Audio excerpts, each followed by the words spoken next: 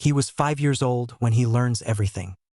The dragon summons his heritage, his inheritance, and his family on the Uzumaki and the Uchiha side connected with the dragons. Naruto at 5 years old has his entire life flipped when he is taken in to train with his mother's relative to learn the dragon arts and master his Sharingan. Anyway, now let's begin with this story. Chapter 1. 5 years after the Kyuubi attack. It's the anniversary of the attack of the Kyuubi and sacrifice of the Yondaime Hokage. Festivals in place to pay respect. On this night, we can find our favorite blonde running down the streets of Konoha. The young boy is in a hurry, sweat dropping down his face. His expression full of fear and his breath heavy from the amount of running he's doing. You might be wondering why he is in such a hurry. The cause can be seen behind him slowly catching up. A mob, mostly civilians and some shinobi, all with weapons and fists ready. As Naruto turns a corner, he is stopped as he runs into a drunk middle-aged man who turns and sees the boy. "Oh, look, hiccup, who we have here." "The demon brat," the man slurred. As Naruto got up, he tried to run past the drunk man but was only hit with pain in his left leg. The mob had caught up with him and one of the shinobi had threw their kunai into his leg. What happened next was one of the most brutal beatings Naruto would ever face.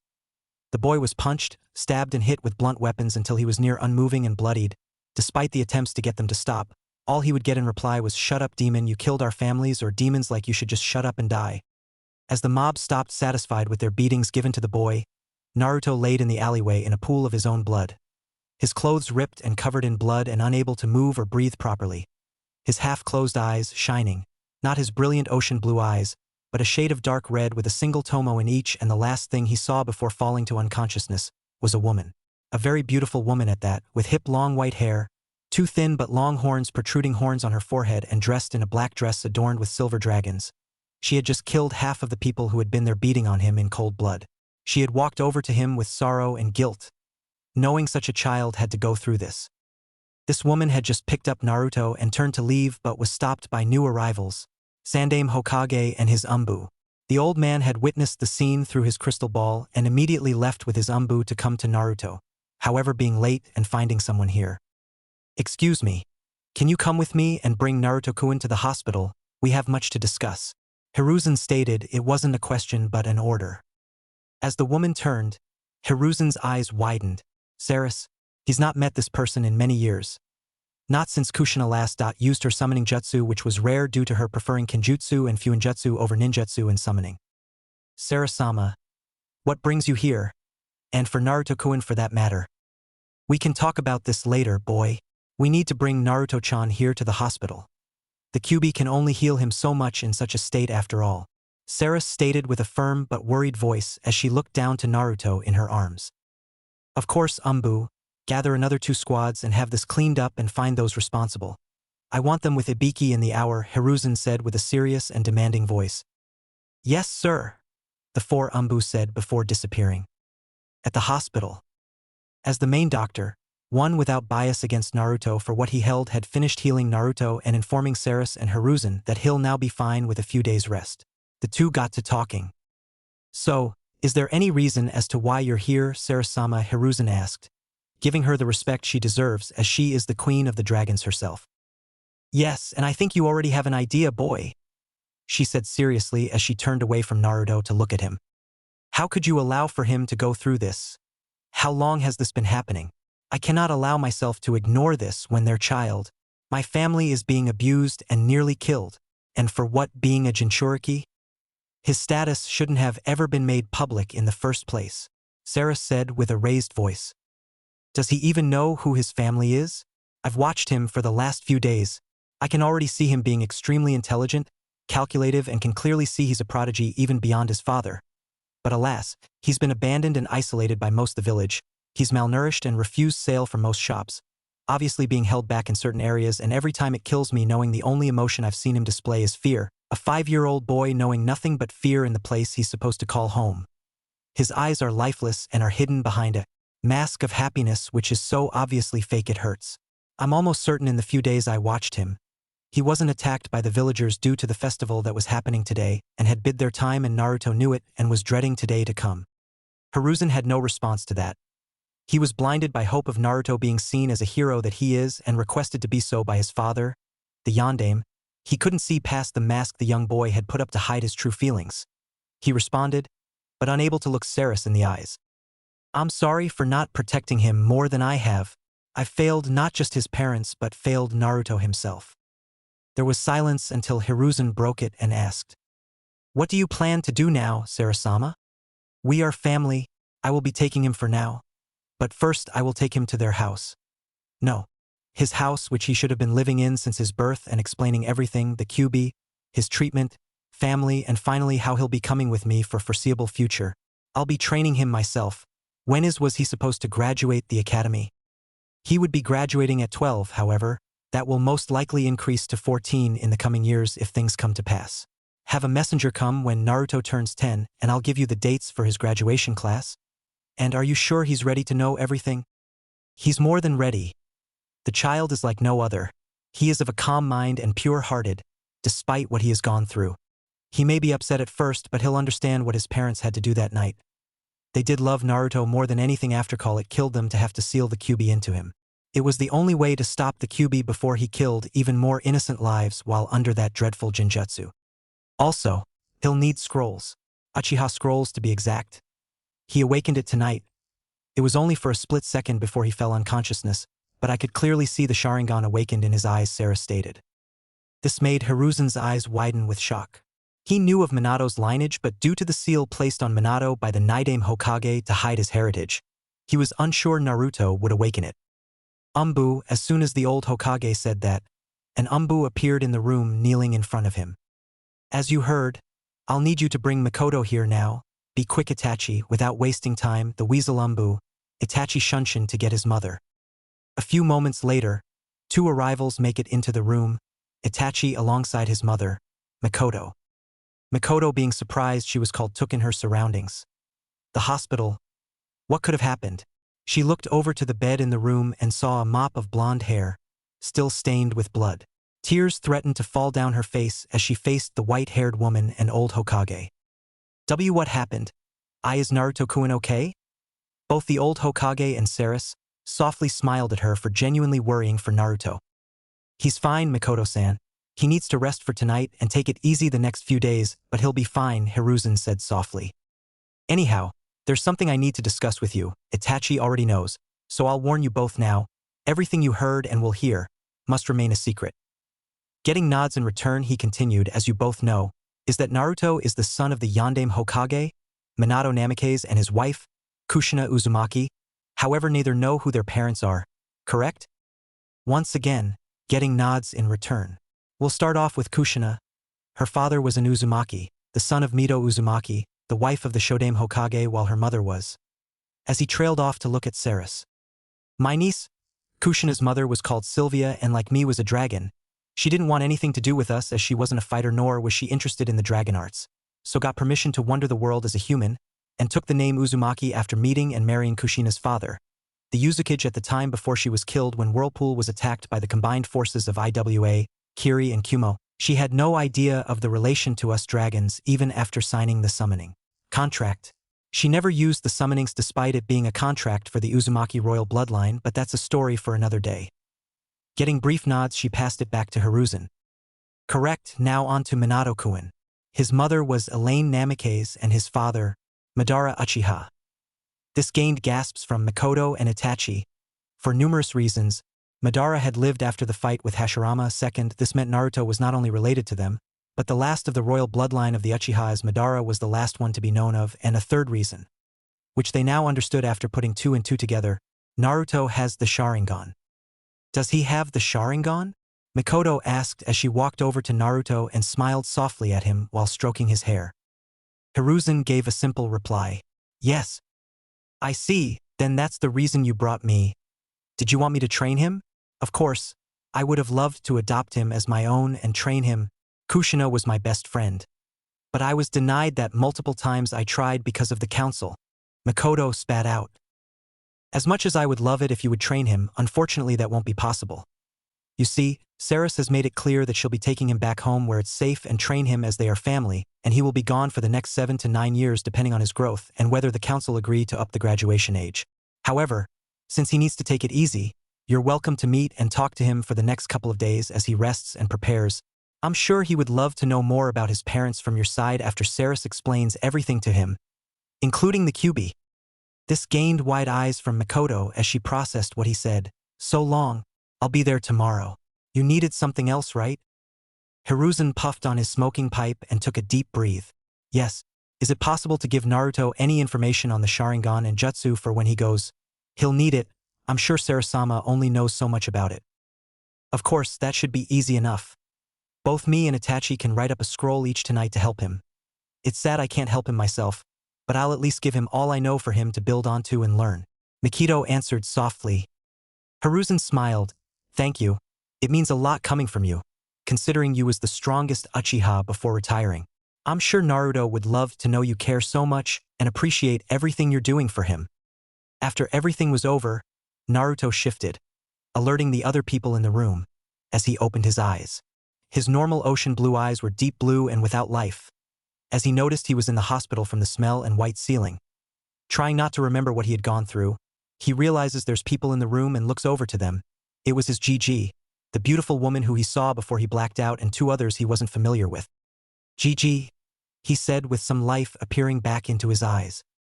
Naruto-kun, I'm glad you're okay. Do you remember what happened tonight? He asked with a sad face. Yeah, I can still see it. Feel it and hear it, he said with tears in his eyes. Mikoto at that moment jumped to his side and hugged him, mumbling words he couldn't quite make out due to him being smothered, which brought a slight blush to his face. No one has ever cared for him so much other than a few he could count on his one hand. I'm sorry, but who are you? He asked in a low tone. I'm Makoto Uchiha. I was your mother's best friend. So just call me Makoto Obasan, she said with tears falling down her cheek. Why, you knew who my mother was? He asked with wide eyes, not knowing what he should feel. Happy? Scared? Fear? I did. She was a beautiful and kind woman, but was scary on the battlefield. Her skills were amazing. She loved you a lot. Before you was born, you was all she talked about with your father. She said with a smile. Who were they? He asked, his eyes wide, curious and scared, which was noticed by everyone in the room. And did they abandon me? Which made Makoto's tears fall even more. Of course not. They loved you so much. Sadly, they had died the night you was born. As to who they were, I cannot tell you. Not because I don't want to, but because there's someone else who will, and she's here too, as Mikito said those words. His eyes went to the only other female in the room. He didn't really take it in when he first woke up, but this woman was very beautiful. Her long white hair freely falling down to her hips, and dressed in a very fancy black dress with silver dragons along the edges, and slim long horns protruding from her forehead. She both gorgeous and intimidating when her face was without any emotion. However, that changed when she walked up to him and smiled with a hug. I'm glad you're okay, Naruto-chan. I'll tell you all about your parents and family when I take you to their home. You're home now, but to tell you how I know them, your mother was my grandniece. You can also just call me Obasan, and from now you'll be living with me, she said with a smile. Naruto's eyes lit up as he smiled and hugged Saris. This brought smiles to everyone's face, even the usual stoic Itachi. After an hour of talking and getting to know each other, the Uchihas decided to head home and prepare the scrolls for Naruto, and the old Hokage turns to Naruto and Saris. I'll be leaving too. The paperwork won't get itself done. Naruto, I have to speak with Sarasama about a few things, but she'll be back tomorrow to take you home. For now, rest. I'm sure you need it after such a long day. The next morning, Naruto wakes up to see Saris already there waiting for him. As she sees him waking up, she slowly walks to him with a smile and helps him up. Once dressed and everything packed, they headed to his small apartment, which they found to be in very bad shape. While in hospital, it seemed others decided to target the young boy and attack his apartment, possibly with hope he was there. The door was broken, walls graffitied, windows broken. Inside was even worse. Most of his furniture was unusable. His belongings either gone or broken. This sight infuriated Saris, and before she let her anger slip, she followed Naruto to get all his belongings that were salvageable or hidden away and sealed them up. Just moments after everything was sealed up, Saris picked Naruto up and appeared at the Namikaze estate. The compound was massive. While it wasn't as big as the Nara or Hyuga compound, it was still one of the bigger compounds of the village, even with the little amount of people that had lived here. However, it was created with the future in mind. With multiple smaller buildings and with one larger building a bit further into the compound along the main path, signaling to Naruto that this one was the main house. The compound laid on 120 acres of land, with a fairly large pond by the main house with a small bridge going on to the other side. The training grounds seem to be in good shape despite the fact no one has entered into the compound since the Kyuubi attack. Taking in the surroundings, Naruto couldn't help but let a few tears fall, as this could have been where he was raised from birth with his family had things been slightly different. Saris noticed this and smiled sadly at him. As they arrived at the main house, Saris had gotten Naruto to add blood to the seal she made visible. As she gave him a kunai, as he done so, Saris had made it so the blood seals would recognize Naruto as one of the people who can enter the compound. As they entered the house, Saris brought Naruto to the living room to talk before allowing him to explore and find his room for the next few days before they left for her home. Naruto, now that we are here, I can now tell you who your parents are. But that's not all. I will explain why you was treated the way or have been too, as well as a few things that will be happening soon. Getting a nod in response, she continues. Your mother was Kushina Uzumaki, and as I said last night, she is my grandniece. She was a beautiful and kind woman and loved you with all of her heart. As Mikoto said also, she was someone to run from on the battlefield, as that where her skills really shined, as she was a master at Kenjutsu and Fuinjutsu, which is usually the case for Uzumaki, she said with a smile. Your father was very well known, which is why you never knew about him in the first place, but I don't agree with that, but I digress. You would know him as the Yondaime Hokage Minato Namikaze. This made Naruto's eyes widen. He was the son of the Yondaime, but as he thought about that, then why was he treated like he was? It just didn't make sense. However, he then got his answer. Naruto, now that you know who your parents are, I want to tell you the reason for your treatment. Know for why you have been wrongly treated by the villagers. But first let me explain a few things. You see, in our world, there consists of beasts known as the Biju. They are massive beings of chakra and have their own personalities, and with the power they have, can be considered beings of destruction. The Bijus are known easily by the amount of tails they have, ranging from 1 to 9. However, people wanted to use the Biju for the power they held and started to seal them into people. These people became known as Jinchuriki. This isn't the same for everyone or each village, mind you, as Konoha hold the Kyuubi, and have done for many decades. The first Jinchuriki was your great-aunt, from your mother's side, Mito Uzumaki. She had sealed the Kyuubi into herself right after the fight between Madara and Hashirama, and due to the Kyuubi still under the effects of a genjutsu, she had sealed him inside of her to stop anyone from being killed. Later down the line, before she died, she had passed the Kyuubi onto another person, not only to stop the Kyuubi from going on a rampage on the village, but to stop it from being used against us in the future. The person chosen was none other than your mother. Saris stated, making Naruto widen his eyes, but before making assumptions allowed Saris to continue. You see, Jinchuriki seals are at their weakest when they are giving birth, so when your mother gave birth to you, she done so outside of the village in a secret location only known to a select few, your father being there, of course, not as he was her husband and your father, but as a seal master to make sure no problems came up. And none did. However, after giving birth, a man had attacked the secret base, killing the umbu and nurse who was there, and took you away holding you hostage. This forced your father to take you away, leaving Kushina alone in her weakened state. This was how the Kyuubi got out and attacked the village. However, the Kyuubi was forced to do so under a genjutsu of an Uchiha. However, before you say anything, no, that person isn't in the village. He is an unknown Uchiha that either went rogue years ago or was considered Kia. Due to the Kyuubi being in such a state, after your father fought off the man, with the Kyuubi being in the genjutsu still, he had to seal him in someone. The first option was Kushina, but due to childbirth, she was too weakened and would not survive the process, killing both her and the Kyuubi. However, the Kyuubi would reform after a few years, so your father done the second best thing and chose you, his son, to seal the Kyuubi into. As Hokage, he couldn't ask another parent to hand over their child, and so got to work. However, the seal he used would sacrifice his own life in the process, but done so expecting your mother to survive. That was until the Kyuubi noticed what was happening and had thrown his claw towards you, forcing both of your parents to jump in the way, impaling the both of them to save you. Before they had died, they finished the sealing and drew their last breaths. With your father's last wish was for you to be seen as a hero. However, we both know how that went. Even in the first few hours, there was countless assassination attempts and a large amount of calls for your death. However, the Sandaime and other clan heads fought against that, and so the reason you was treated wadash was because they think I'm the Kyuubi himself, blinded by their hatred, and so they focus their anger towards me, Naruto said with his eyes tearing up. So young, yet he's so intelligent and kind.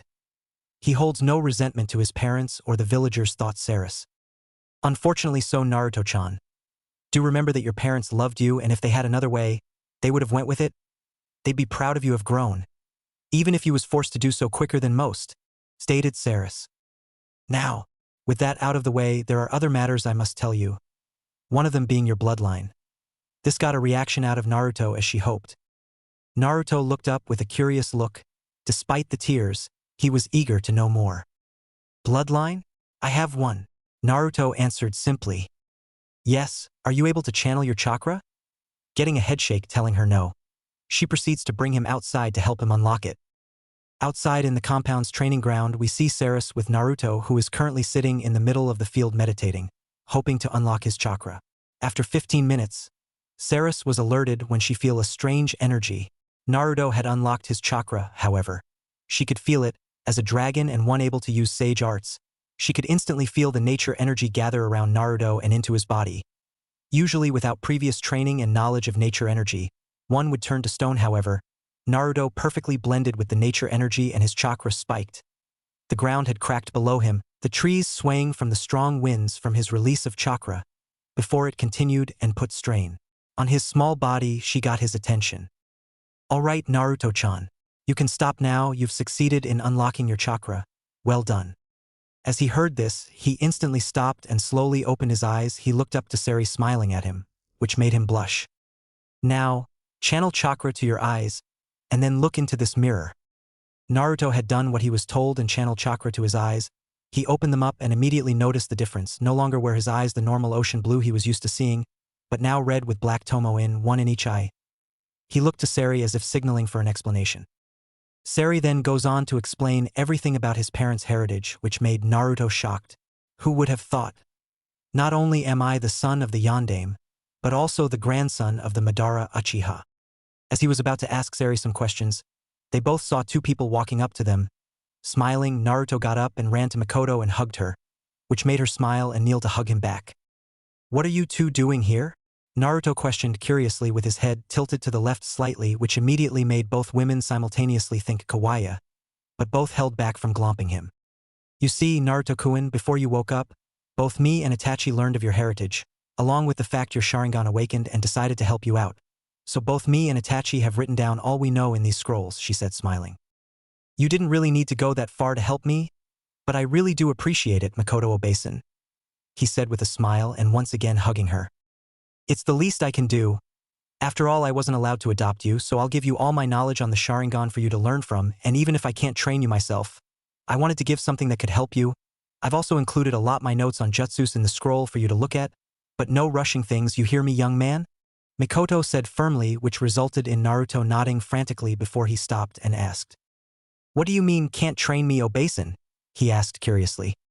I can answer that, Naruto-chan. After all, that was the second thing I wanted to talk to you about. You see, I will be taking you to my home of the dragons, to allow you to grow up without fear of another attack and to train you not only in the shinobi arts, but everything I know I will pass on to you and more, Sarah stated with a small smile. This didn't the reaction she expected. Naruto with tears ran to her and hugged her tightly and thanked her for everything. She smiled back, with tears of her own, and hugged him. After that, Naruto spent the next few days resting, exploring the compound and packing. He knew Sarus would have a lot to learn from, scrolls and books alike, but wanted things from his parents to learn and master, and so sealed away a large portion of the library he had into scrolls labeled into different shinobi arts and subjects. It was now the day he would leave for the next 7 to 9 years. He was eager than ever. He had new goals and things to strive for, and not only that, he now had a family. Before they went on their way, they went to the Hokage's office, as Hiruzen had mentioned for her to do so before they left, as a few people would want to say bye to Naruto. As they entered the office, Naruto noticed others already there. Funnily enough, they were people he held dear to him. Two of them, Umbu, Nico, and Inu, the two who would often talk and save him all the time. The Ikarakus, who fed him on days he would normally starve, the closest people he could call a family. The old man himself, of course, but also two others he had the pleasure to meet due to Nico, the Umbu, Anko Mitarashi, and Kurenai Yuhi. Nico, soon to be known as Yugao to Naruto, took off her mask, making the boy blush, which got a whisper of a comment from Anko about the two. She went over to Naruto and hugged him. Make sure you grow strong and never forget about us, okay? I won't, Nico-nichan. Please, Naruto-kun, call me Yugao. Then Yunichan? He asked with his head tilting to the side, which brought a blush and made all the women want to glomp him for being kawaii. After saying his goodbyes to everyone, he turned to the old man and said, I'll be back, old man. Thanks for everything, and I'll make sure I make my parents proud. But also you, I'll take that hat off you someday, he said with a big foxy grin. This made the old man smile, and as a tear fell down his cheek. He knew he couldn't protect Naruto as much as he wanted and wished he didn't have to go through all he had, but was glad Sarus had got here and is taking him away for the time being. As he was in his thoughts, both Sarus and Naruto disappeared through a cloud of smoke, taking him out of his stupor. "He's gone," was the comment from Yugao, who had a small sad smile with a tear running down her cheek. "Okay Naruto, this is where you'll be living for the next 7 to 9 years. So make yourself at home," Sarus said softly. This caused Naruto to grin and make his way to one of the rooms to store his things. After organizing all his things, he decided to head outside for a bit of fresh air and started to meditate for a little while, letting the fresh breeze to hit him. While he was doing so, he never noticed another pair of eyes. These eyes were pure red and belonged to a young girl who had black shoulder-length hair watching him. "It seems he's caught your attention, Sarah," Sarus stated with an unreadable expression. What? Nothing like that. Just who is he?" the now named Sarah replied. "He is Naruto Uzumaki Namikaze, the one with the blood of the Uchiha and dragons running through his veins, and my great-grandnephew. I brought him here after finding out he was alive and how he was being treated. But there's no need for you to know about that just yet." "He's of your blood?" a shocked Sarah asked. Her eyes widened as it was known. Sarus never had children despite being the boss of the summons.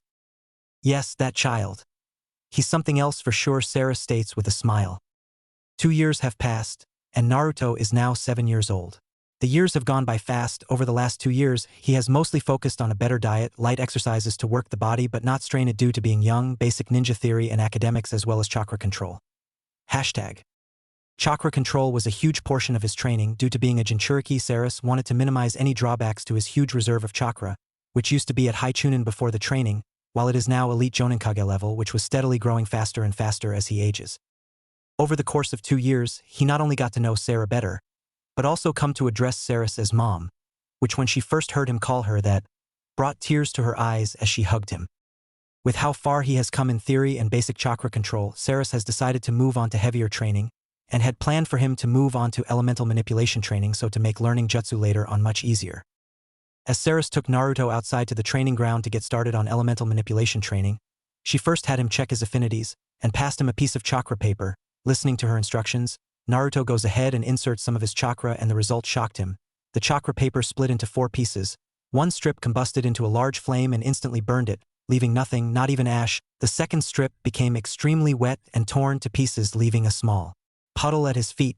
The third strip became rock and crumbled to dust, and the last piece split into 100s of pieces, and all of them crumpled into balls and dropped to the ground.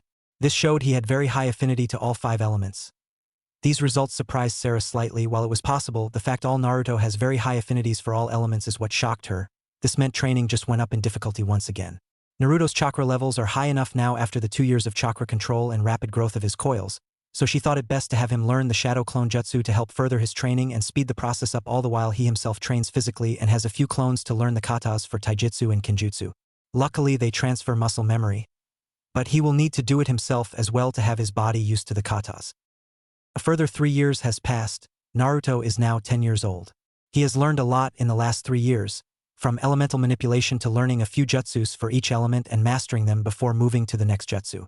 Naruto also learned a few styles of taijutsu, those being of the Uchiha interceptor style, the Uzumaki style, and of course his father's style he created, the hummingbird, which focused more on speed. He also practiced his Sharingan. Since Sarus was only knowledgeable to a certain degree, he decided to learn how to use it in his own time. One thing that caught his eye was the fact Makoto left a note stating not to be too dependent on it, which he already though of, fortunately, so he never used it while learning and mastering jutsus. He would use it to see how some jutsus work, then deactivate it to work on them, but that was all. At this point he had already managed to unlock the 3rd tomo of his Sharingan in his 4th year training, during constant spars with both Sarus and Sarah. When it came to elemental manipulation, Naruto had made sure spend months on each stage of manipulation for each element before moving on to the next. He'd done this so he could not just master it but perfect his control over the elements, and plans to continue this trend for the future, so when it came to mastering jutsus to the point of only needing a single hand sign, if any at all, it would be that much easier. While he knows he could use more clones to help with this, but he wanted to set a certain amount so they would stay for an entire day training instead of just a few hours, and so he had 500 clones, 100 for each element, training daily instead of the thousands he could make. If Naruto was anything, it was perfection. He didn't want any of his skills to be okay or good enough. He wanted them perfect, as the shinobi world is deadly and that extra bit of training could save one's life. His taijutsu has come a long way. After he had learned the katas for each style, he then went on to mixing them up, creating his own style. He wanted to incorporate the dragon style, however, his body wasn't ready for such a style, so would need to wait a bit longer before adding it. His kenjutsu is something Saris was happy about. Despite his size, his mother's kodachi felt perfect in his hands, and kenjutsu was becoming one of his favorite arts and has learned a few styles including his mother's. He had previously tried creating his own, but wasn't knowledgeable enough to do so. While his skills were very good, his body, which was continuously growing, was proving to be annoying when creating a new style. Fuinjutsu. This lost shinobi art was something Naruto couldn't wait for to learn. He knew both his parents were seal masters and only one ninja is left in Konoha who is a seal master, that being Jiraiya, which he found out was his godfather. Which wasn't pleasant, however. He would first meet the man before assuming anything, same with Tsunade, knowing she was family. However, he knew she wasn't in the village for the last 12 years, so he doubted she knew of him. As Naruto sat down after a short spar with Sarah, he thought about home and wondered what everyone was doing. But before his thoughts could take over, Sarah came over with refreshments before they were to continue with the spar. It was during this 3 years that he had gotten a message about the Uchiha massacre, which he was devastated to hear about. However, it wasn't for long as he found out a quarter of them survived, including Makoto, however was confused as Itachi wouldn't do something without a good reason. He hadn't known him long but could read emotions and see underneath the underneath, as people say it very well, and so thought something was odd about the situation. In this 3-year gap, Naruto was forced to do an IQ test from Saris, and a surprise to her and Sarah, Naruto scored 225, showing his genius. The day Naruto had been dreading. It's been close to 4 years and in total 9 years. It was time to go home, and he was going back with Sarah but leaving Saris, his mother, behind. At least for now, that is, as she has to stay behind in the summoning world for a while. However, was happy Sarah was coming with him. Naruto now stood at a height of 5 feet 4 inches and was one of the taller people his age. His blonde spiky hair had grown out to his liking. The back of his hair was tied into a ponytail which fell to his mid-back and his bangs fell down to his chin, with his fringe being held up by a black metal headband with dragon horns, similar to his mother's Saris, but smaller, with the kanji for Ru on it, imagine Jiraiya's, but black and horns slightly larger. His face lacked baby fat and his chin was sharp. His whisker marks more defined but thinner and his eyes from a lighter shade of ocean blue. He now had dark ocean blue eyes which were very captivating and intimidating. He wore a long-sleeved skin-tight black shirt with under-mesh armor. A white yukata with black outlines and golden dragons adorned the edges of the yukata. On the back of the yukata, held the kanji for Dragon Sage. His left side hung down, leaving his left arm open, showing off the muscle he had gained over the years. He had a very slim but muscular build which showed off even through his clothes. He wore black ambu-style pants with white wrappings at his ankles and a black pair of geta. He also wore his mother's kodachi blade on his left hip. The blade itself had a black handle with white rope around it, and a blood-red blade. It was the blade that gave his mother the nickname Konoha's Red Death. After all, overall, Naruto had grown into a very handsome man. Definitely a head-turner for sure. Sarah, on the other hand, stood at 5 feet 2 inches, standing slightly shorter than Naruto. Her long midnight blue silky hair fell down to her lower back, and was controlled by horn-like headbands made of a light metal. Her beautiful red eyes shine and are a very distinct feature of her. Like Naruto, she lacks any baby fat. She is wearing a tight white shirt which is slightly free at the lower part of her arms. A black under-mesh shirt which acted like scales reached up to her throat with a necklace with a red ruby in. Above the white shirt, she also wore a minimalistic underbust. She had black skin-tight pants on with the 2 belts, one sliding hanging down. She also had black steel-cap boots on her hands. She wore black leather gloves that ran up to her forearm that had her shirt tucked into. On her left arm, she wore a metal shoulder guard that was black and gold in color. She also has her blade with her. It is rather large, around the same height as herself. A black silver handle and hilt with a red curved blade with golden patterns down the middle of the blade. Naruto had to admit she was just beautiful. Over the years the two had gotten close, very close. Not girlfriend/boyfriend close. Not yet at least, but he couldn't help but admire her beauty. For those wondering, look up Sarah for the beginning after the end, and you'll see how she looks, just a younger version. Saris came out of the house and before anything was said, she hugged Naruto. "My son, it's that time now. I'm sorry I can't come with you at the moment, but Sarah will take care of you, and you better do so with her too. You've grown very strong over the 9 years and am very proud. Your parents would be proud of you, Naruto," she said with soft loving smile. She turned to Sarah. "Be careful now. Naruto has grown very handsome. You might have some competition, stated Saris with a teasing grin. This got the exact reaction she was hoping for. A full-face blush and incoherent mumbling. I'll miss you, mother, Naruto said, hugging her again. I know, so will I, Naruto-chan. Now you both must go. Hiruzen should be waiting for you now. As she said that, the two disappeared. Outside Konoha. I wonder if she done it on purpose or not, a blonde said to his partner. Yeah. She definitely did. It was probably revenge against you for those pranks you pulled within the first few years you arrived, the midnight blue-haired woman said slyly. Hey, they were good, My pranks ingenious. It was criminal not to combine them both, The young man said with a foxy grin, looking towards her as they are coming up to the Konoha gates. At the gates, Izumo and Kotetsu are sat waiting for something to happen and had to take a second look at the new arrivals. Hey, Izumo? Are my eyes playing tricks? Is that who I think it is? What's up now, Kotetsu dash? The sentence was cut short as he realized what was said. Oh God. I think it is, Izumo said with a big grin on his face. Ha, I'm glad the brat came back. He was what made this village shine. The villager bastards are blinded by their hate, but he looks grown up now. I wonder who the chick is. They allowed the two to go past without troubles and saw as they headed towards the Hokage Tower. Along the way, the two had people turning their heads. Glares. But not the ones Naruto was used to. These felt different. Lust. Jealousy. Curiosity. These summed up most of the glares he got, but never paid them attention as the two arrived at the tower. Hokage's office. Hokage-sama, I have two guests here for you. Do they have an appointment? They said you was waiting for them, sir. Ha! Send them in, I guess. Moments later, the door opened, and as he looked up from his paperwork, his eyes widened. The young man in front of him was the spitting image of Minato. Then realization hit him. Naruto. Naruto, my boy. It's been so long. How you've grown. You look just like your father, but I'm sure you got a lot from your mother. Naruto smiled at the old man. It's been 9 years, but he hadn't seemed to have aged one bit. Maybe the paperwork done the damage already in his early years, he thought, still smiling away to the Hokage. It sure has been a while, old man. I'd like you to meet Sarah. She is of dragon blood like me, and have been training together for most of the 9 years. I was wondering if we could be put together, and if you're worried about our skills. Don't I? No, we can handle most things that come our way, Naruto stated with full confidence. How strong have you become, Naruto? Curiosity was killing him. He really wanted to know. It has been 9 years since his departure, and he was trained by Sarah-sama of all people. With a smile, Naruto simply replied, I'm confident enough to say I could beat one of the Sannin. However, that's not counting experience, so they would likely win in the end. A spar, though? They have no chance. This made the old Hokage widen his eyes like dinner plates.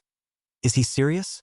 His chakra feels extremely dense, so I know he's powerful, but he's hiding his chakra as best as he can. Just goes to show how much chakra he really has. That's amazing, Naruto. To become so strong. And if it's experience, then you can get that soon enough. Now how strong would you say Sarah here is? Honestly, she had been training slightly longer than I, but my advantage of being a Jinchuriki helped me in the long run, but she's just a little weaker than I am currently. We're both very strong shinobi and can handle most threats easily. Especially together, Naruto stated with a foxy grin as he laid a hand on her shoulder as she smiled with him. Hiruzen smiled and chuckled to himself on the inside. He could already tell. The two would be together in the future. It was just a matter of time. Very well then, I'll have the documents for both of you to take the exam. Just hold on a few moments. The exam will take place at the academy at 10 a.m. at room 204, and give this letter to Irika Yumino. The day ended and the both of them had reached Naruto's compound. A further 9 years since anyone had been in it, yet it was spotless, no dust had been collected, which Naruto was happy for. It meant less things to take care of over the next few days. Naruto had headed back to the library to place back all the books and scrolls. While he only got through a handful of them even with clones, the fact he's put himself into a mindset of perfecting anything he learns anything had slowed him down a lot more than expected, and so he has a ton to work for in the future, especially considering the family library was massive. The next day arrived and the two entered the academy and entered tomb 204 at 10 a.m. sharp. As the door opened, Irika was confused but was given a letter which he read and was surprised. The quite blonde he had seen and taught at one point for only a few months was back. He smiled as he knew what type of background he had and the childhood he had to live through. Okay, class. We have 2 students that will be joining us for today's exam. Please introduce yourselves. Naruto Uzumaki Namikaze, at your service, he said with a smile, his dark blue ocean eyes digging deep into everyone who had laid their eyes on him. Sarah? Dash. She was cut off by a nudge and a quick look from Naruto when she started again, with a blush that was unnoticed by most. Sarah Dinwar, also at your service. What? Namikaze? Was the reply by most. Well, I am the son of the Yondaime Hokage, Minato Namikaze, and his wife Kushina Uzumaki. You can't be his son. Everyone would have known, was the unintelligent reply from a pink-haired banshee. Yes. The son of the Yondaime, both parents dying due to the Kyuubi attack. Let's announce the birth of his son to the world, while the village is weak and make the village and child susceptible to attacks. Not very smart, of course they hid that information, especially considering I am the Kyuubi Jinchuriki. Now this got some reactions. Some looked in fear at the mention of Kyuubi, some with hatred and some with curiosity. Irika was shocked. He just openly told them his secret. Was he not bothered what they thought of him? Jinchuriki? What does that mean? Shikamaru asked. Exactly that. A human sacrifice. My parents sealed the Kyuubi into me when it had attacked the village in order to not only save my life, but the lives of everyone in the village. Anyway, Irika-san, sorry for delaying the exam, we can start any time. Right, thank you. Take a seat you two and we'll begin with the exam right away. Time passed and the written exam was finished. Both Naruto and Sarah both finished about the same time, with most of the time still left. They could finally go out and start the physical part of the exams. One by one the students were called up to throw kunai and shuriken at stationary targets. And worst part of it was the passing mark was only 6 out of 20 total, or 3 out of 10 for each tool. It was simply embarrassing. Both he and Sarah were stood here waiting to do this exam. Everyone had gone. The most competent shinobi to be were Kiba and Izuka, who scored a total of 13 out of 20, Choji Akamichi with 12 out of 20, Shikamaru Nara with 14 out of 20, Shino Aburame with 16 out of 20, a kid named Sai who scored 17 out of 20. Sasuke Uchiha, Makoto's son, who seemed to be nothing but an arrogant fool with no social skills. He had wanted to see how good Makoto's son was and was slightly disappointed, as he scored a 18 out of 20. For the girls, there was Hinata Hyuga, who scored 15 out of 20, Ino Yamanaka, who scored 13 out of 20, and Sakura Haruno, someone who didn't look like they had trained once, scored an embarrassingly low 9 out of 20. Kunoichi all around the world would be ashamed. She probably will only pass due to her written exam or if she has any ninjutsu skills. She had potential but she never cared for it or she would have trained. Next up was Sarah. She scored 20 out of 20 without a problem. And then it was my turn. The assistance instructor passed over to me, fake kunai and shuriken if normally thrown by an academy student, they wouldn't even come close to reaching the posts. Never mind sticking to the targets. Sarah noticed and looks towards Naruto, who looks back and smirked. Knowing exactly what he was going to do, she rolled her eyes and shook her head as Naruto stood, ready to throw. He applied wind chakra to the fake kunai and shuriken and threw them towards the targets. Fortunately, Naruto was last, as the targets were completely decimated by the tools thrown, the kunai and shuriken completely going through the targets, leaving massive holes and continuing into the trees behind them. As he walked away with his show he half-heartedly put on. He went and stood with Sarah, who was laughing at the looks they were getting, considering what Naruto just done was child's play and could do it in his sleep. It was nothing compared to what he could do at full power or even half power. So everyone being shocked was hilarious to her. In the Hokage office, the old Hokage and future Jonin senseis stood there shocked as they were watching the exams through the crystal ball. Are those two serious? I can believe the girl. But what the blonde done, most Chunin couldn't do, Asuma stated with his mouth gaped open. The other Jonin agreed, while Kakashi was having a good look at the young man, as he thought he looks familiar. But where? They all look up to see the old Hokage laugh, which he noticed they were confused as to why. Those two. They're a special pair of students. They're as strong as I am, Hiruzen stated, waiting for the statement settled in. What? You can't be serious, right? A random Jonin commented. Ha ha ha ha, I wish I was. But no, Naruto and Sarah are simply that strong. He came back yesterday as planned and he is way stronger than I expected. The spar I had yesterday evening at his compound was refreshing. I wish I was younger again so we could have gotten more serious, but these old bones won't let me. And I assure you now, Both of them are as strong as the Sannin who are Kage-level shinobi. Where have they been if they were that strong?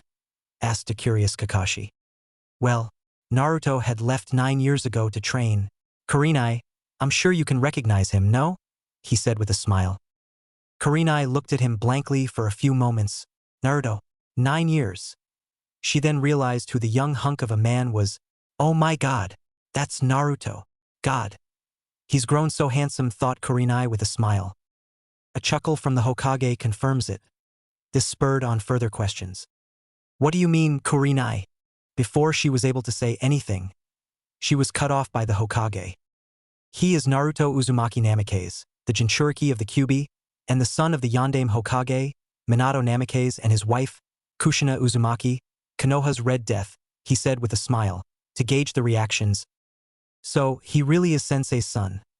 He really has grown up, Kakashi said with an eye smile. So who's the girl and where was he the last 9 years? Asuma asked. She is Sarah and has been with Naruto for the last 9 years. As for Naruto, it is simple. He was home, with his great-grand-aunt, being trained and lived without fear of being attacked, the dragon summoning world after all. He is the great-grandnephew of Sarah-sama. As soon as those words were spoken, the room was silent. Everyone heard that name before, and it was scary to think Naruto was blood related to that person. Seriously? Asked all of them. Hiruzen smirked. Yes. Now, keep what you heard a secret. I'm unsure when Naruto wants it publicly announced by me. While he's strong enough to protect himself from any threat, I'd like to ask him before doing anything like that. Back at the academy. The taijutsu exam had passed and the scores were taken, of course. Both Naruto and Sarah made a perfect score. They are now heading back inside to move on to the ninjutsu portion of the test. As they lined outside of the class, each student was called in one by one as they were to demonstrate 3 simple E-rank jutsus: the Kourimi no Jutsu, Henge no Jutsu, and Bunshin no Jutsu. Sarah was called next and she entered. Not long after walked out with a bored face with a headband in hand signifying she had passed. Last but not least, our favorite blonde was called in. As he entered he saw the 2 instructors, Iruka Yumino and Mizuki. However, an obvious glare of hatred from Mizuki which was completely ignored. As Iruka named the jutsu to be performed, Naruto had done so perfectly, despite the fact Mizuki had tried to sabotage him. As Iruka asked for the Bunshin no Jutsu, Naruto performed the Shadow Clone Jutsu instead and Mizuki had an evil grin and pointed it out. I'm sorry but you fail. The exam clearly states the Bunshin no Jutsu and if you cannot perform it, you cannot pass. In the Hokage office, those watching were pissed off, hearing this and were ready to march in when the angry Hokage told everyone to stand down, as he wanted to see how this plays out. You're right, it does, however the Shadow Clone is exactly that, but better, harder, and more dangerous of a technique.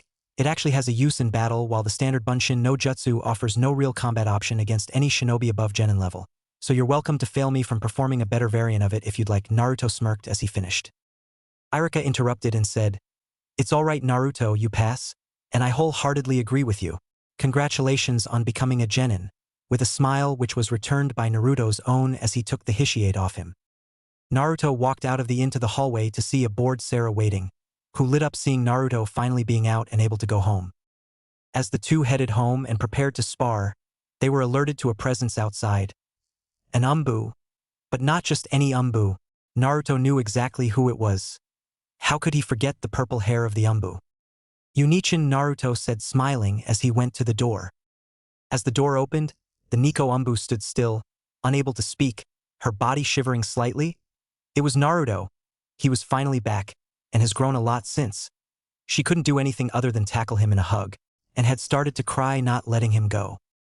As Naruto heard her crying, he couldn't do anything other than hold her tightly in a hug. It was good to see her again. It was a long 9 years after all. He never forgot them as promised and grew strong. I'm back Yunichin, he said as he stroked her hair. The Umbu took off her mask and stared at him.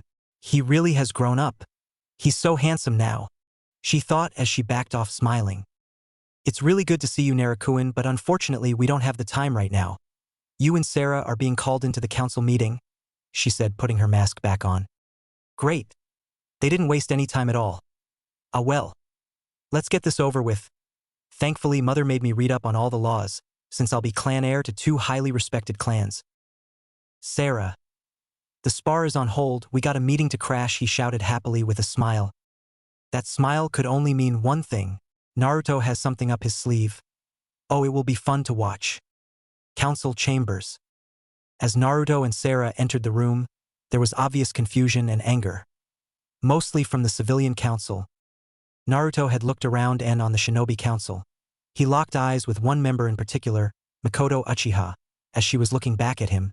He smiled to her, gaining a smile and a slight blush back to his amusement. "What is that thing doing here?"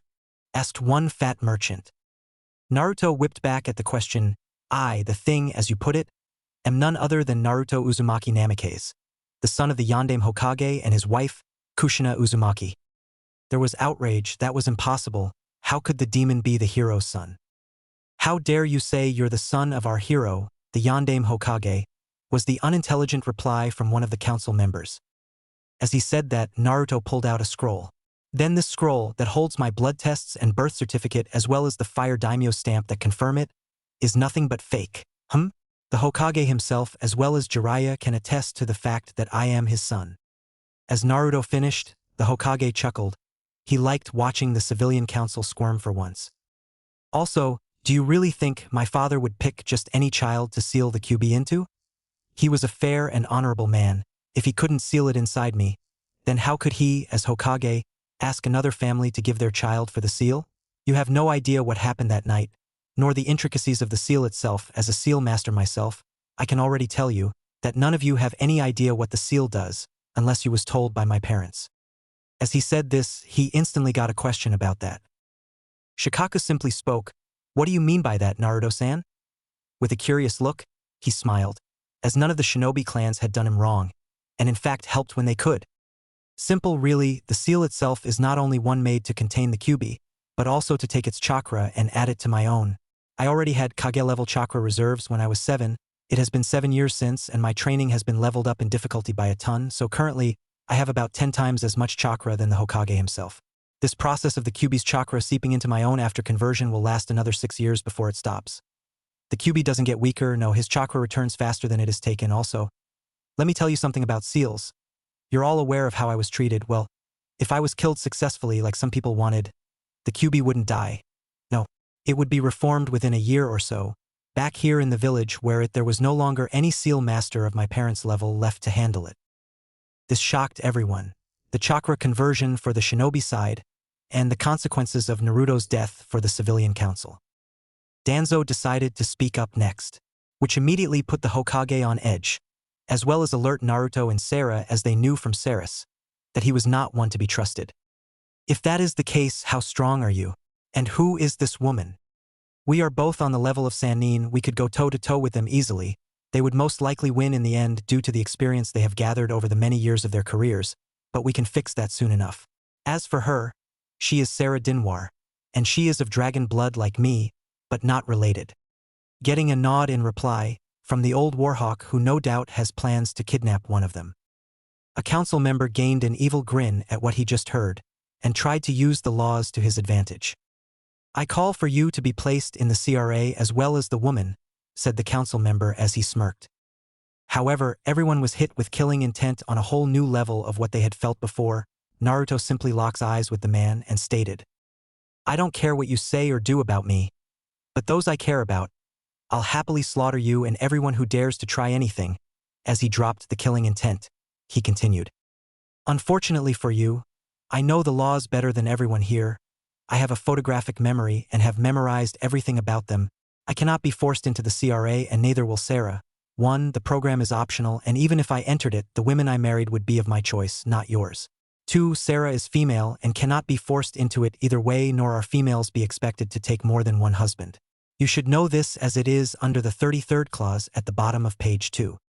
Now, as you know, I'm the son of not only Minato, but Kushina, and therefore am heir to not one, but 2 clans, and when I turn of age, I will be taking up those seats as per my birthright. I already live in my compound. And before I continue, Danzo, send any more of your root umbu to my compound or after anyone close to me, and I'll come and slaughter you and your men. That isn't a threat but a promise. I can assure you of that, especially when my strength is based on my strength alone, and not with the QB's chakra." Now this got their attention. He easily tackled the council with the laws. However, it was the statement aimed at Danzo.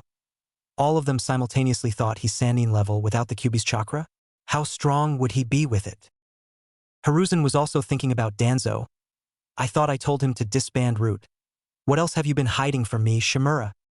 If I was brought here just for that, then I will leave. I was going to spar with Sarah and the night is setting. Actually, we wanted to know where you were the last 9 years, was the statement from one of the elders. I was at home, with my great-grand-aunt training alongside Sarah, and while we're on that topic, no, you cannot know nor will you know where I was. It is a family secret.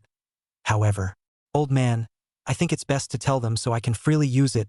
This comment made Hiruzen and Makoto widen their eyes. Are you sure, Naruto? You know there will be a lot of trouble due to it. Getting a nod in reply, Hiruzen continued. Fine. Then as you know, Naruto's parents were Kushina Uzumaki and Minato Namikaze. However, what you don't know is their parents. Kushina's I will leave out as you have no need to know. But Minato's is another story. His mother was Elaine Namikaze, and his father was none other than Madara Uchiha. Everyone's eyes widened at the news. But how, wasn't he killed in the fight against the Shodaime? Before I finish, no, he was not killed. Hashirama-sensei did beat him in the fight, but never killed him. He allowed him to leave. No one knew Minato had the Sharingan outside of himself, me and Tobirama. However, when he arrived at the village, Tobirama sealed his Sharingan away to hide his heritage at the request of he and Madara's request, and so took his mother's name. As everyone turned to Naruto for confirmation, Naruto simply sighed and activated his Sharingan. However, no one was prepared to see what happens next. Naruto's eyes changed from his dark ocean blue eyes and went straight to a 3-tomo Sharingan. However, it continued spinning. The Sharingan changed completely, his gaze calm but intimidating. The tomo were now connected and instead of 3 tomo, now held 6 and were in a pinwheel pattern. The Manjikyu Sharingan. But his was different. Unknown to most, it was the eternal Manjikyu Sharingan. How? Do you have the Manjikyu? Don't you have to kill your closest friend or lover? Was the question asked by Makoto. Technically, it happened. You see, I mastered the Sharingan fairly quickly, unlocked it at 5 and had it mastered at 9, however it was only last year when I was able to finally meet the Kyuubi and due to my bloodline and being related to Madara. He wasn't so happy, and forced me to watch me kill my loved ones over and over before we were able to communicate civilly and because of what he done.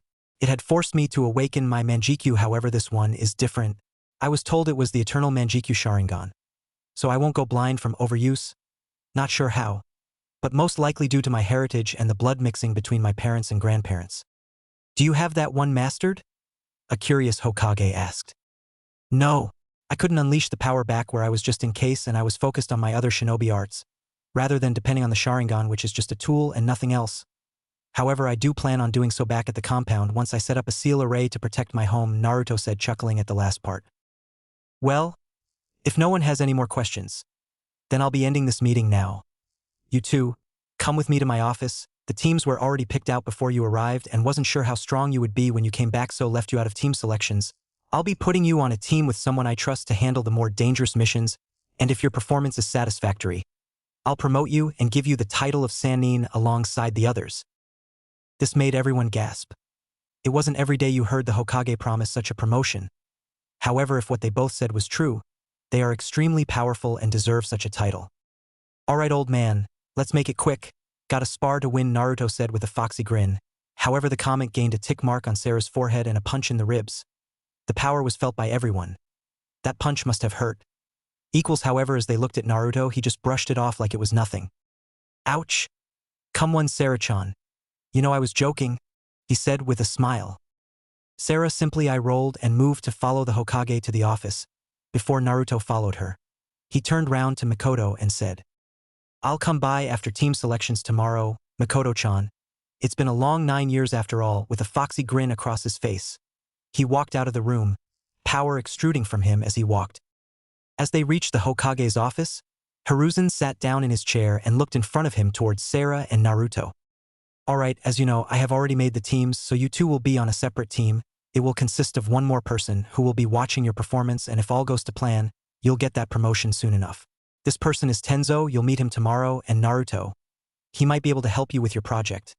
He is able to use Mokutan, which was done through an experiment from Orochimaru, so it isn't as strong as the Shodaimes, but definitely something you'll be helped with. Thanks, old man. We'll go and head home then, we got a long day tomorrow. Alright, see you later, Naruto, Sarah, he replied softly. The next day, we see both Naruto and Sarah walk in casually next to each other as they walk towards the academy. As they walked into class and sat down leaning onto each other at the shoulder and heads together, they closed their eyes, ignoring the looks they had been getting, some of envy and jealousy and some of lust and anger. As time went by, Irika had walked into the class. All right, quiet down now so I can announce the teams. Team 1 is Dash. Team 7, Sakura Haruno, Sasuke Uchiha and Sai. Your sensei is Kakashi Hatake. A big cheer from Sakura and a grunt from Sakura was heard.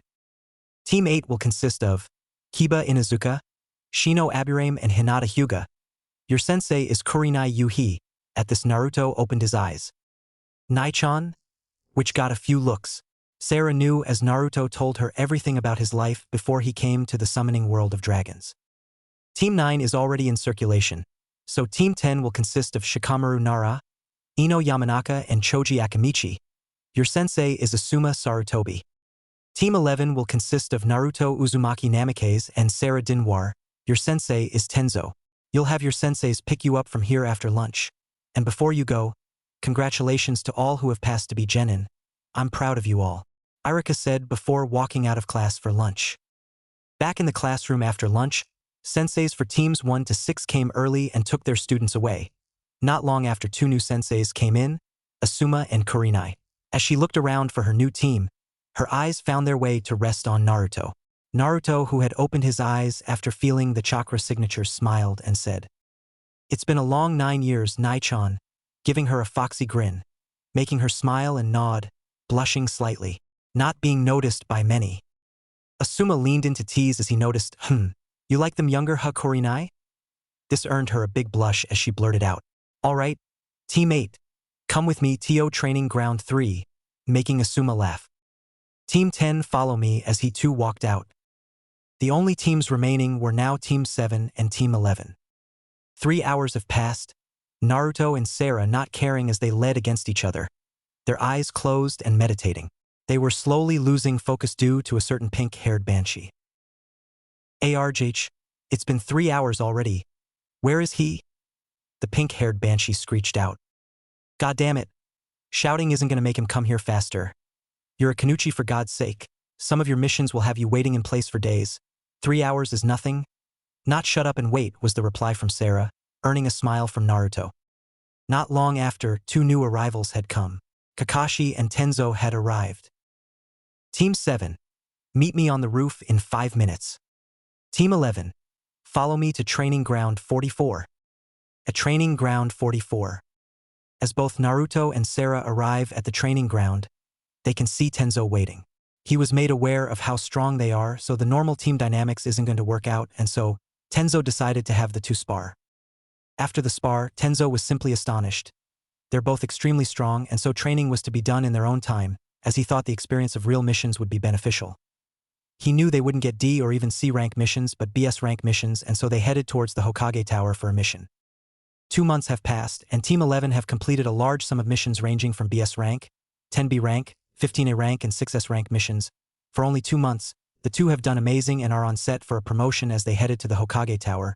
They entered to get a mission, however, before anyone said anything, the old Hokage looked up to them and said, "Team 11, I have a mission for you." Team 7 had set off on a C-rank mission to Wave, however, it has turned out to be at least an A-rank mission. They had been confronted by the Demon Brothers, and as you probably know, they usually work with Zabuza Momochi, and so your mission is to go and back Team 7 up. However, Naruto, I have a separate mission for you. I want you to kill Gato and the bandits he has hired.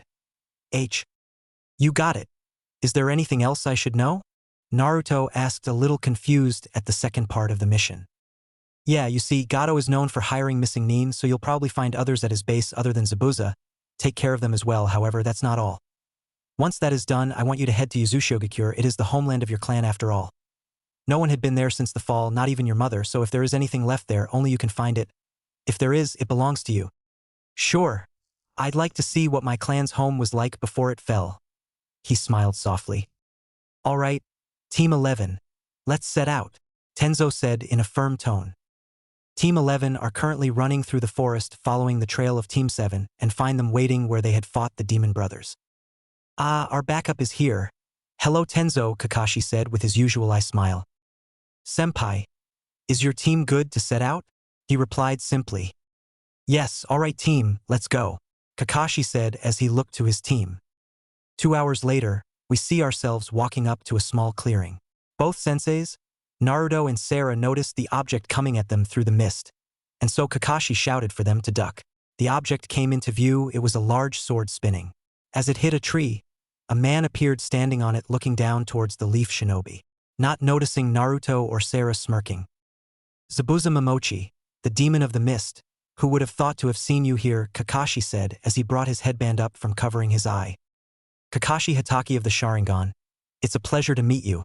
You honor me with the Sharingan from the start. How nice of you. It seems you've become a babysitter with those brats behind you. However, he trails off as he looks to his left to see Team 11, smirking. Holy shit, it's you, Zabuza said in slight fear. This confused Team 7, even Kakashi. Naruto just smiled. Oh, you know of me already? I'm flattered, he said with a grin on his face, while Sarah was also smiling, shaking her head at his antics. Of course I know you, Zabuza said, pulling out a bingo book. Naruto Uzumaki Namikaze, 14 years old, known as the Dragon Sage of the Leaf.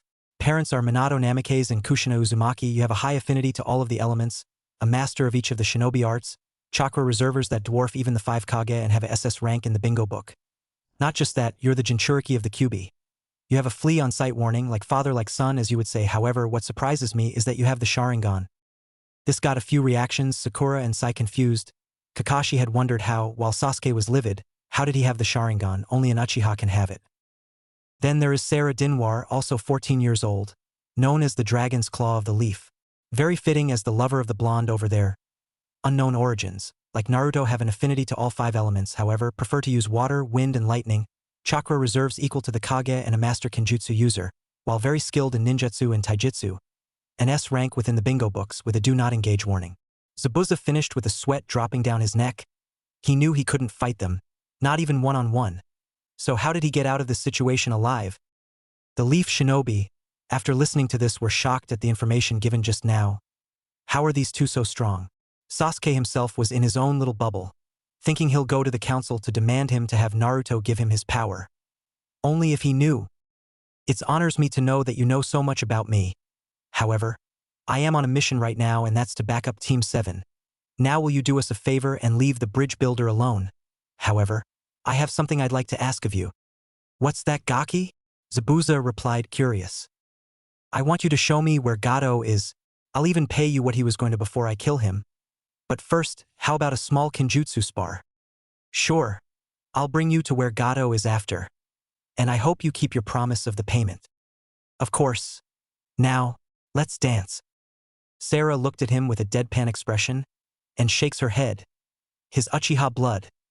More Madara's personality than anything, to be exact, comes through to the surface anytime Naruto fights. Naruto got into a Kenjutsu stance which Zabuza recognized and felt fear. The Uzumaki sword style was known to all sword masters, and it was terrifying to fight against. Seconds passed and neither moved. That was until Naruto noticed Zabuza grip his sword tighter, and so moved with speed no one could see and went straight at Zabuza, who was lucky to have blocked the first hit. Uzumaki style. Moonlight Crescent, Naruto shouted as he poured water chakra through his blade and slashed at Zabuza with some distance still between them. The others watching were confused until a large water-shaped crescent formed from the slash and flew with insane speed towards the missing Nin, and had witnessed that the move had sliced through multiple trees as Zabuza had ducked just in time. The match was run short as Zabuza got up to his feet and shouted, "Alright, you win. Damn, Gaki is insane. Uzumaki are always like this." Another figure with a mask came out as he said this and got to his side. "It's fine, Haku.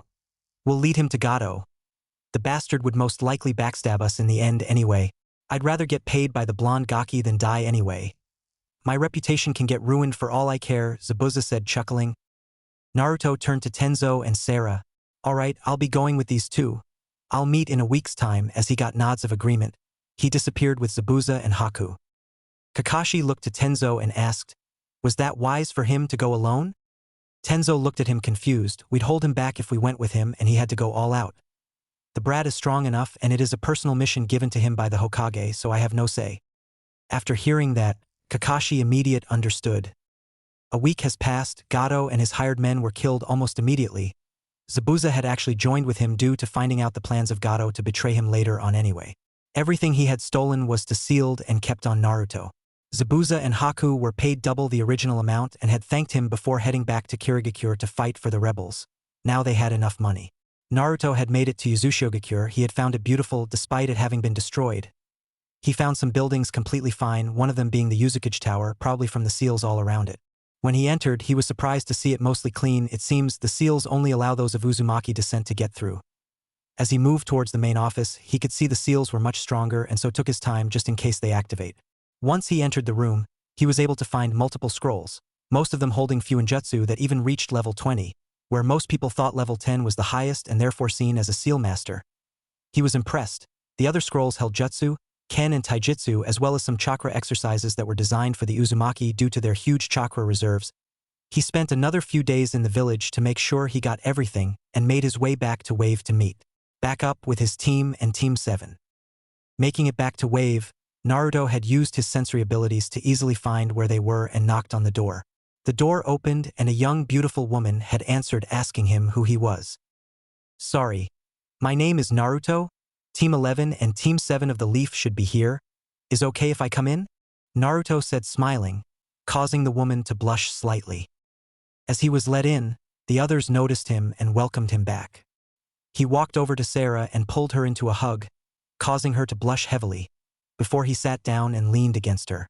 "It's good to be back. How has everyone been?" "Not too bad. There was a few run-ins with bandits, but nothing too difficult. What about you?" Kakashi asked with an eye smile, knowing what his missions was from Tenzo. "Yeah, not too bad myself. I killed Gato and most of the bandits and I have everything sealed away. And on that note, Tazuna, this scroll has everything Gato stole with a bit extra due to the troubles. It also has the documents that are currently signed into your name, and so you're now the new owner of Gato's company." "Congratulations," Naruto softly said with a foxy grin. Tazuna, Tsunami, and Inari hearing this were shocked, but extremely happy and cried. The mission continued without much trouble and the day came when they could head back. It only took 2 days to get back to the village and made their way to the Hokage Tower. When they all entered the office, Naruto grinned as he and the old man locked eyes and excitedly asked, "Yo, old man, you know I'm in the bingo books now? Told you it wouldn't take me long. Still can't believe IWA still have a grudge for my old man. But well, they can't do anything to me or they'll end up like the last group," he chuckled. The Hokage simply chuckled and then asked for the report from the two teams, Naruto of course leaving out the personal mission and only including the parts relevant to the Wave mission. After the report was made, Hiruzen thought now was the perfect time for the promotion. "Naruto Uzumaki Namikaze, Sarah Dinwar, stand forward," Hiruzen said with a firm tone. As the two stepped forward, he continued. "As promised, I have taken the reports in from Tenzo and your mission records speak for themselves. You both have completed 10B rank, 16A rank, and 6S rank missions, with you Naruto completing an extra A rank mission and S rank mission. And so I, Hiruzen Sarutobi, hereby announce you both as an elite Jonin and the title Sannin. You will have the same rights as the others and the only person you answer to is me and me alone. Understood?" "Yes, sir," was the quick reply from the two people in question. The others who had yet to be dismissed were in shock. These two have just been given the title and rank of the highest just under the Hokage himself. Sasuke was seething with anger but didn't let it show. How could these two have such a rank but not him? That was when he remembered about Naruto having the Sharingan, which he spoke up on. "Naruto, I haven't asked yet, but how do you have the Sharingan? It should only be Uchiha who have it," Sasuke asked firmly. Naruto simply turned to him and said, "Because I have Uchiha blood in my veins. My grandfather was Madara Uchiha. My father had his Sharingan sealed by the Nidaime Hokage to hide his heritage when he was younger and never got around to unsealing it." "That can't be, Madara died long ago," as his anger started to show. "Not quite," was the answer, not from Naruto but the Hokage, who continued, "You see, I asked Hashirama-sensei about the fight with Madara when I was younger, and he told me he never killed him but left him beaten, allowing him to live. No one was told anything and everyone assumed that the case was him dying to Hashirama. The only reason I see him not denying it is to allow Madara to live his own life outside of the village." There was now silence until Naruto spoke. "All right. If there isn't anything else, I'm going to leave. I have to meet with Makoto since I promised. I'll see you later at home, Sarah." Sarah smiled and said her goodbyes as she too left. But before Naruto could go, he was stopped by Sasuke, who asked, "Makoto? Why do you need to see my mother?" She not tell you anything about me? She's my godmother after all. I met her when I was 5, but not long after left with family and have been gone for the last 9 years. So I've tried making time when I can to meet up with her and talk and spend time with her. I see, was the simple answer given by Sasuke as everyone left after being dismissed. Naruto is returning home after spending time with Mikoto and notices the sun setting as he opens the door. He can sense Sarah in the living room, so heads towards her and stops at the sight. On the couch, she is fast asleep. He takes a step back and quietly goes and grabs a blanket for her. As he is about to lay it over, her eyes open slightly, still very tired, but could make out the person was Naruto, and pulls him onto the couch and lies her onto his shoulder and falls back to sleep. Smiling, Naruto brings the blanket over the both of them and allows sleep to take him. Naruto opened his eyes to see a sewer, water at ankle height, and so decided to see Kyuubi and see what's up. As he makes his way to him, he looks at the big gates as Kyuubi opens his eyes and looks down toward Naruto. "So you have come, we must talk," Kyuubi said in loud voice. "Sure. Is it time to practice?" Naruto asked, having a good feeling why he was called here in the first place. "Yes, since you have used my minimal amounts of my chakra, your body wasn't affected, but if in your current state try and use any more than 3 taels worth of chakra, your body would start breaking down since it isn't used to it. You also need to allow the chakra to synchronize with your own without falling to the negative emotions. However, with practice you can overcome that, so get started on that. Also, can you do something about your mindscape? A sewer isn't something one should live in." "Sure, hang on." Naruto closed his eyes and instead of the sewer, he decided to change his mindscape from the sewer to what looks to be an exact replica of his compound and surrounding area, with plenty of room for the Kyuubi to roam about. Naruto opens his eyes and is impressed with himself. "That should do it, Kyuubi looks around, the fresh air reaching his nose, with the breeze hitting his fur. He wasn't expecting anything, to be honest, but this kid has done so much for him already. Despite being stuck in the seal, he can at least enjoy it now. "Thanks, Kit. And call me Kurama," Kurama said, giving him a foxy smile. Naruto just smiled back and said his goodbyes as he once again allowed sleep to take him. The next day, Naruto wakes up and opens his eyes and remembers what happened. As he smiles down at Sarah, still sound asleep, he decides to close his eyes and go and see Kurama. In the seal, the two are sat down on the grass as they are talking. "Naruto, even though I've been with you since birth, however, it's been just over a year since we met, however. You have grown strong on your own and have shown me you have what it takes to become someone I can trust. I can tell you're different to any other human I've met, just like father. And so I will be giving you something before you start your training with my chakra." In a puff of smoke, a scroll appears within the mindscape at Naruto's feet as it unfolds, showing it was blank. Naruto looked up with a questioning look towards Kurama, who just smirks and answers the unasked question. "It is a summoning scroll, that of the foxes. Be honored, you are the first to become a summoner. I am not the boss summon, but rather the guardian of the Fox clan, and while the foxes are not as strong as I, the strongest can still be compared to that of some of the other Biju." His eyes widen at the though of being the first fox summoner. He immediately bites his thumb and writes his name on the scroll. Afterwards he is told to wake up and get to work with summoning the foxes and then his chakra. Not long after, we see Naruto standing in the middle of the training grounds. Naruto bites his thumb and performs the Kuchiyose no Jutsu, while thinking of the foxes, as he already has the dragon contract. Maybe a seal for both contracts would make this quicker and easier to perform, Naruto thought, but was taken out of his thoughts as the white puff of smoke was starting to clear. In its place was a large fox, white in color, standing slightly taller than Naruto. The eyes, bright red with black slit pupils. The fox looks at Naruto with narrowed eyes. The smell was familiar. "This child, was you the one who summoned me?" the fox questioned. "Sure did. If I may, what is your name?" "I am Naruto Uzumaki Namikaze, the Jinchuriki of the Kyuubi, Kurama," he replied with a foxy grin. At those words, the fox's eyes widened. Kyuubi's Jinchuriki, the fox thought, which means Kurama finds him worthy of our contract. Interesting. "I am Kumiko, the boss summon of the Fox clan and a combat specialist. It is a pleasure to meet you, Naruto-kun, and as the boss summon, I welcome you as our new summoner," the fox said with a smile. "Thank you, Kumiko-chan. I don't mean to be so rude, but as a boss summon, I thought you'd be larger, like Kurama," Naruto said curiously. Kumiko, liking the fact Naruto called her so casually, smirked and simply replied, "Don't let appearances blind you, Naruto-kun. I have placed a seal on myself to limit my size. You could say I could rival Kurama in height, power. Not so much, but I am by no means weak, as I have the strength to rival even the lower-tailed beasts. Naruto nodded with a smile. Kumiko decided to continue at the silence. As a summoner of our clan, Naruto-kun, it is wise to have one of us be with you. I would do it myself, but as the boss summon, I cannot. Therefore, you'll need to summon another to stay with you. If you can go ahead and summon another fox, you'll meet your personal summon.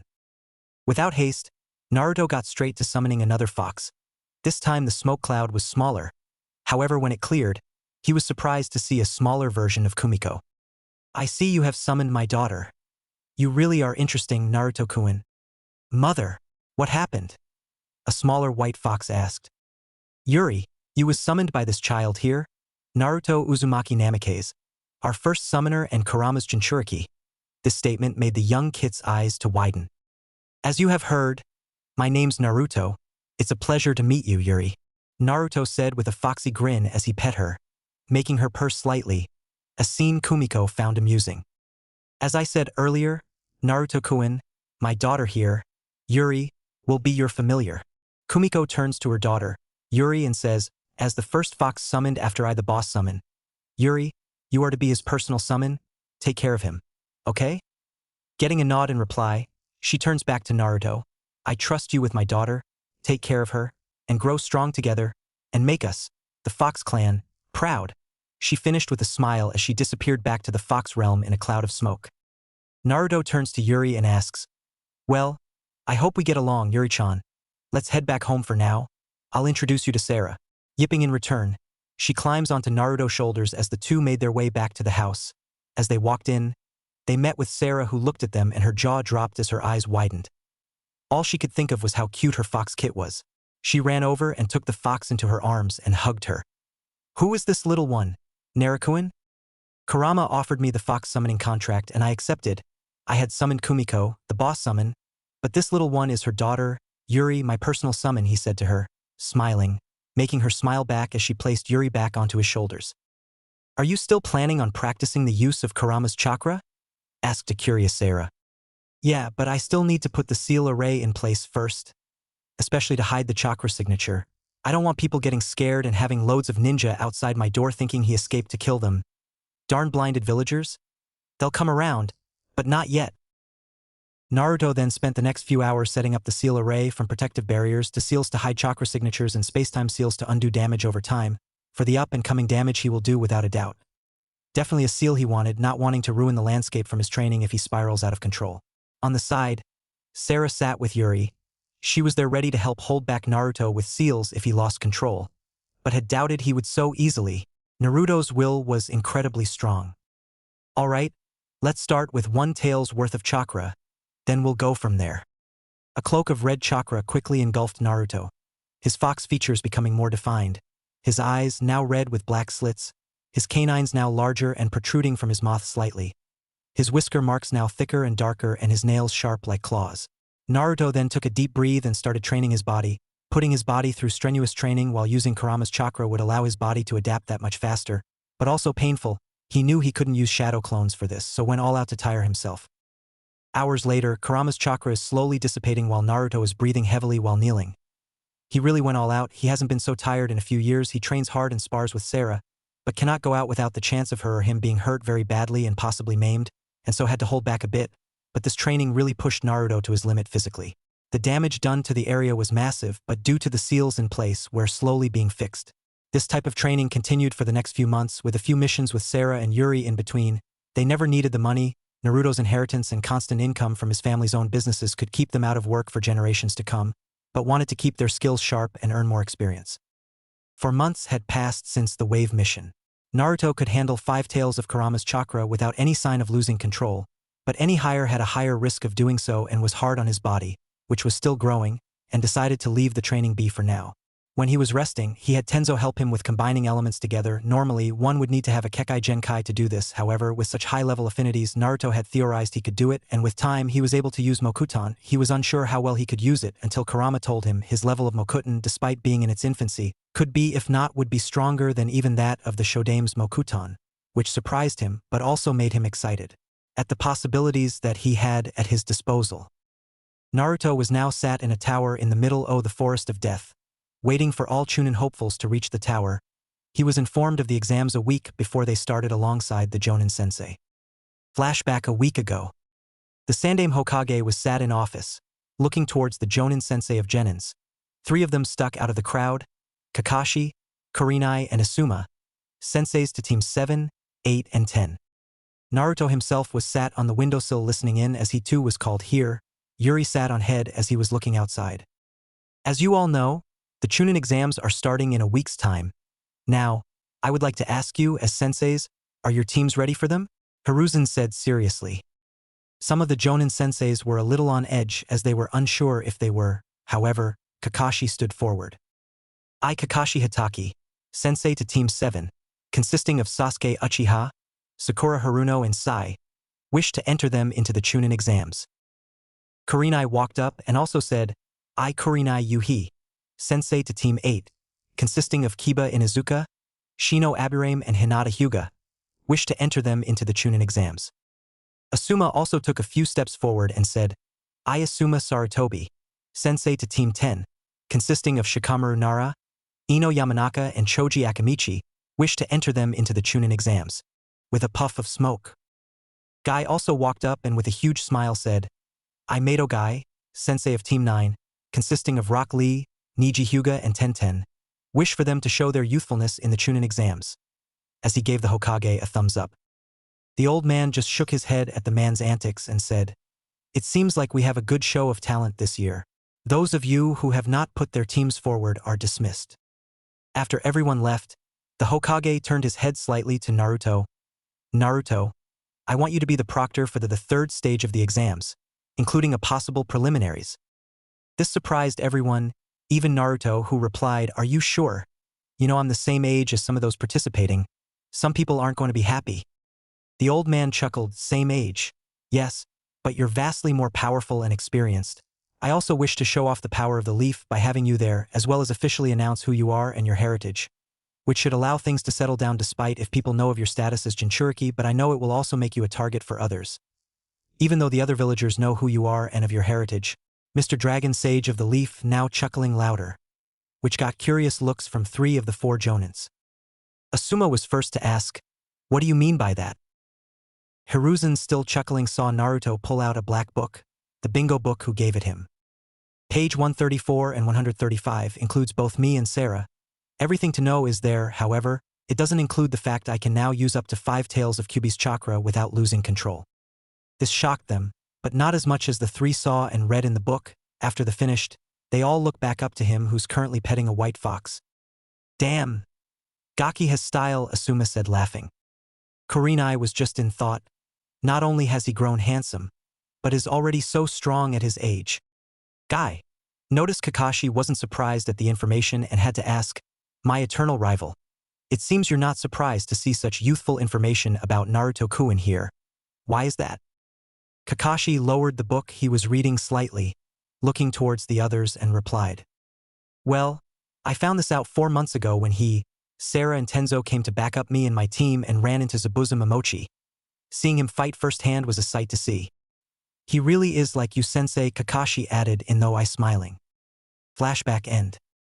5 days have passed and all the participants had arrived. He was now currently sat on top of the statue at the front of the room, where the battles will take place. The Hokage had made his speech and before he continued, Naruto spoke up. That's all that's needed, old man. I'll take it from here, a voice said, confusing everyone but the Hokage and Leaf Jonin senseis. That was until a figure with a fox on his shoulder had appeared next to the Hokage, putting a hand on his shoulder, which made the old man smirk at his little entrance. The genin were shocked to see the appearance of this shinobi. Someone just as young as them was talking to the Hokage as if they were equals. But some had recognized him. Naruto took inspiration from his godfather who he had met a few months back and bit his thumb and performed the Kuchiyos no Jutsu, and a tall black fox with pure green eyes appeared with Naruto sitting on top of the head. I am Naruto Uzumaki Namikaze, the Dragon Sage of the Leaf and holder of the Fox and Dragon contracts, the newly appointed Sannin, and the proctor of the 3rd stage of the Chunin exams. Naruto spoke with foxy grin, allowing a small portion of his power to fall off him, making everyone in the room widen their eyes at the performance. only for the Hokage to facepalm as he thought, just like Jiraiya. Luckily, Sarah wouldn't let him become perverted. So I don't need to worry about him being corrupted too much. The genin had just sweat dropped at the introduction, but eyes widened as they felt some of his power. Even they could tell that was nothing but scratching the surface of his power, and wondered how strong he really was. Now, I'll say this once, when I say the fight is over, it is over. That goes especially for you, little Shikaku. This made some people shiver with fear. He knew what Gaara was. But how? Do not anger him or we will die, was the statement made from Shikaku. Gaara could only nod his head, knowing Shikaku was right. Alright, now, the screen behind me will randomly pick names and the two will fight it out for a place in the finals. And it looks like the first picks are Sasuke Uchiha and Yoroi Akato. Everyone else go to the balcony until you're called up for your fight. The fights went by quickly, some disappointing and lackluster. While some were fun to watch, Rock Lee and Gaara's fight was the most enjoyable for Naruto to watch. However, when it came to Neji versus Hinata, he was livid. He had called the fight in Neji's favor, but when Hinata tried standing up again and talked, Neji's anger got the better of him and had gone for a killing strike. Before anyone could move, Neji was face to face with a pissed-off blonde, killing intent drowning everyone. Fear was on all the genins' faces. No one had felt such intense killing intent apart from some of the senseis and Hokage. Naruto was stood in front of Hinata to protect her. His eyes had changed from the dark ocean blue to his Sharingan, or to be more specific, his Manjikyu. It put everyone on edge, even the Hokage. The power in those eyes were obvious. I told you when I said it is over, do not disobey your superior, now leave. Winner Neji Hyuga. As he said that, he turned around and healed Hinata as best as he could. But with medical ninjutsu being of his weaker shinobi arts due to limited knowledge and no one to teach him, he could only do so much until the medics had arrived. The rest of the fights had continued without a problem and the matches for the third stage were picked out. Now that everyone was free, Hiruzen had asked Naruto to look at the seal on Sasuke and done so without haste. After a few hours of looking at it and working out a counter, he was finally ready to apply the seal. Get ready, as this will be painful, Naruto said, getting a nod from Sasuke. Uzumaki style. Cursed heaven sealing technique, Naruto said, as he applied the seal over the cursed mark, causing Sasuke to scream in agony until the process was over. Naruto turned to the old man. The seal was successful. The cursed seal won't be accessible, nor will it be able to corrupt him. It will take a while until I can completely remove it, so I'll have Anko-chan let me look at hers over the next month while Sasuke trains. One more thing, my seal cannot be broken or unsealed unless one was a seal master of the 14th level or above. Meaning I alone am the only one able to do so. Sarah isn't far off from that, reaching that level though. The next month had gone by fast. Naruto had spent his time researching the cursed seal and made a lot of progress. He also had clones get a start on the Hiraishin no Jutsu, now that he was such a high-leveled seal master, and knew it was about time he learned this jutsu. He had made progress with Rasengan, even adding the different elements to it, surpassing his father in that regard, and wanted to do so with the jutsu he was most famous for next. He was able to figure out that the seal array on the kunai his father were attuned to him and him only through blood, so had to create his own, which took just under 2 weeks until it was ready. His clones had gone ahead and practiced the jutsu until he could use it in combat without thinking. He knew IWA were going to hate him for learning the technique, but doubted that would change much considering his past dealings with stone shinobi. We now find Naruto sitting on top of the head of a black fox who was lead down, with Yuri on his shoulders, all three with their eyes closed, waiting for everyone to arrive. In the last month, he was also told by Jiraiya that an invasion was most likely going to happen with Orochimaru being the lead of the assault, and so gave the old man Hokage a kunai, which shocked Hiruzen as he saw it. Looking at Naruto, he could see the smirk on his face, confirming that he indeed had mastered the jutsu his father made famous. As everyone made their way to the stadium, the Hokage stood up. Welcome everyone to the third stage of the Chunin exams. Here we will see the genin of multiple villages fight for their right to be promoted the Chunin. However, before we get to that, I have something to say. Something that is currently well known to many in the shinobi world. However, it is something I kept hidden for many years for the safety of not only the village but a certain individual. Hiruzen said loudly, making everyone quiet and curious as to what was hidden from them. Naruto, however, kept his eyes closed as he smiled. 14 years ago, the Kyuubi had attacked the village. The Yondaime Hokage had died, sacrificing himself to stop the Kyuubi. However, what many don't know is he didn't kill it. It is impossible to kill a tailed beast forever, and so he done the second best thing. He sealed the Kyuubi into a child that was born not even hours before. However, he couldn't just pick any child. They must have the life force to hold it and not have chakra coils that are completely formed. But he couldn't ask another parent to give their child. He was the Hokage and too honorable to do so, so he sealed the QB into his own son. The first 5 years of life were hell.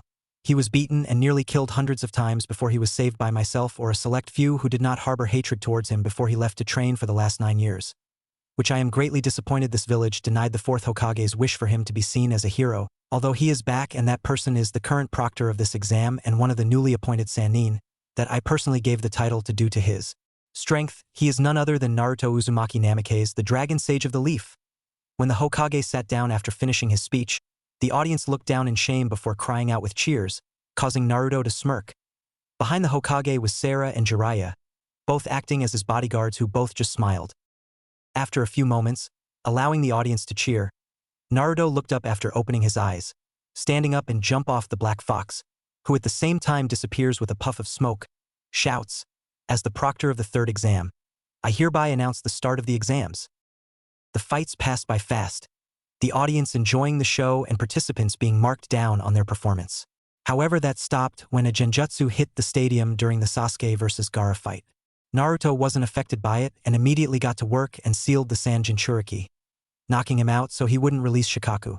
As he done this, he looked up to see a barrier seal being put into place by 4 Sound Ninja, a 4 Violet Flames formation barrier seal.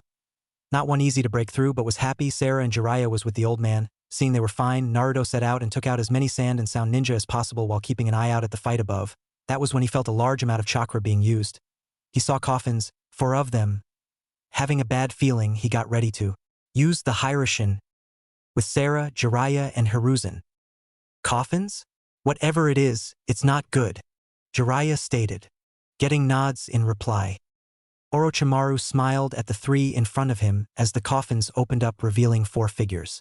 The Shodame, Nidame, Yondame Hokages as well as Kushina Uzumaki. The 4 figures took a few steps and noticed they were alive again and looked towards the group they were brought back to fight against. Saru, Hashirama said.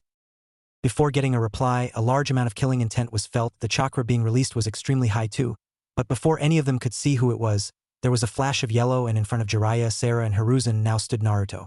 Looking towards Orochimaru, all killing intent focused on him, making even him sweat. "Na Naruto?" Kushina asked with tears in her eyes. "Mom, Dad, it's good to see you, though not in the best of times," Naruto replied sadly with tears of his own. Hashirama and Tobirama looked at the young man with respect. At his age, he was already as strong as a Kage, and he wasn't even in his prime. "You've grown up well," Naruto Minato said smiling. Sarah walked up to Naruto and put a hand on his shoulder to try and calm him down, and turned to his parents. "It's a pleasure to meet you, Kushina, Minato. I'm Sarah," Sarah stated with soft smile. Kushina smiled, already assuming they were together. Minato, however, was dense, and asked, "Are you perhaps Naruto's girlfriend?" and got a nod in reply. Both his parents were happy to know he had someone he loved and smiled.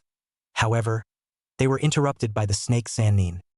"Enough of this, fight them like you should be, and put a kunai into their bodies." Their personalities stayed, but orders to kill them were given to them. Naruto, before anyone moved, told the others to handle Orochimaru, Hashirama, and Tobirama while handled his parents, as it was more personal to him, and before someone argued against it, Naruto closed his eyes and released everything he had, immediately entering Sage mode and using 5 taels worth of Kurama's chakra. The power he showcased was amazing and gained smiles and looks of respect from his opponents. Naruto opened his eyes and looked towards his opponents. His eternal Manjikyu, Sharingan shining for all to see. Hashirama was surprised. Was he an Uchiha? No, something wasn't right. He had Uchiha blood, but his chakra was too similar to that of Mito's clan. And Uzumaki with a Sharingan, huh? Tobirama, though, was of a different mind. He knew exactly who this boy was now. Since he was the one who sealed away Minato's Sharingan, he smiled, seeing that the young man in front of him had none of the hatred Uchihas had, who had awakened the Sharingan. His heart was pure. "Child, how do you have the Sharingan?" asked a curious Hashirama.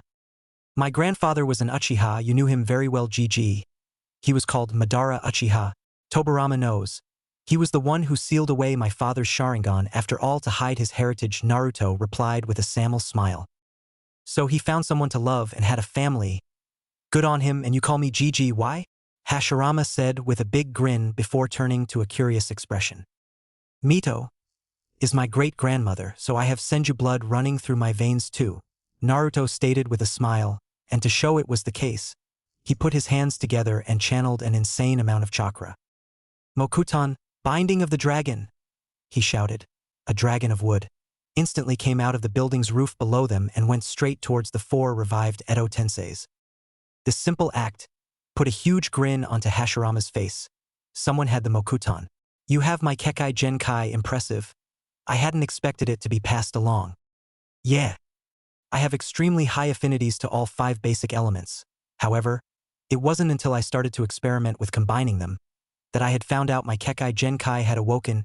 Kurama, the QB, told me it felt even stronger than yours and would love to test it. However, I must fight my parents. It's a personal attack reviving them to fight against me and I need to handle it myself. As Naruto said this, he quickly shunshined and forced Kushina and Minato to chase him. As they gained some distance from the others, Minato and Kushina got into their fighting stance. Naruto done the same, taking out the blade that once belonged to his mother. Kushina smiled. So, you have taken up my blade? Naruto simply nodded with a smile. Kenjutsu is one of my favorite shinobi arts after all. The blade is very beautiful too. Just like that girl of yours. Minato chimed in, making Naruto blush. I wish we could talk more, Naruto-kun, but it seems we are being forced to fight now, Kushina said sadly. Naruto closed his eyes at that and took a deep breath and reopened them, holding his kodachi in his right hand and a 3-pronged kunai in his left. Outside the barrier, everyone was just staring in awe. Naruto not only showcased his power, but was about to fight both his parents, both extremely powerful shinobi, one of them being the 4th Hokage himself and his mother a well-known S-rank shinobi. They couldn't believe he was fighting them alone. But what happened next shocked them even more. Naruto took the first move, instantly channeling chakra through his blade, shouting. Uzumaki style. 13th step. Cataclysm. Naruto then struck towards his opponents with an attack that combined both water and wind chakra. The power of the strike itself was overwhelming, destroying everything in the surrounding area. Naruto saw his father preparing a Rasengan while throwing his own kunai. Naruto smiled and threw his own kunai towards him and created a Rasengan of his own, however combined with wind. Futon, Rasen Shuriken, shouted Naruto as he appeared behind Minato where his kunai landed, ramming the Rasengan into his father, destroying the Edo Tensei temporarily. As soon as he done that, he had to dodge golden chains coming at him at all directions. Ducking below the chains coming at him from the front, he dashes towards his mother. His speed with Kurama's chakra increased tenfold, allowing for him to immediately appear in front of her, punching her in the gut, and applying a seal to paralyze her while he deals with his father. At that moment he jumped into the air as Minato tried to slice him with a kunai, earning a smile from him. Naruto, using Kage Bunshin, made an extra clone ready for a combination jutsu. Keton, Great Fireball Jutsu, Naruto's clone shouted. Futon, Breathe of the Wind God, Naruto shouted, blasting the fireball, increasing the already large fireball to be massive in proportion, and sent it flying with speed toward Minato. The fireball hit him straight on, disintegrating him on the spot. As he was reforming, Naruto slapped him with a seal like Kushina's. You've grown strong, Naruto. I'm sorry we couldn't be there for you, but know we are proud of you. And take care of Sarah. She seems like a good woman, Minato said. Naruto-kun, you've grown to be a strong, handsome young man. Sarah can scare the fangirls away, so I don't need to worry about that, Kushina said, chuckling with tears falling down her cheek. You really have made us proud. You're already strong, but never stop training. Keep in shape and get stronger. And be happy. As much as I would like to stay, you need to undo the Edo Tensei, Naru. Naruto nodded and went through the hand seals to undo the Edo Tensei. As Kushina and Minato were slowly disappearing, Minato told him, Naruto, we'll meet again when it is time to control Kyuubi's full power. I sealed a part of mine and Kushina's soul into the seal so we would see you all grown up, but seems like we got to see you sooner. Now I know you can control 5 tails worth, but wait a few years before going further. Allow your body to grow first. Getting a nod in return. It's time for us to go. Naruto/Naruto-kun. Goodbye, my son, both Minato and Kushina said with a smile. Naruto hugged them with tears falling down his cheek as they disappeared. Outside the barrier, everyone who had watched were shocked. Naruto won, and with ease. It was a fantastic battle, even if short. Naruto turned on his feet and leapt to where the others were. He landed to see that Jiraiya and Sarah were done dealing with the previous Hokage and had undone the technique, while Hiruzen was sat down getting his breath back after forcing Orochimaru to retreat with the sound for. It seems you're done on this side. Are you okay? Naruto said, deactivating both his Sharingan and Kurama's chakra. Sarah walks to him and hugs him tightly, earning smiles from the other two next to them.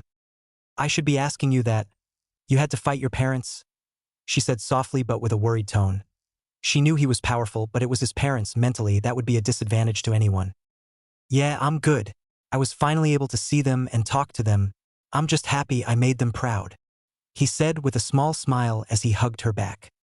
Days had passed since the end of the invasion. Some people had died sadly, however, everything was at a minimal loss, thanks to the advance intel on the invasion. Hiruzen had decided that he will retire and offered the title to Jiraiya, who had denied it and so had chosen Tsunade as his replacement, and had asked Jiraiya and Naruto to go find her. Sarah decided to stay back and train while he went to find her.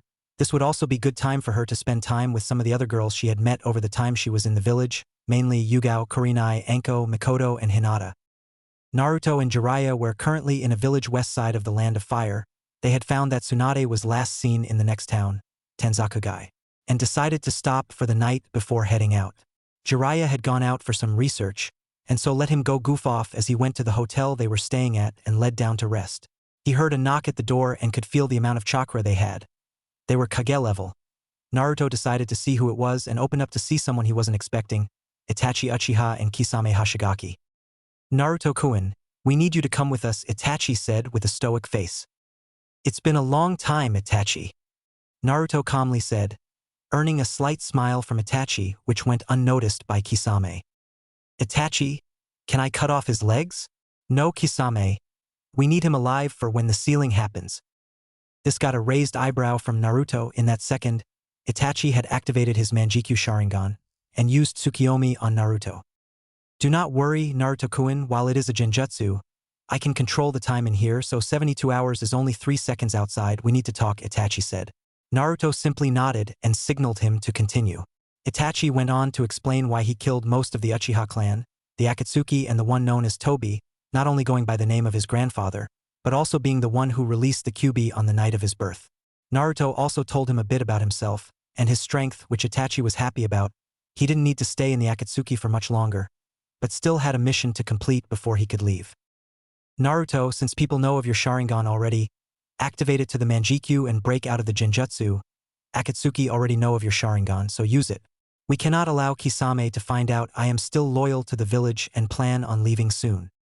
Naruto quickly activated the Manjikyu and broke out of the Genjutsu, forcing Itachi to his knees, as his eyes bled.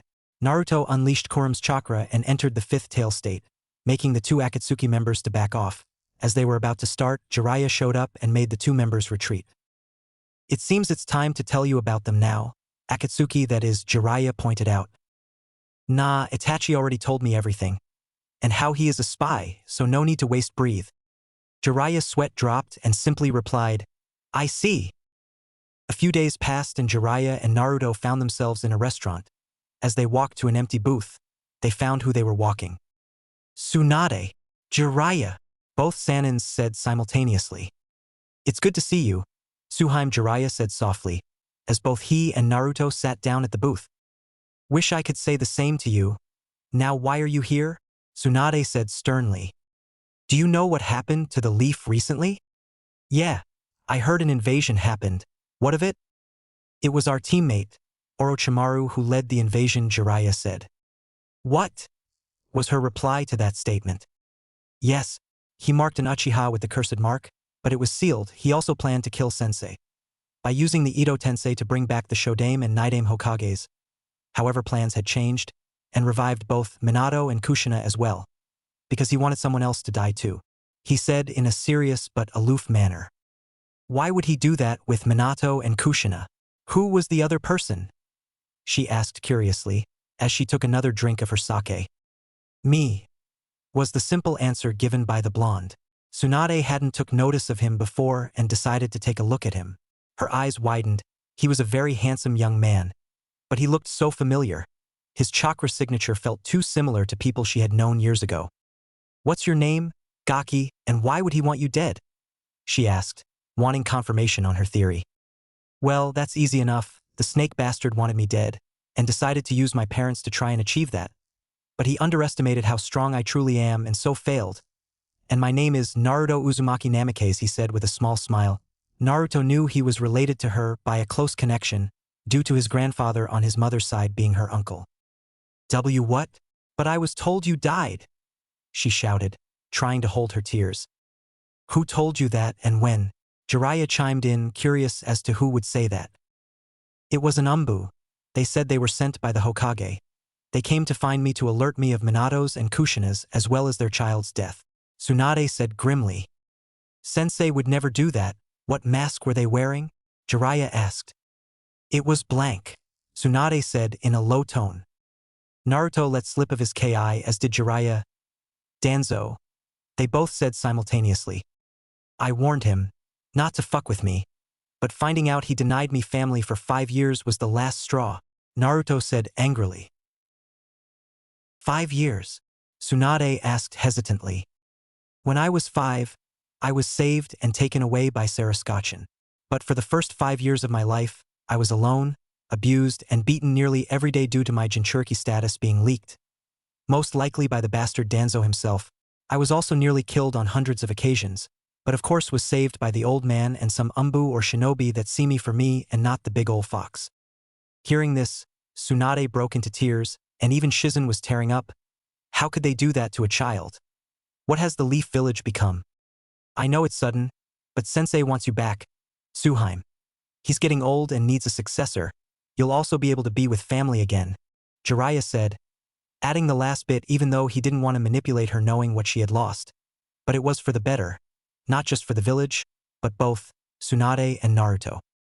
I don't know about being Hokage, but I'll come back, even if it's just for Naruto, she said with a soft smile. Shizun. Go back Tati Hotel and pack, we're going home, she said firmly. Shizun teared up even more and nodded. She and her master can go back home. It took a few days to get back to the village, but headed straight for the Hokage Tower to inform Old Man Hiruzen that Tsunade was back. As the doors to his office opened up, he looked up to see Tsunade and Shizun, but before he could question about the other two, he looked to the right and saw Naruto on the windowsill with Jiraiya standing, looking over him, both smiling. Hiruzen turned back to Tsunade. It's good to see you back, Tsunade-chan, he said, smiling. It sure has been a long time, Sensei. I heard about the invasion and your offer, but I won't give you an answer right now. I just want to spend some time with my family, which we both were denied of for so long, Tsunade said softly. As she finished talking, Naruto remembered about Danzo and turned to the old Hokage. That reminds me, old man, I'm killing Danzo when I find him. He was the one who informed Tsuchan of my death and the one who leaked my status of Jinchuriki. He denied me of my own blood for God's sake, all because he wanted to make me into a weapon that was loyal to him? Yeah, he is dead. The old Hokage could only sigh with regret. He had an idea as to who it was that leaked that information, but no proof. He also had done too much behind his back, and wondered if he had any dealings with any other serious matters. I understand Naruto. He's been a thorn in my side for a long time and had been unable to get proof of his doings to be able to do anything without backlash. Get me this proof, and I'll allow you to kill him, Hiruzen stated firmly, which gained him a nod in reply. Tsunade decided to speak up next. Since it is so late already, how about we call it a night and talk tomorrow? I have someone to meet back at Naruto's house, she said with a smile. Naruto smiled, since he told her about Sarah and was hoping the two would get along. Hiruzen simply smiled and said, sure. I don't want to do any more paperwork now anyway, so I'll head home myself. I'll speak to you and Jiraiya tomorrow then. Time skip an hour, at Naruto's compound. As Naruto enters the house with Tsunade and Shizun, he is met with being tackled by Yuri, who welcomes him back, as he puts her onto his shoulder and walks into the living room. They see that Sarah was there. As she turns to see them, she smiles and stands up to hug Naruto. Seeing this, Tsunade just smiled and was lost in thought. Heh, he sure picks them well. Good going brat. As the two broke apart from the hug, Tsunade steps forward towards Sarah. I've heard a lot about you. Sarah, please do take care of Naruto, and thank you for having stayed with him these past 9 years. I'm Tsunade Senju, Naruto's cousin, and this is my student, Shizun, she said smiling. Of course, and it is a pleasure to meet you both, she replied back softly, also smiling to them. Beautiful, Nice manners and strong. Naru, you're one lucky guy, Tsunade said, smirking to Naruto. I know I am. She sure has done so much for me. I love her a lot, he said, smiling as he looked at Sarah, to see her blush.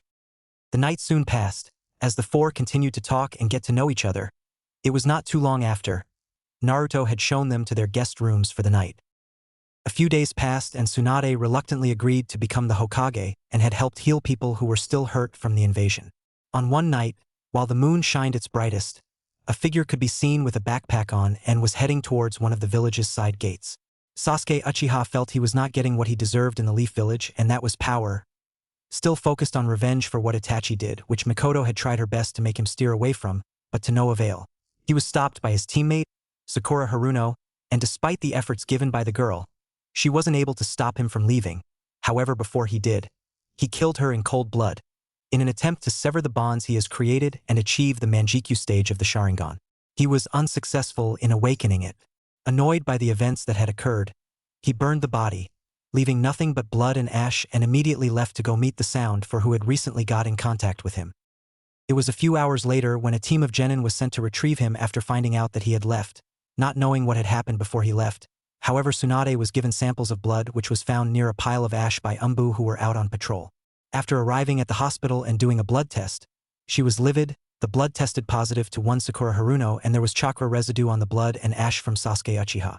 She immediately sent Umbu to get Naruto and left to her office. Naruto was awake early morning, doing his routine workout, wearing nothing but loose-fitted pants, allowing for his muscular build to be on display for all to see. As he was about to continue, he felt a presence appear at the compound and turned to see who it was, finding what seemed to be a female Umbu. The Umbu in question looked to the young man with a deep blush, thanking the fact she had a mask on, and said, "Naruto-sama, the Hokage has asked for your presence immediately." Knowing he wouldn't be called without a good reason, he knew something happened and replied seriously, "Thank you, Umbu-chan. I'll get dressed and come to her immediately."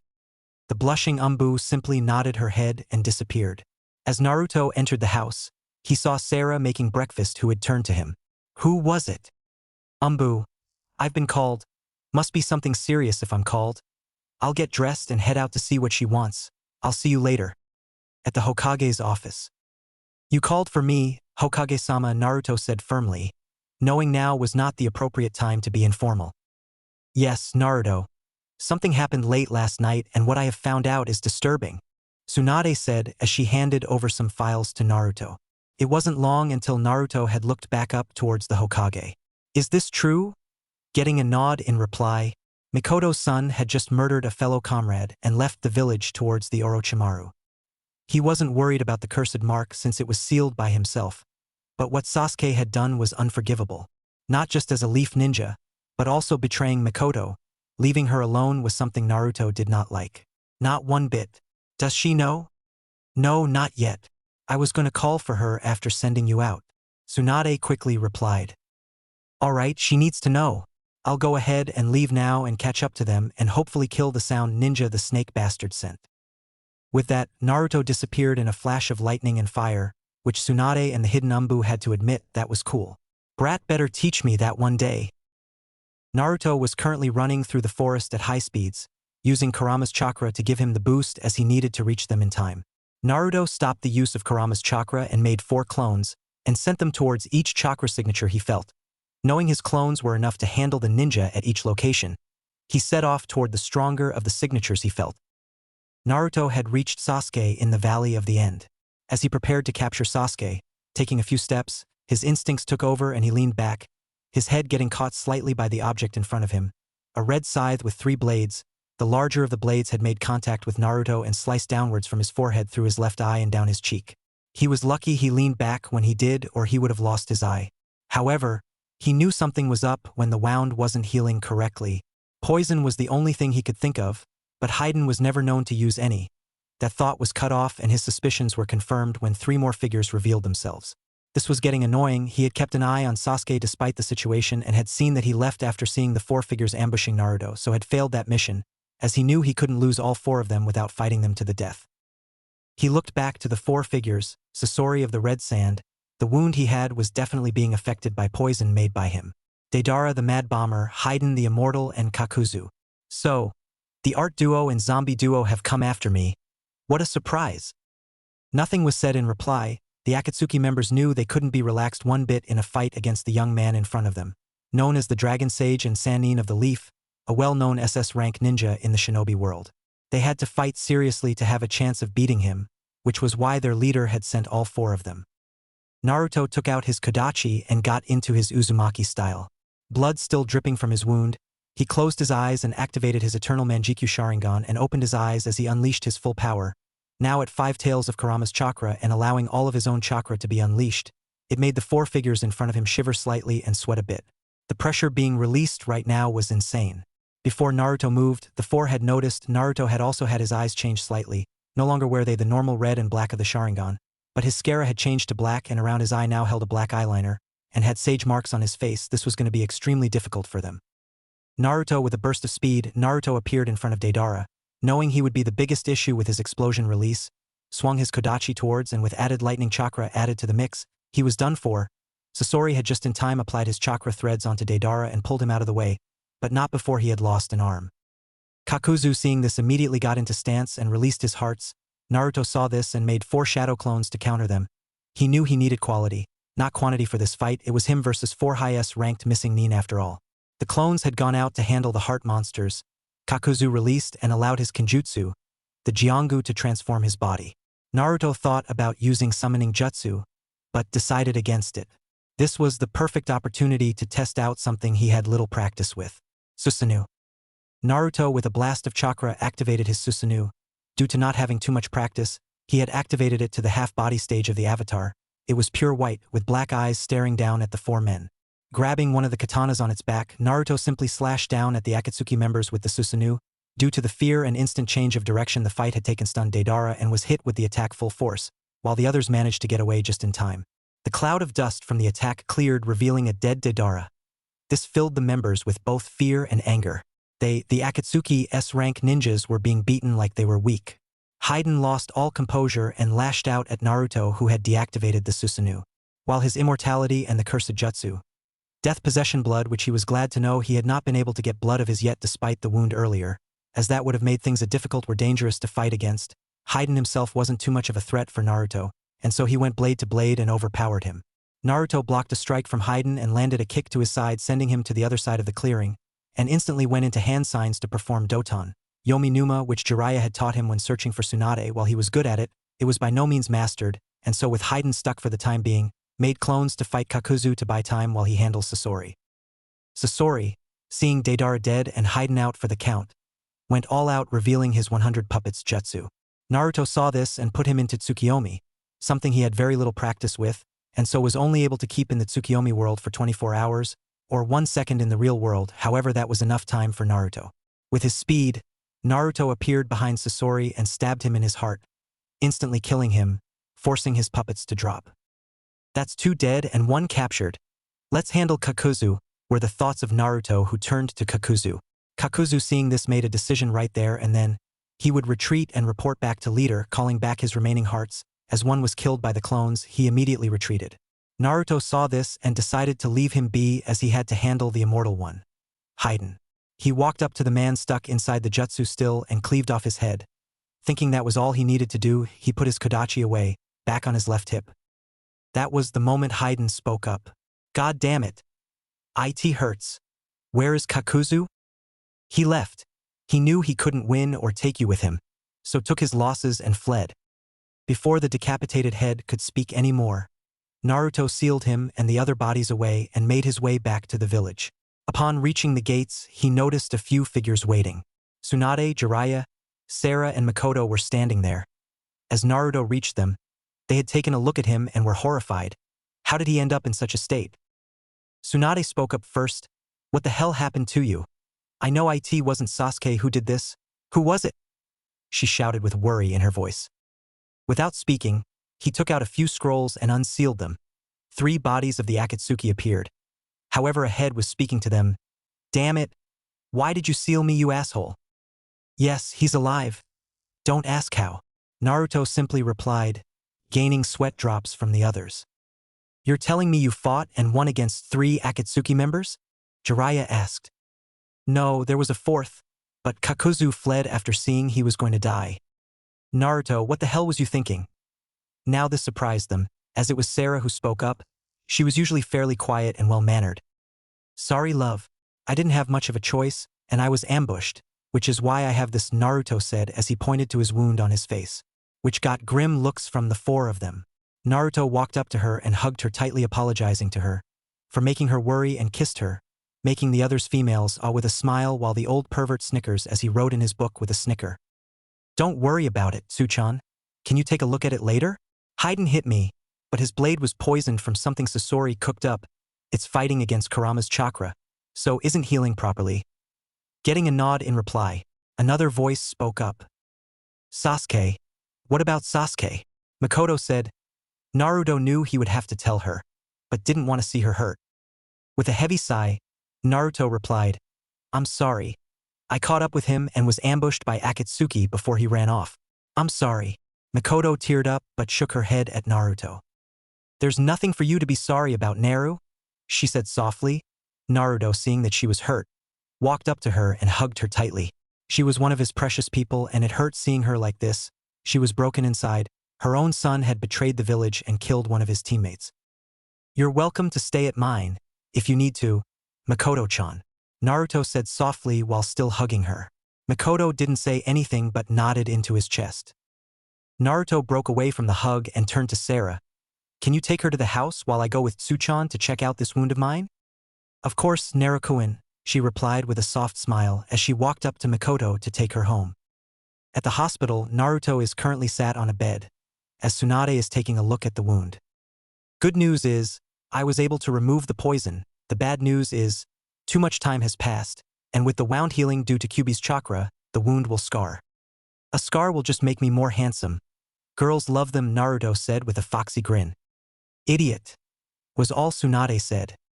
Well, a battle scar isn't something I need to worry about, it just means my sensory abilities need mastering, if I don't want to be ambushed like that again. Naruto, come with me, I called a council meeting, we need to talk about what happened in the last 24 hours. Naruto simply nodded and followed her to the council chambers. Council chambers. Alright, I've called for a meeting to inform you of a few things that have occurred over the last 24 hours. Sasuke Uchiha has betrayed the village and has gone to Orochimaru for power. Tsunade simply said. What? How can you say he betrayed the village? What about the seal Orochimaru put on him? He could have been manipulated, said a civilian council member. Naruto looked up showing his new scar and spoke, that's impossible. I sealed the cursed mark myself, and being a seal master that surpasses both my parents and Jiraiya, I can guarantee he was not affected in the slightest. The seal itself can only be unsealed by me alone, as I highly doubt there is another Uzumaki out there, and even if they were, they would not be at the level I am due to having retrieved everything seal-related from my clan's birthplace, Yuzushiogakure, a few months back, and so no one else had access to the higher levels of seals other than me. Naruto-sama, if I may, what happened to your face? Shibi Aburame asked. Of course, I'll inform you shortly, but Hokage-sama has something else to say first. As I said, Sasuke betrayed the village, but before he left, he was stopped by his teammate, Sakura Haruno. However, despite her efforts, she couldn't stop him. However, Sasuke had killed her in cold blood before leaving. One of my Umbu patrols found blood and a pile of ash. I rushed to the hospital and done tests to confirm whose it was and what could have happened. The blood tested positive to one Sakura Haruno, and the residue of chakra from surrounding the blood and ash belonged to Sasuke. And oh, my baby can't be dead, the civilian council member Mabuki Haruno shouted with tears, as she broke down.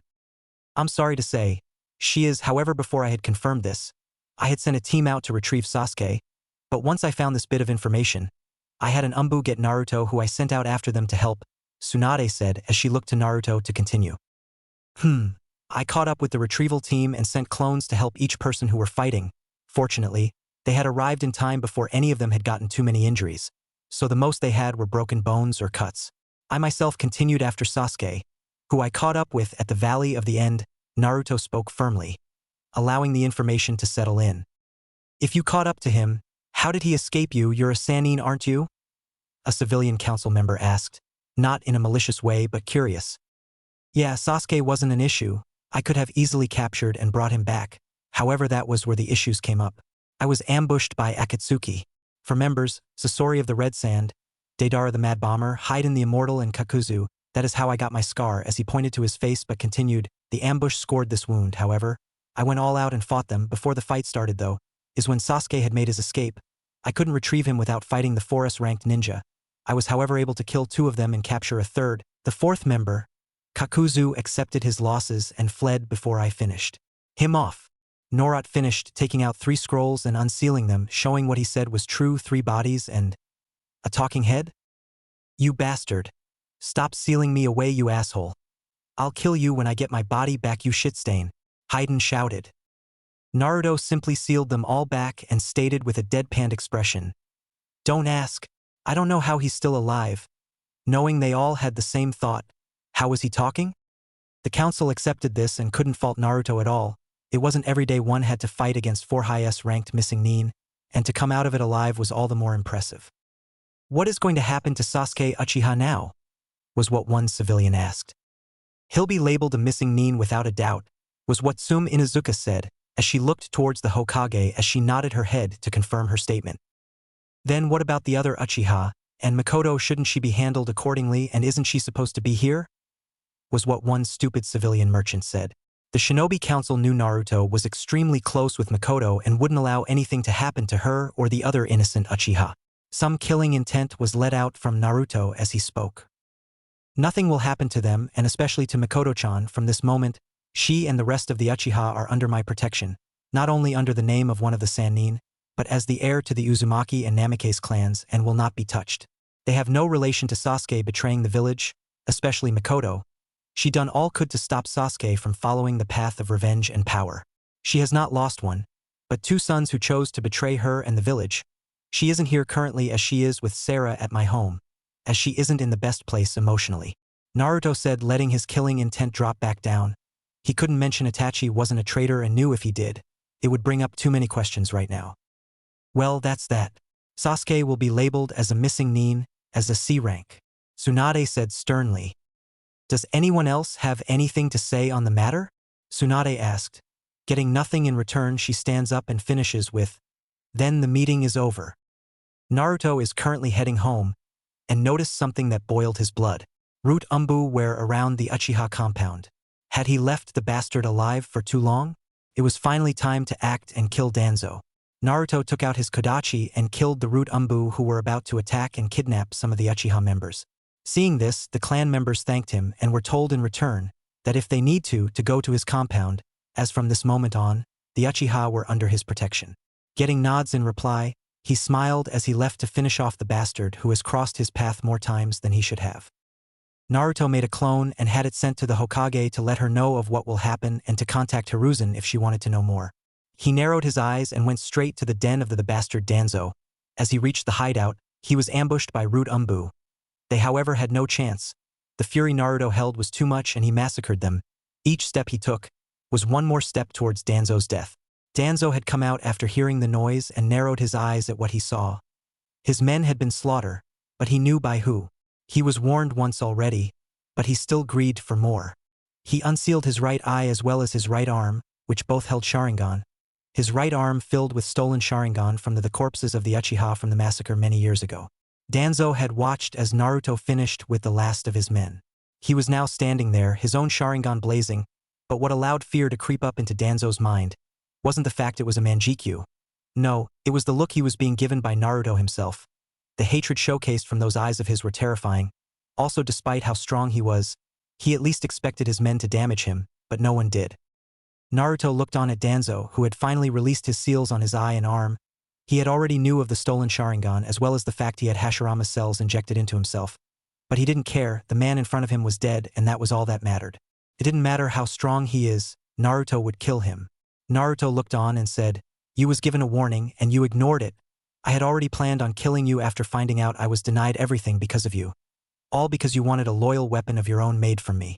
You'll die for your greed. You had the audacity to have your men attack and kidnap the Uchiha not even a day after I announced they were under my protection. That is an insult to me. Now let's dance." With a maniacal grin on his face, fury still leaking from his eyes, Danzo knew while he wanted a good fight, like his grandfather always did. He knew Naruto was only leaking pure anger, which was easily recognized by the strong aura he had released when his chakra spiked.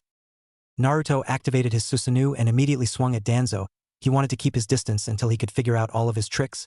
He knew of the Kenjutsu of the Sharingan Izanagi, and could easily come to the conclusion Danzo knew of it as well, considering he had so many Sharingan implanted into that arm of his. Danzo, not expecting the speed, had to activate Izanagi, as the first strike had hit. 1 Sharingan down, 10 to go. Danzo rushed at Naruto. Futon. Shinkigyoku. Bullets of wind blasted towards Naruto and his Susanoo.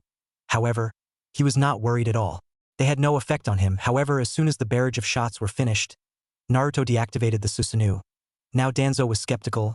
Naruto didn't have a reason to do so, so what does he have planned?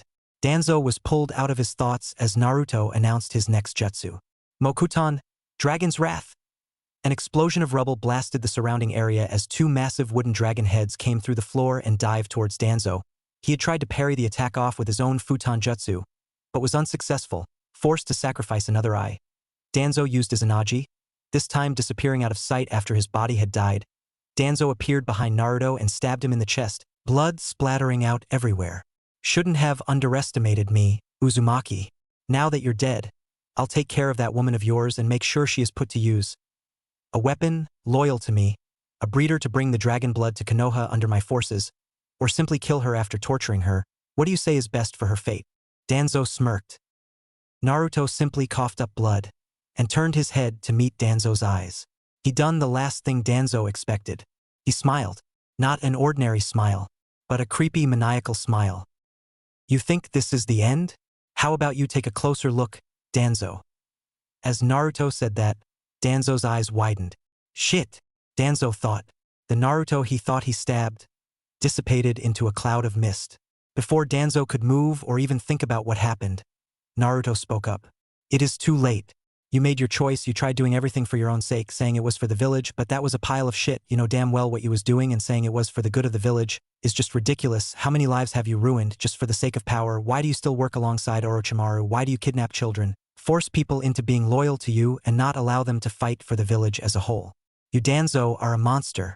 I know everything about you, and have my clones looking through every document right now as we are fighting.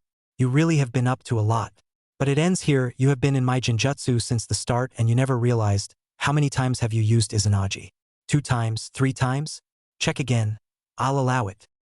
Danzo, hearing this, was angered. Not only has Naruto sent a clone to get all the documents that held secret and important information about his dealings, but he already knew of his workings with Orochimaru, and to be told he was eye on a Genjutsu this entire time. How? He had the eye of Shursui Uchiha. The strongest Genjutsu was in this eye he stole. He had looked down to his right arm to see what Naruto was talking about. Eyes widened as he noticed not the 2 eyes. He thought he had sacrificed through his Izanagi, but 9 were closed. He now only had 2 Sharingan left, 1 on his arm, and the 1 implanted into his eye socket. How did he manage it? How did he have such visual prowess? It wasn't the time to ask questions. He needed to retreat or somehow find a way to kill him. Naruto, already knowing what he was planning from his body language, smiled as he walked out into sight, his Kodachi now in his right hand. It is over, Danzo, Naruto simply stated. Naruto had cornered him and he never realized it. Danzo, thinking he was going to get out, summoned his personal summon, Baku, and had it by time for him to escape. As Baku attacked Naruto, he ran, however never made it far. He dashed towards the exit but was stopped by a barrier. He was trapped. This barrier wasn't normal either. He had skills in Fuinjutsu, but knew even from a quick glance this barrier was out of his league. The damn Uzumakis were always good at Fuinjutsu, and cursed his luck, he had turned back towards where Naruto was to see what the situation was. He was in fear. Naruto was now standing tall on top of a thick black dragon, twice the size of his own summon, Baku. The strength the beast let out was ridiculous. It didn't take much time until Baku was forced to retreat and disappear. Naruto leapt of the black dragon, who stayed back as Naruto gripped the Kodachi in his hand as he walked over to him. Tsukiyomi! Naruto shouted. Danzo looked around. He was tied to a post. He knew he was caught in a Genjutsu now, but couldn't break free. He looked towards Naruto, whose eyes were shining bright. His Manjikyu Sharingan was a sight to see. Even Danzo would admit, the power his eyes held was impressive. This is my world. I can control everything in it. While I'm not as good at this as Itachi, I am not far behind. This will be the perfect stage to practice it on. Now, for the next 48 hours, you will be tortured, and I'll enjoy it thoroughly. You know, my clones collected everything you had, jutsus to documents to secrets you would rather take to the grave. Who would have thought that I would come up with some information regarding my birth, my parents? To know that you leaked the information of the location to my birth to the masked man that attacked that night has quite frankly pissed me off. You're the reason I was nearly killed every day of my life for the few years of my life after leaking my status as a Jinchuriki, but also the reason my parents are dead, the reason the village was attacked in the first place. At that, Naruto stabbed Danzo in the legs. Now I can't change the past, nor can I deal the same damage done to me and everyone that was a victim of your schemes. But I can make sure your last moments are worst you have ever felt. Naruto then stabs him in the arms. I knew letting your whore of a mother to not be trained by me or bred would be a mistake. That's all you Jinchuriki are. Weapons to be used and discarded, you don't have free will. It's always you Uzumakis who ruin my plans. You and your mother were always meddling where you shouldn't. Danzo spat. Naruto simply looked at him with pure hatred in his eyes. You can speak about me all you want, but not my mother. Force her to breed?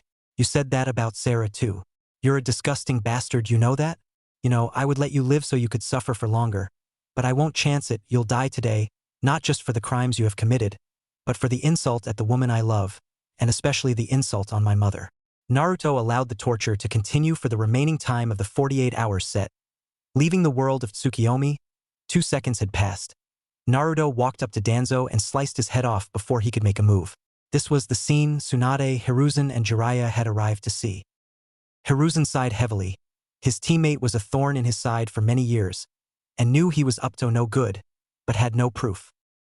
He turned to Naruto and said, "So, the deed has been done. He was a bastard for sure.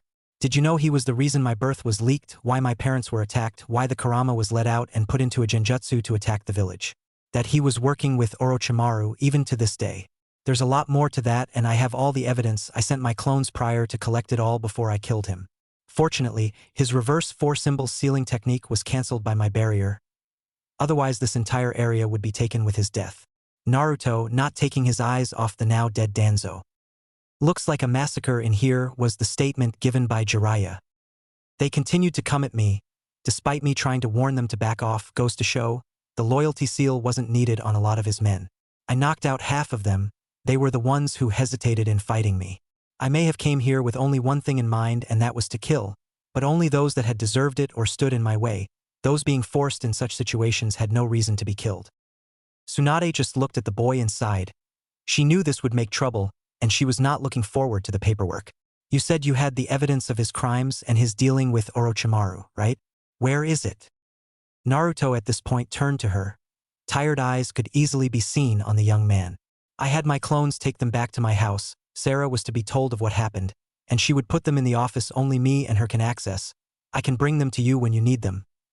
Getting a nod in return, he just sighed as he walked away. Hiruzen looked towards Naruto and asked, "Are you okay, Naruto? Something troubling you? Something Danzo did or say?" Hiruzen was a little saddened about Danzo, his old friend dying. However, he knew he would have to be handled sooner or later, and he was more worried about his surrogate grandson at this point in time. It was just him talking crap. Mostly him insulting Mom. Despite having only met her through a battle due to Edo Tensei, she still means everything to me and I love her like any son would. So hearing him talk like that about her, especially after everything she's done for this village, it really got to me. "A long sleep will do me good though. Thanks for asking, Gigi," Naruto said softly with a small smile. Hiruzen nodded and could understand where he was coming from. An orphan from birth, having found out who his parents were and how they died, meeting them in battle after being brought back to life, to find out they loved him and were proud how much he has grown. He, of course, would be angry after his mother was insulted, especially one of royalty. Jiraiya spoke up as Naruto disappeared. "Well, at least this mess is over with. We all knew how Danzo was. To have tried to attack and kidnap some of the Uchiha after his announcement, though, was something I hadn't expected someone like Danzo to do so openly and quickly." The two beside him nodded in agreement. Naruto appeared back at his compound, blood on his clothes and tired, more mentally than anything. It takes way more for him to tire out physically. As he entered the house, he went straight to his room, wanting nothing but to sleep. He woke up the next day, wearing another set of his usually clothes. He headed downstairs to get something to eat. He entered the large kitchen to see both Sarah and Makoto there already, drinking tea and talking with each other. He smiled seeing that Makoto was looking better already. The two women noticed his presence and turned to him, seeing him smile, bringing blushes to them both. "Narukuin, you're awake." What even happened last night? You had a fair few clones bringing a lot of things back, Sarah asked. While she knew parts of what happened, she didn't know the whole story. Makoto at this point was curious. She had slept early so hadn't noticed the clones. But before Naruto spoke, she did. Thank you for letting me stay the night, Naruto. I really needed it. You're most welcome, Miko-chan. You're always welcome here. Naruto replied with a big smile, as he turned to Sarah. Well, as you know, we had a meeting yesterday, probably we'll have another today. But on my way home last night, I took a detour and slowly walked through the village. Danzo had his root Umbu attack and kidnap some of the Uchiha even after I had announced they were under my protection, including the Uzumaki and Namikaze clans. And before you say anything, Miko-chan, they're all right. I saved them before any were hurt, however.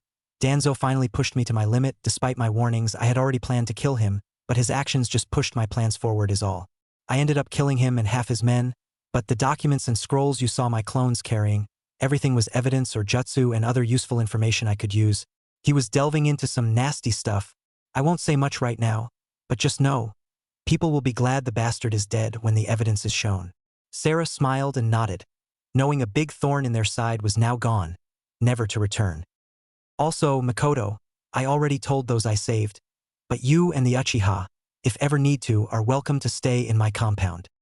Makoto smiled. She hadn't expected him to do so much for her. She didn't know if she could go back to her home, not after losing both her sons due to them both betraying the village. Her husband was another story. She had never loved him and was forced to marry due to clan laws and been forced to carry 2 children. But she had loved them both with all her heart, and it would break her heart if she returned to such an empty home. Thank you, Naru, for everything, Makoto said with a smile and tears. Naruto just smiled as he walked up to her and hugged her. No need to thank me. I'm always here for you, as you was with me when you was able to. This just made her cry even harder. An hour later, Makoto had gone back to sleep to rest as she was very clearly fatigued mentally.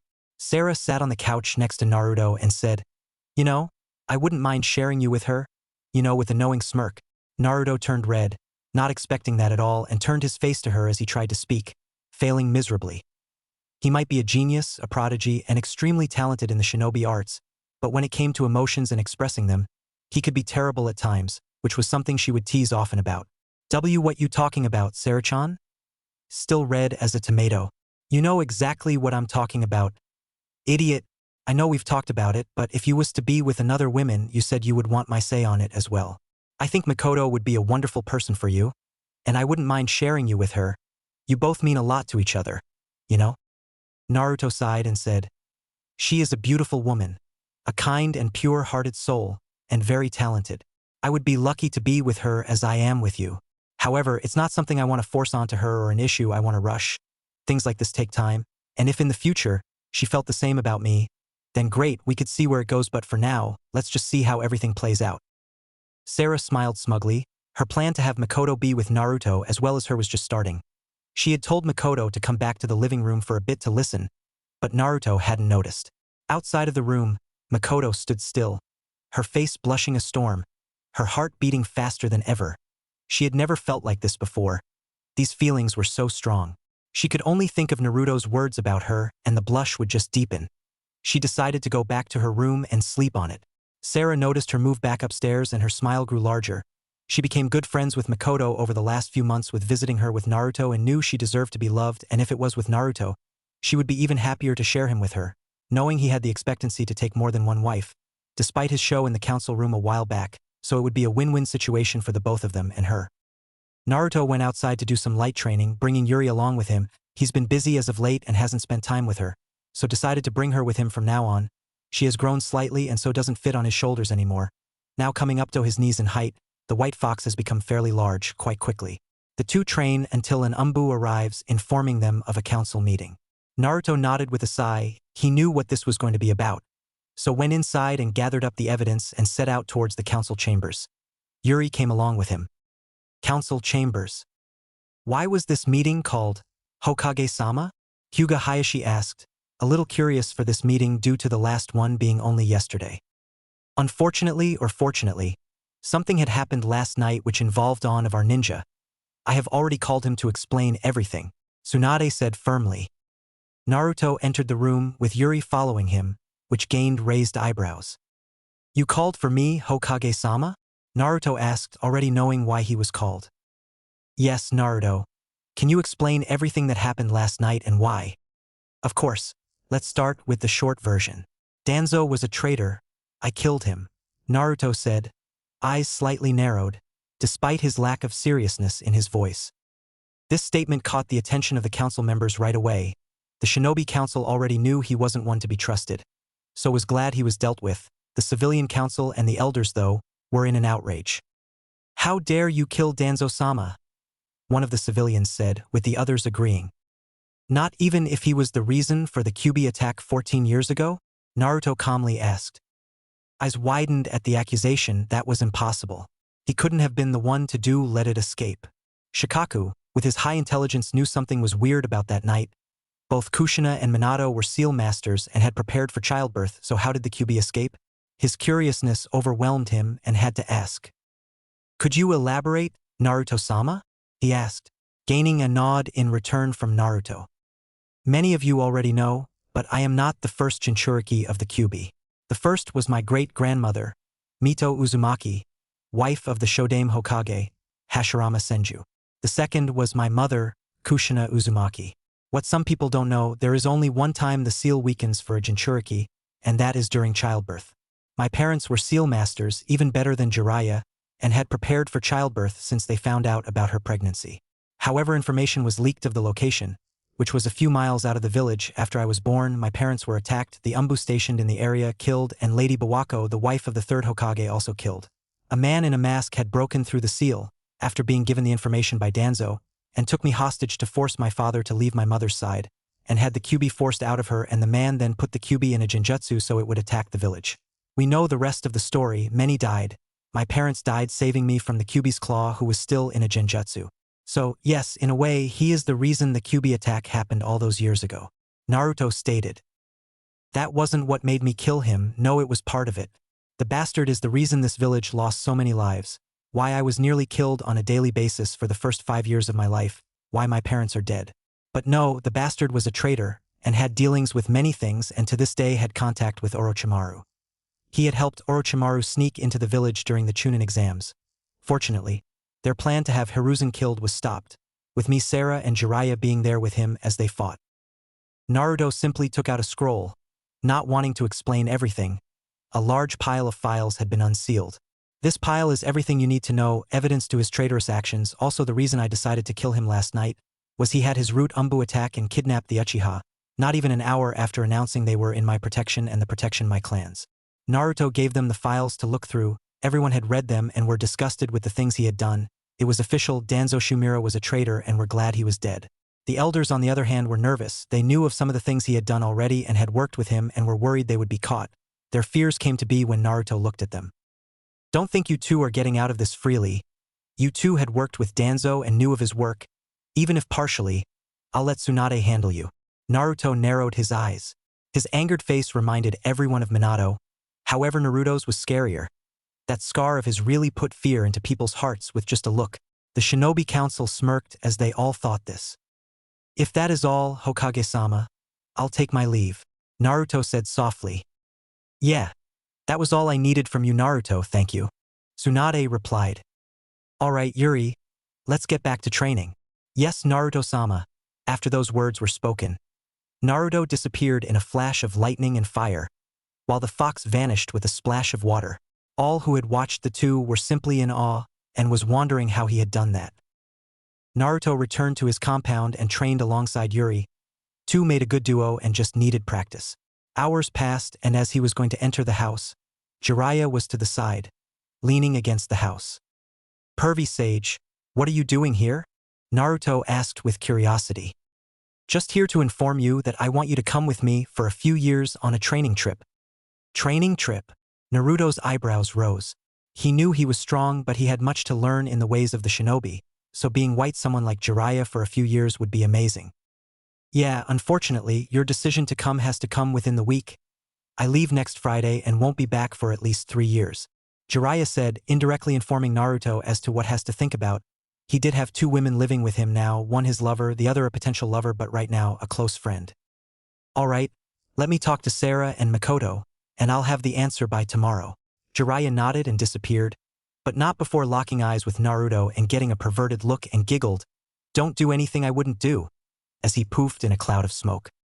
Naruto stared at the spot Jiraiya was with a massive tick mark on his head. Idiot pervert.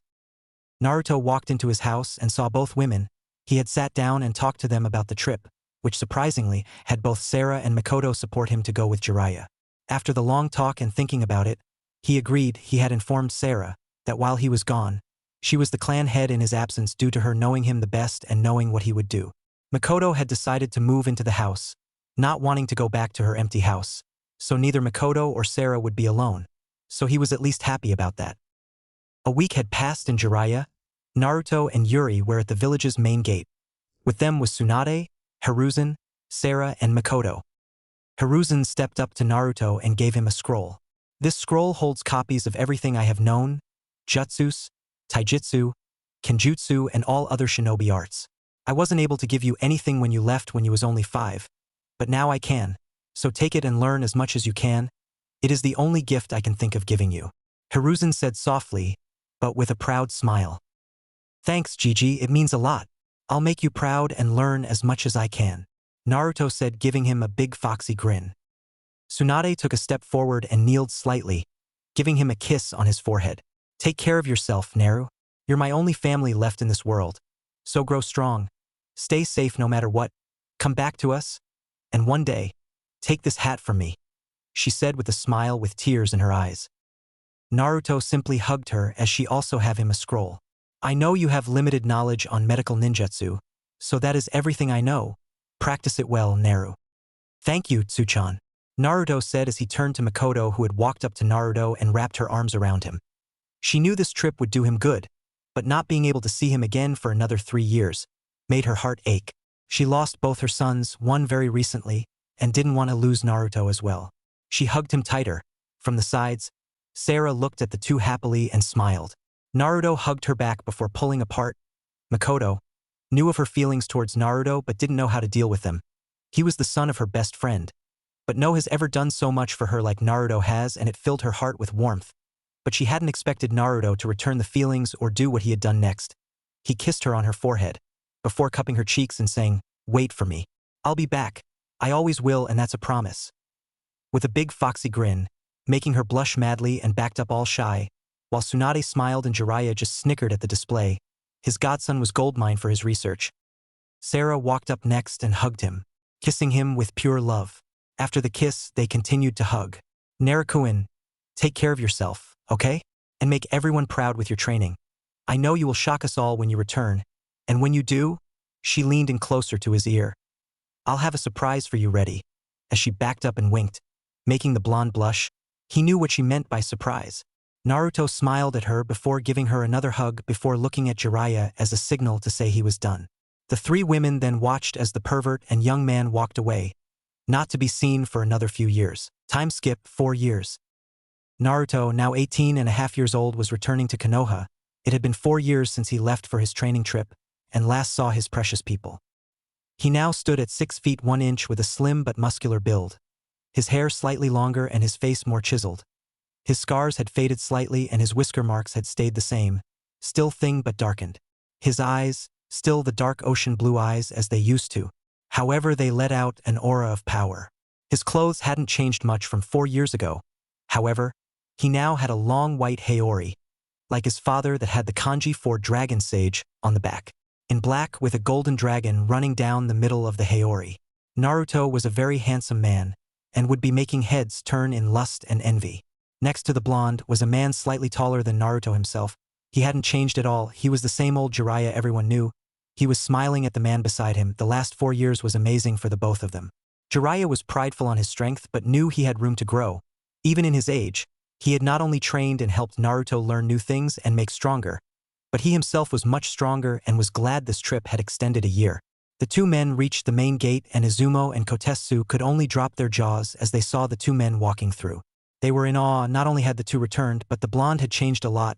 Everyone had heard of his feats and that he was now listed as a SSS ranked ninja, the first to be listed as such, and he was now returning home. He was known by many names: the Dragon Sage, the True God of Shinobi, Konoha's Yellow Death, and more. Naruto was a little happy about the Konoha's Yellow Death title as it was similar to his father's. Naruto and Jiraiya simply walked past the guards as the privileges of Sanins is they have free reign to leave and enter when they want. The two guards now out of their stupor smiled. Their blonde friend was back.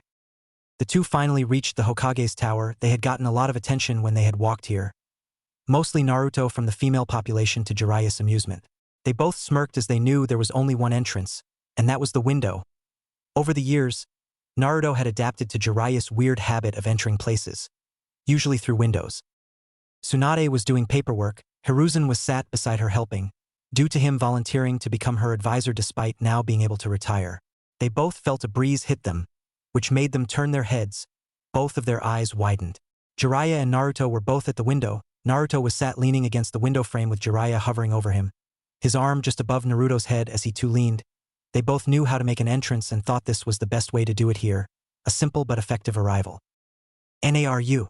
Naruto-kun, both Tsunade and Hiruzen said respectfully, both very happy that he had come back.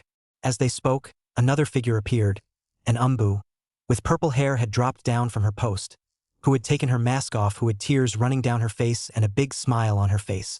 Naru, you're back. Naruto and Jiraiya stepped into the office as Naruto said, Yu-chan? Su-chan? Gigi? I'm home, with a soft smile. His voice now deeper and power. The two women rushed him with a hug which he returned. It's good to see you two as well. Hiruzen smiled at this and spoke up. It seems you have made a name, or shall I say, a few names for yourself. I especially like the true god of shinobi, as he chuckled. Of course you would, since you had such a similar title after all. Yeah, I am here too, Jiraiya said as he deadpanned. So how was the trip? Tsunade asked after they pulled away from the hug, and Yugao had returned to her Umbu post, now much happier. It was good. I've learned and experienced a lot, and have grown much stronger. The old pervert has gotten stronger as well. Naruto answered with a chuckle at the last part, which earned him a slap at the back of the head. Damn Gaki and the lack of the respect. Jiraiya chuckled, but he is right. I've gotten much stronger as well, he said with a smirk of his own. That's good. Naruto, you probably want to go home. You have two people waiting for you, right? Tsunade said with a smile. Yeah, it's been 4 years since I saw them. I wonder how they are. That reminds me, I should summon Yuri back once I get back to my compound. Naruto smiled and said his goodbyes, but before he disappeared a figure appeared in the office. Master, I brought you the files you want. Shizune entered and looked at the two new figures in the room. Naruto. Jiraiya-sama, she said, blushing slightly at Naruto's looks, which got smirks from the two men who had expected this reaction from most of the female population. Naruto was even more of a looker than his father, Minato, and he was a ladies' man. Well would have been if not for Kushina fighting them all off him. Good to see you again, Shizu-chan. I would love to stay a bit longer, but there's two people waiting for me. I'll speak to you soon. At that, Naruto vanished in a black fire Shunshin. It was something he was able to learn to do due to his Amaterasu with his Sharingan. He attempted to use it in a Shunshin and had taken a few months to complete. It wasn't easy to create such a technique when the Manjikyu was usually needed to perform, but over time he pulled it off. The others just shook their head. Leave it to Naruto to create such intricate Shunshins just to show off.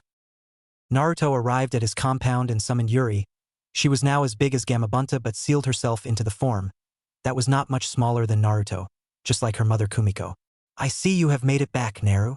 Indeed I did, Yuri. Now let's go see the beautiful ladies, shall we? Naruto replied with a big smile on his face. He's been waiting for this day for so long. It's been lonely at times, not having Sarah with him or being able to visit Makoto when he had free time. Naruto entered the house, Yuri following him. Sarah and Makoto were alerted by the new presence and were about to get ready to fight, before they noticed the figure walk into the living room, with a white fox following. It's been 4 years, Naruto said, smiling. I've missed you, Bo. Before Naruto could finish the sentence, he was tackled to the ground by both women. They were shocked when they first saw him. Naruto had grown taller and much more handsome. They had blushed a lot before they both simultaneously jumped at him. Yuri was beside them smiling. She went ahead of them and led down on one of the couches, letting the three have their time together. Sarah was first to speak. I've missed you so much, Naruto, tears falling down her face. Her love was back in her arms, and she was ecstatic. Her heart had been beating faster since she saw him and wasn't planning to let go anytime soon. Makoto was next as she too was crying. Getting her breath back and steady, she said softly, "You kept your promise? You're finally back. I've missed you." Makoto had locked her arms around Naruto, as did Sarah, but her hold was much tighter. Naruto, still on the ground, looked at the two with a loving smile. "I've missed you both too. It's really good to see you both in good health. You've grown beautifully, Sarah, and you, Makoto, look even more beautiful than you did before I left," caressing both of their heads softly. The three spent the entire day catching up, telling each other of what happened over the last 4 years. Night soon set and Naruto had informed them that he was going to sleep, since it had been a while since he was last in a bed and had a proper sleep. As he got undressed and was about to get into bed, he heard a knock at the door. He opened to see both Sarah and Makoto, only in their lingerie. He smiled. He knew it was going to be a long night. A few hours later, and a very happy Sarah and Makoto by his side. Naruto smiled and held them in his arms as he let sleep take him. Morning soon came. He felt refreshed. He had an amazing night. He had made love to the 2 women he loved most in his life and had the best sleep he has had in 4 years. He saw that both girls were still asleep, so had sneaked out of the bed. Not waking them up, he arrived in the kitchen and saw Yuri had walked in. "Seems you're feeling good this morning, Naru?" With a foxy smirk, Naruto turned to her and simply eye-rolled. He what she was talking about and didn't want to go into it. Naruto left the house with Yuri behind him and went out into his compound and walked around the house to the training ground. Wearing nothing but loose-fitted pants, he allowed the early morning breeze to hit his exposed skin. It was a lovely feeling in his mind, maybe because as a sage and a user of Mokuton, he was more attuned to nature and felt more at ease around it. Whatever it was, he loved it. It was an amazing feeling and allowed him to relax. He sat down and got into a lotus position to meditate. It was about an hour later that someone had arrived. It was a familiar chakra signature, someone he knew quite well, but hadn't seen for over 4 years, due to her being busy with her genin team. Kurenai had arrived at the Uzumaki and Namikaze compound early morning, knowing Naruto would be awake due to his early schedule, and found him in his training ground. She was happy to know he was back after 4 years. He was like a little brother to her and loved him. She was sad to find out he had left before she could send him off, but was happy to know he was safe as she got closer. As a young woman couldn't help but blush at the sight. Naruto was mostly exposed, if not for the fact he had loose-fitted pants on, his large but slim build on for display. The muscles he had were on show and his body filled with small scars, showing he was no stranger to the battlefield. His long blonde hair that was always tied up at the back was waving in the morning breeze. His face chiseled and sharp. He was a very handsome man. Naruto noticed her presence and decided to have a bit of fun. "You know, you're welcome to stare all day, but I'm sure you came for something, right, Nai-chan?" Naruto said with a small foxy grin. Kurenai just blushed harder. Turning away, she huffed and walked up to him, kneeling down, hugging him. "It's good to have you back, little brother. Though you're not so little anymore. You're even taller than me now," she said, chuckling. "It's good to see you too, Nei-chan." Naruto simply replied back with a smile of his own. "Naruto, could you help me today with my team? While I am a jonin, there are things I lack, and some training from someone like you would do them well. They're all chunin, but still lack a few things they should know," she asked with puppy dog eyes. Naruto just simply deadpanned at her. He couldn't say no. What brother would do that when his sister is asking for help this way? Sighing, knowing she got him. "Sure. When and where are you meeting them?" "In about an hour. So get ready and come with me." "All right. I'll leave a note for Sarah and Makoto to see later. They're still asleep." Kurenai nodded and waited outside as he went to get ready. Kurenai and Naruto, alongside Yuri, arrived at the training ground and saw her students early and waiting. The three noticed the two walking over and were curious to know who this new person was, as they seemed to be their age. Kiba decided to be the one who asked. "Hey sensei, who's the blonde boy with the fox and what's he doing here?" he asked half-heartedly. The other two were curious but wouldn't lack the respect Kiba did. Gaining a tick mark, she replied, "This is Naruto, my little brother. He is here as I asked for his help in training today, since he is free for now as he just got back yesterday. And the fox is Yuri, his summon. So tread carefully." "Brother? He doesn't look like you though, and he is our age, right?" Hinata asked. While Naruto and Hinata met, it was only a couple of times, due to her being friends with Sarah, and it was over 4 years ago, so couldn't fault her for not recognizing him now. Before Naruto could, Kurenai spoke. "We're not blood related, but we think of each other as siblings. And yeah, he turned 18 a few weeks back, though we weren't able to celebrate it together due to him being away. Anyway, I brought him here to help you guys train like I said. He is very experienced and strong for his age." It's a little unfair the little brother is so much stronger than his older sister though, she added in thought. How strong are you? This time, the question came from Shino, as he was just curious. Naruto looked at him and smiled. He pulled out a black book. Kurenai noticed it was the bingo book, and shook her head. She was going to love the looks her students were going to give after looking. Naruto opened the book to a certain page and handed the three the book. The three read only a few lines before looking back up to him in surprise. He wasn't just 18, the same age as them, but he was ranked down as the SSS-ranked ninja within the bingo books. The only shinobi to ever have such a ranking, and it was the Naruto Uzumaki Namikaze which was standing in front of them. They hadn't realized it by the introduction Kurenai gave, however. Are you really that strong? Kiba asked, still stupefied. Naruto smirked as he unleashed his chakra to show his power, making sure he wasn't focusing it towards the three of them. However, that was a bad move. Not only did the three cute students of his sister were still slightly affected, the training ground as well as them were surrounded by teams of Umbu and shinobi. Crap! Forgot to put up a barrier. This caused most of the Umbu and shinobi to sweat drop. The Hokage had made her way over as she too felt the chakra spike, but was able to hear Naruto's comment, which made her gain a tick mark. You damn brat, Enari, what was you thinking unleashing so much chakra? She shouted while trying to hit Naruto, who was dodging without much trouble. Oh come on Tsuchan, you know me, sometimes I get a bit excited and forget things. I was just showcasing my strength to one of my sister's little students since he asked me how strong I was. He finished, dodging more full-powered punches from Tsunade. At this point, most of the shinobi and Umbu had left, back to what they were doing. Those who stayed, however, were in awe at the skill Naruto was showing.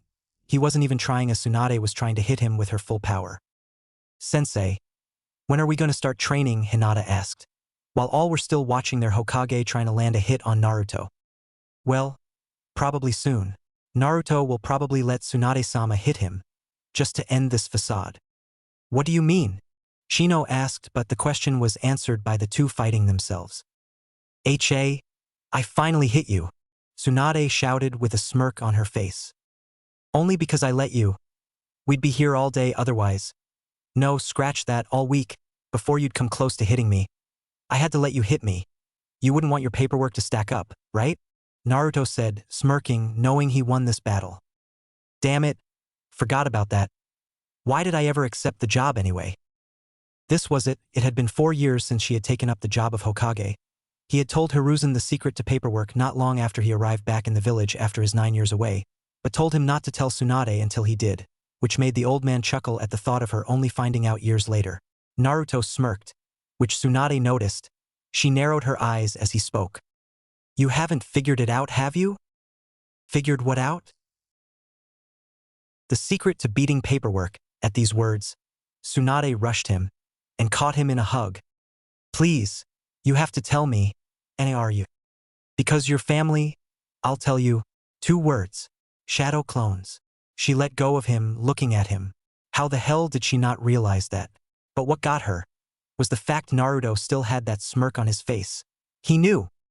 You knew all along, didn't you? Naru, Tsunade said softly, and smiling widely. Not good. I did. But before you go all crazy, I told the old man after I returned to the village, so he knew as well. Blame him for not telling you. Naruto quickly replied, sorry old man. One must sacrifice himself to save another sometimes. It is your turn today, Gigi, thought Naruto, already wishing him well in the afterlife. That old bastard, Tsunade said before disappearing. An Umbu dropped down next to Naruto and spoke. You know, she's going to kill you when she finds out it was only because of you, right? The Umbu spoke. Oh, I know, but you'll get front row seats at the show if you hurry back. Tell me later how it turns out, Nico-chan, Naruto said before hugging the Umbu before she disappeared. Team 8 had been watching with a sweat drop. Now that was all over with, training had gotten started. They spent hours training until it had hit noon. That was when Naruto called an end to the training for now, as they needed to rest for the day. He had heard a scream of an old man during the training and looked up and saluted, which confused the 3 students. However, Kurenai knew why. Naruto had told her a few weeks before he left about the prank he had in store for Tsunade and had laughed it off. She knew she'd get the details from Yugao later on, so wasted no time in keeping on her mind for now. A few hours later, Naruto was walking through the streets of Konoha, getting giggles from the female population. Shaking his head in return, it was amusing to him. As he was walking, he ran into Kurenai, Anko, and Yugao, and decided to go with them to a local bar. So, when was you going to tell me you was back, Gaki? Enko spoke. You know, I just came back, right? I've been busy and not much time to spare, Naruto spoke, taking a bite of the dango. Yeah, I bet probably spent the night with those girls of yours, Anko joked, not expecting Naruto's reaction. He simply smirked as he took a drink of sake. Anko's eyes slightly widened, while Yugao and Kurenai simply blushed at the thought of the young blonde. So, how has life treated you three the past 4 years? Naruto asked, curious to how the three have been since his departure. Yugao was first to answer. Same as always really, outside of hanging out with these two or resting, I was working. Umbu can be very demanding. I've been pretty busy with my Genin team, especially when it came to getting them ready to take the Chunin exams that took place in Suna last year. Kurenai said with a smile. Well, I've been having fun at T&I, taking on missions, spending time with these two in dango, Anko said excitedly as she ate her dango. Naruto simply sweat dropped. When do you not have fun at T&I? He said teasingly. This got chuckles from the other two girls. Yugao turns back to Naruto and asks, what about you, Naruto? I'm sure you've been through a lot, from what I heard. Yeah, soon after leaving, me and the old pervert ended up going to Kiri. We spent a year training and helping out the rebels in the Civil War. Flashback 4 years ago. Naruto and Jiraiya were making their way to Kiri, more specifically the rebels' camp. They had heard the Civil War was still going strong, and decided to help not just to stop the meaningless bloodshed, but to hopefully train, gain experience, and make friends and alliances for the future. Halt! State your names and business here, a guard demanded. I am Jiraiya of the Sannin, and this is Naruto Uzumaki Namikaze, also a Sannin. We are here to offer our help to the rebels in the war. The guard's eyes widened. Both people were well-known shinobi and extremely strong, and if what they said was true, their help would be amazing and be extremely appreciated. Follow me. I'll take you to the rebels' leader. Gaining nods from both Naruto and Jiraiya. Mei-sama, I have 2 guests here that want to see you, in offering their help to our cause. Mei's eyes widened. No one had offered to help from outside of Kiri, and was curious what kind of help she could gain if negotiations went right. Send them in and return to your post. Naruto and Jiraiya entered the tent. The rebel leader, Mei Terumi, was in. Mei Terumi, it is a pleasure to meet you. You probably already know me, the Toad Sage, Jiraiya, but this one with me is a fellow Sannin, Naruto Uzumaki Namikaze, the Dragon Sage. We are both here to help you in the war. Mei was shocked. Not only was she offered help in the war, but from 2 of the strongest shinobi in the world. She tried hiding her surprise but failed. Naruto smiled, making her blush. Thank you for coming, and I'd be more than happy to accept your help. But if I may ask, why are you two of Konoha's strongest ninja doing helping us?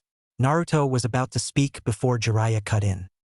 Simple really, the blonde and I hate meaningless bloodshed, and want to stop this war, but we have other reasons, mainly to have Naruto here gain experience and train, but also make friends and possible alliances in the future.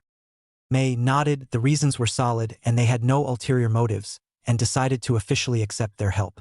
Then I, Mei Terumi, leader of the rebels, officially accept your offer to help in our war. Thank you. Naruto smiled. You're welcome. Also, if you ever need it, I can use my Mokuton to create houses or small buildings. Outside of combat jutsus, I'm still limited to what I can do, since it isn't my main focus of fighting. Anything is appreciated, no matter how small, Mei said with a small smile. Now, let me show you where you can set up camp. Time skip, 6 months. Naruto and Mei were currently on the outskirts of the camp, training more specifically in lava release. Naruto, you've really grown in just a few months. To be able to combine earth and fire to create lava release to such degree that it even rivals my own Kekai Genkai is nothing but spectacular. It never ceases to amaze me every time I see you use it, Mei said with a small smile and small hint of lust. Well, I do have a good teacher. It's really been 6 months already. Heard back from the pervert, Naruto replied, ignoring the obvious lust she was showing. Unfortunately no, but it won't be long now. Our final battle is coming up. Truly, I thank you too. Without you both, this war would have raged on for much longer, Mei said sadly. Don't mention it, Naruto simply replied. They were interrupted when one of the shinobis on patrol ran over. Emi-sama, the enemy are closing in. It is Yagura. Mei's eyes widened. Damn it, this wasn't meant to happen so soon. She turned to Naruto, but before she could say anything, a smirk showed up on his face. It seems the war will be over sooner than expected, May. I'll go out and meet Yagura. You and your men should handle everything else. As a Jinchuriki myself, I am one of the only ones able to fight him currently. Naruto said, looking over to May, his smirk still on show. All right, I'll trust you with this. Be careful, Naruto. May said, a little worried for her new blonde friend. Don't worry. I got this. Make sure no one gets in the way. The collateral damage from our fight will be massive. Not long after, Naruto walked onto the battlefield, enemies in sight, as he sat alongside someone he hadn't seen in about a year. Sarus was standing next to Naruto, who was currently sitting on a fallen tree. It seems you have brought me out for something interesting, Naru. Sorry, mother, but I need all the help I can get. Yagura is a Jinchuriki like me who has perfect control over his powers. I can handle him, but not the thousands alongside him as well. Even with my current strength, that would be asking too much. Take care of yourself, Naru. I'll keep everyone away from your fight, Sarus stated, as she transformed into her dragon form, something she hadn't done in a long time. She was a massive dragon, a silver-white dragon. She was a sight to marvel at for sure. She was larger than even some of the Biju, her strength just as much. It wasn't long until Yagura himself walked ahead. He knew he was going to fight against another Jinchuriki. He could sense it. So, Konoha have decided to help the rebels, Yagura muttered to himself. Naruto stood up as he was approached the threat and simply looked impassively upon the arrival. Sarus had already leapt forward to block anyone from getting past her. She could deal with the army at hand with relative ease, so Naruto wasn't worried about her. She was the one who trained him after all. So, you're the bastard who's been slaughtering bloodline users, huh? Naruto said, activating his Manjikyu Sharingan. So, you're one of them too. I'll be glad to kill you and take the Kyuubi for myself. Yagura spat with hatred. Naruto simply took his Kodachi in his right hand and unleashed his killing intent. Even though Yagura was a Kage and a Jinchuriki, he had not felt such massive killing intent before. He took a moment to regain his bearings and unleashed all his power. He knew the young man in front of him was a threat, and not someone he could hold back against. He took his stance in his bojutsu with his club and got ready to fight. Naruto saw this and got in his own. He knew the enemy was taking this seriously, but couldn't help want to test his skills in bojutsu, and with his kenjutsu style he would see how much he has improved in the last 6 months. The fight started immediately, with the impact from each strike would destroy the immediate area around them. Yagura attempted to use water jutsu, but quickly dismissed that idea, as Naruto was countering his own with lightning jutsu, and with his Sharingan could have them copied. Yagura had to change tactics, and the only way he knew how was to use his tailed beast. Naruto saw he was transforming into his version 2 state and decided to allow Kurama's chakra to seep through into his system, forming 3 tails himself in a cloak of chakra. Version 1 versus version 2. The fight continued, taijutsu mostly being used. Yagura, using his coral palm, tried to paralyze Naruto but without much success. Naruto, even in the inferior version 1, was still matching up to him in strength and speed. Yagura was nothing but angered at the current situation. He now stood opposite of Naruto, the fight currently at a stalemate. He was furious at how this young man was getting in his way of his plans to kill off all bloodline users, but also matching him in strength. Him, a Kage.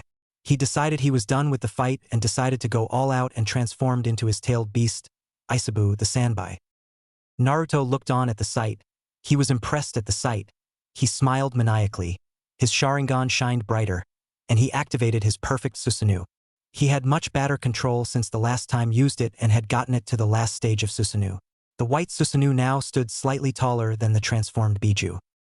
Naruto laughed as his grin got wider. Let us dance, Yagura.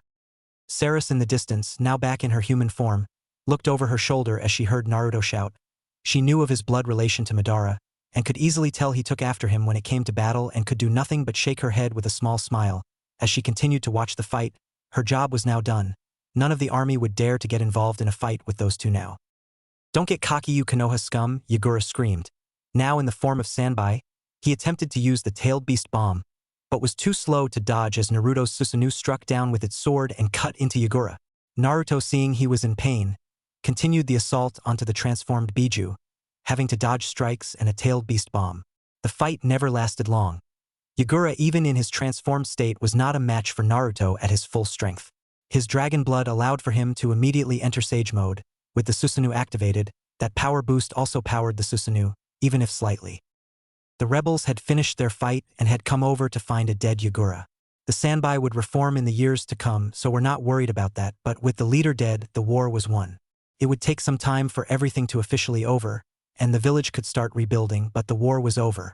Cheers could be heard all over. Naruto deactivating his Susanoo and sat down. He may have gotten the perfect Susanoo, but it was still demanding to use at his age. Saris had made her way over and kneeled to him as she kissed his forehead. I'm glad you're safe, Naru. It seems your friend's on their way over, so I can leave without worry. Do come visit sometime soon, Naru. As Saris said that, she disappeared in poof of smoke. Some of the rebels had made their way over and Mei was the first one to speak.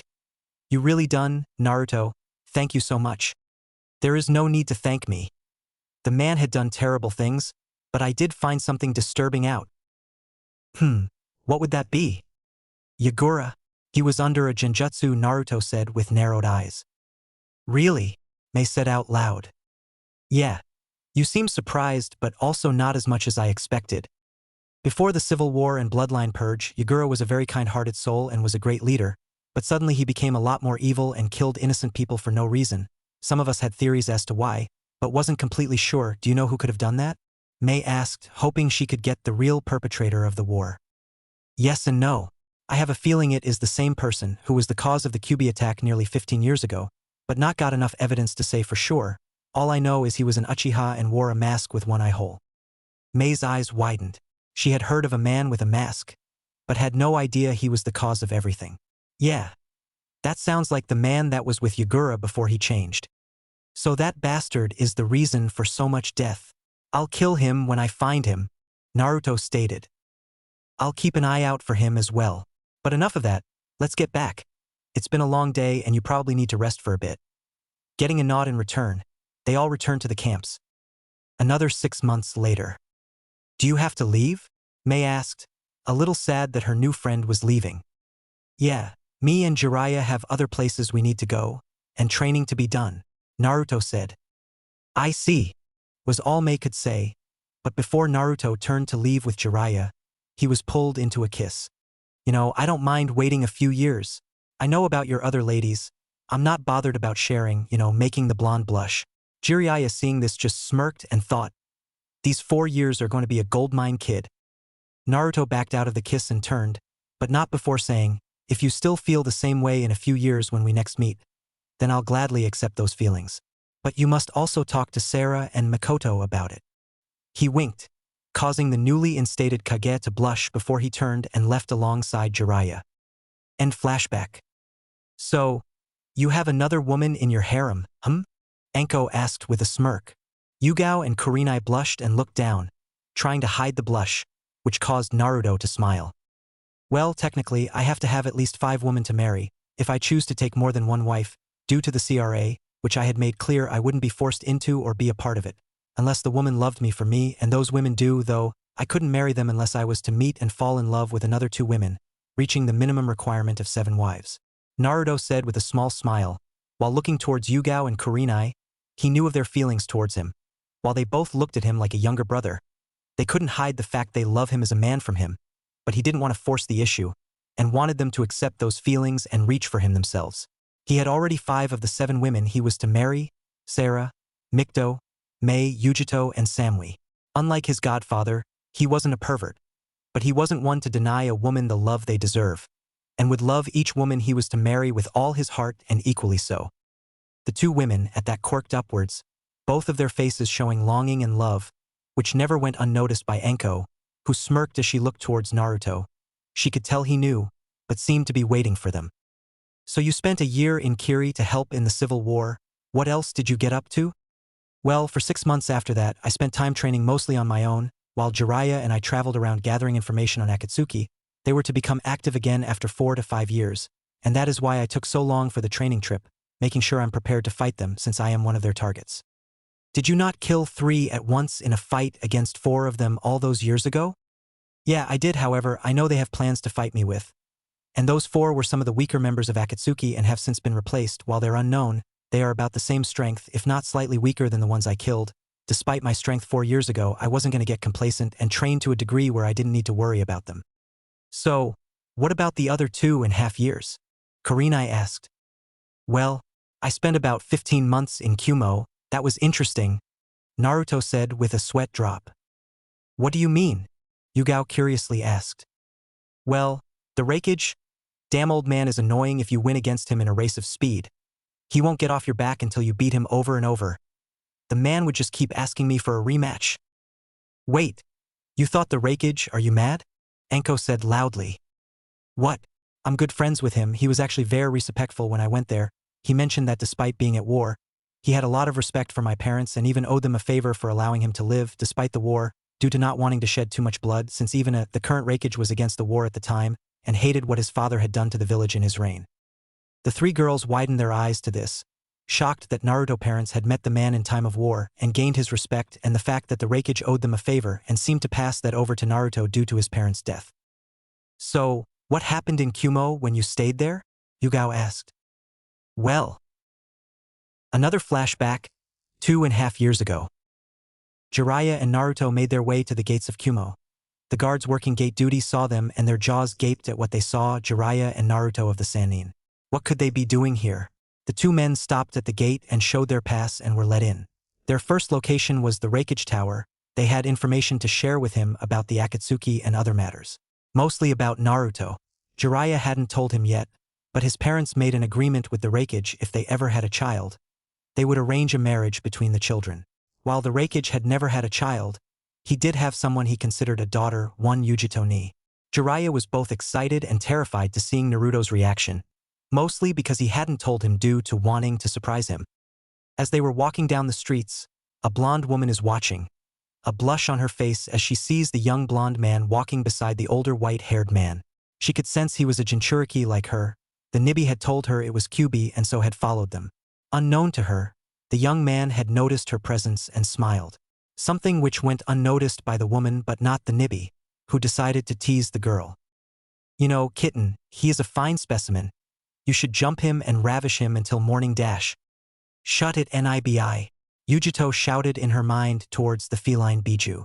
He might be good looking, but I don't even know him, she said, her large blush still on her face, trying to ignore the mental images the Nibi was making her see. Well, you can get to know him as you ride him into the night, Nibi countered with a smirk. Damn it Nibi, stop saying such things, Yujito quipped back. Your choice. If you want, you can let me take over and I'll do it. I wouldn't mind getting some of that. Yujito had enough and cut the connection between her and Nibi. She didn't want to have to talk to her about this at all right now. She looked back towards where the two men were. She had finally noticed a small smile on his face as he turned into her direction as he waved. All Yujito could do was stand in place as she mumbled with a slight blush. He knew. Jiraiya quirked an eyebrow at Naruto's actions and asked, "What was that?" It seems a kitten was watching us, Naruto said with a smile. That statement took a moment for Jiraiya to understand. Oh, you mean the Nibi? Which got a nod from Naruto. Jiraiya and Naruto entered the Raikage Tower and were taken to the office by the receptionist. Raikage-sama, you have visitors who want to see you. Send them in, Mabui. Naruto and Jiraiya entered the office and walked towards the Raikage's desk.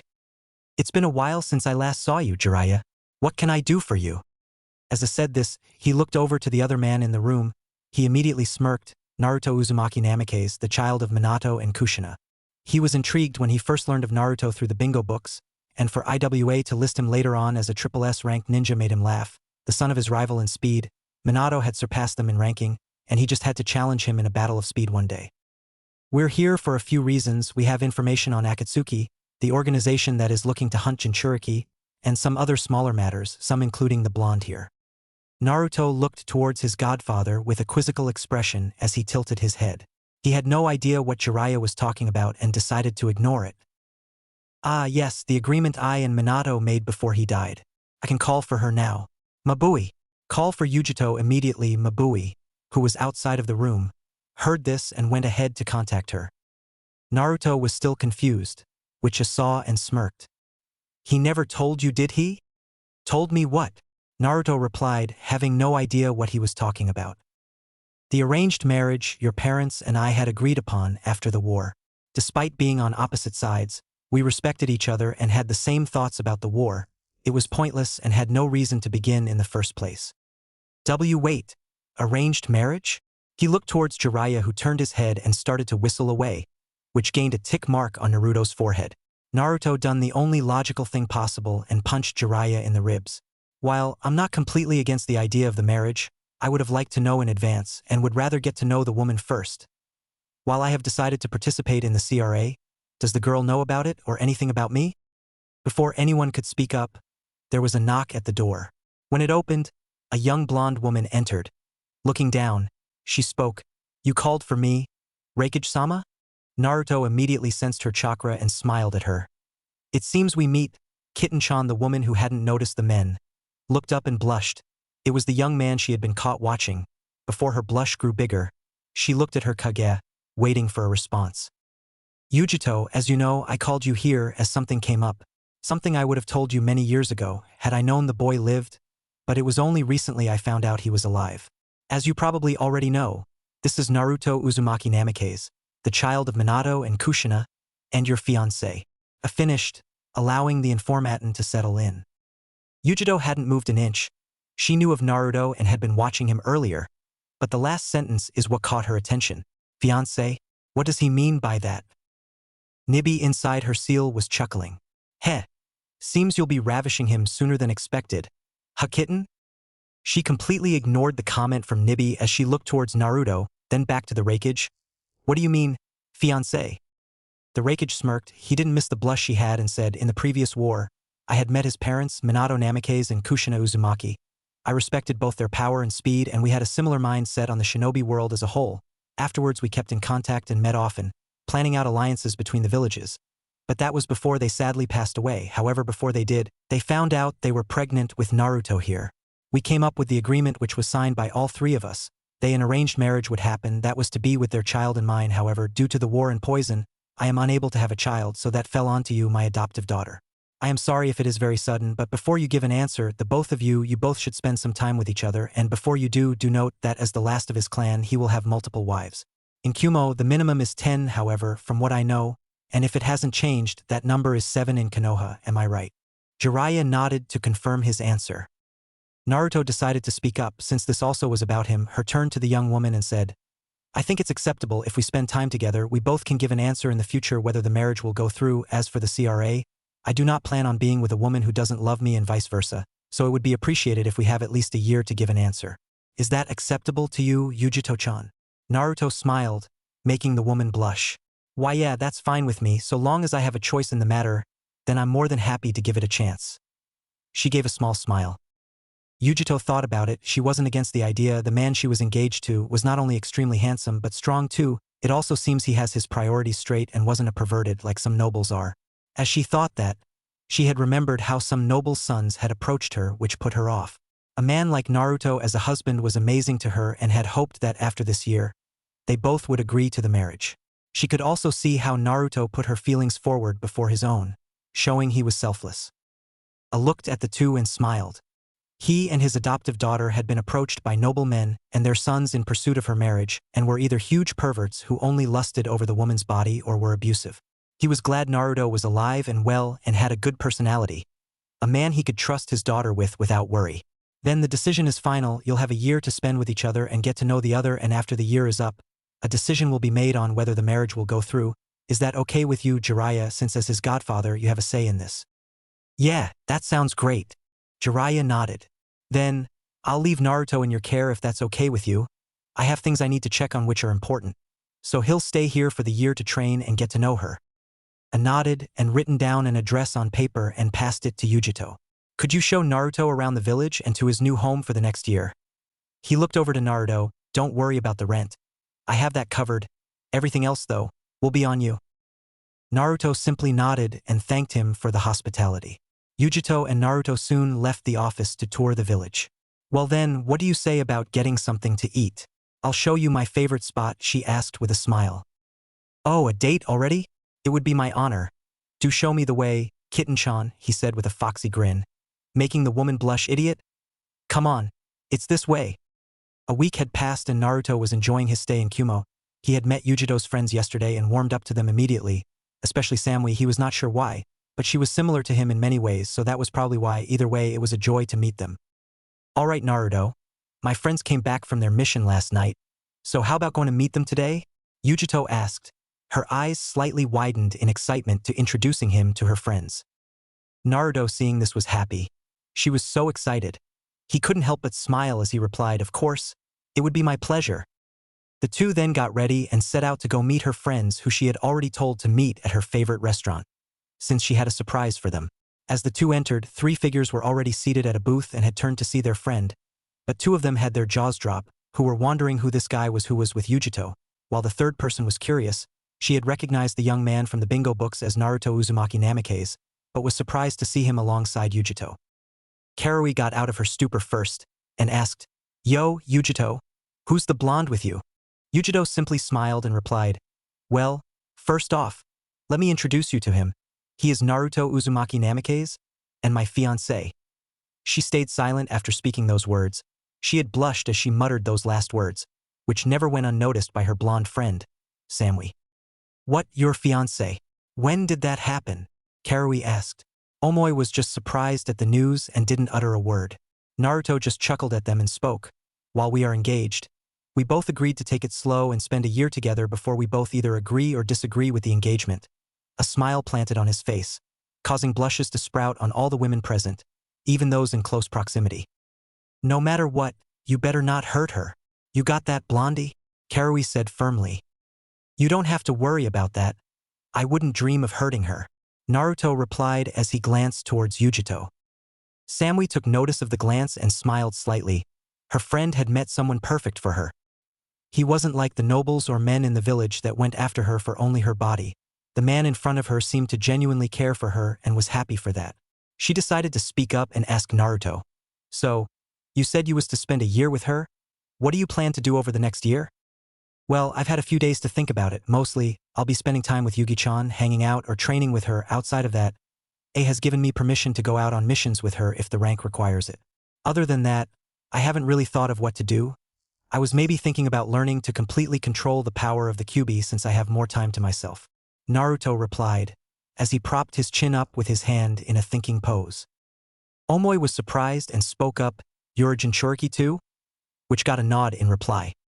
"How many tails can you control at the moment?" Yujito asked curiously as she hadn't known either. "Without going out of control, I can perfectly use 5 tails worth of Kyuubi's chakra. But Kurama had been going on at me to learn to control his power completely over the last year, so I think it is about time," Naruto replied with a chuckle. "Oh, so you know his name?" Yujito asked. Matatabi said he was opposed to giving his name out so casually. "Yeah, our first few meetings were not very pleasant.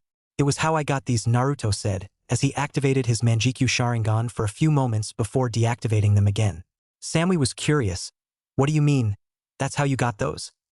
"Well, my grandfather on my father's side was Madara Uchiha himself, so activating my Sharingan was bound to happen earlier with the life I had for the first 5 years. And after mastering the Sharingan to the 3rd Tomo, I decided to meet Kurama. He was not happy due to my blood connection to Madara, and he forced me to watch myself kill the people I loved the most at the time. He done so to put me under mental torture to make me angry and go out of control, but his plan backfired as it forced my Sharingan to awaken the next stage, the Manjikyu Sharingan.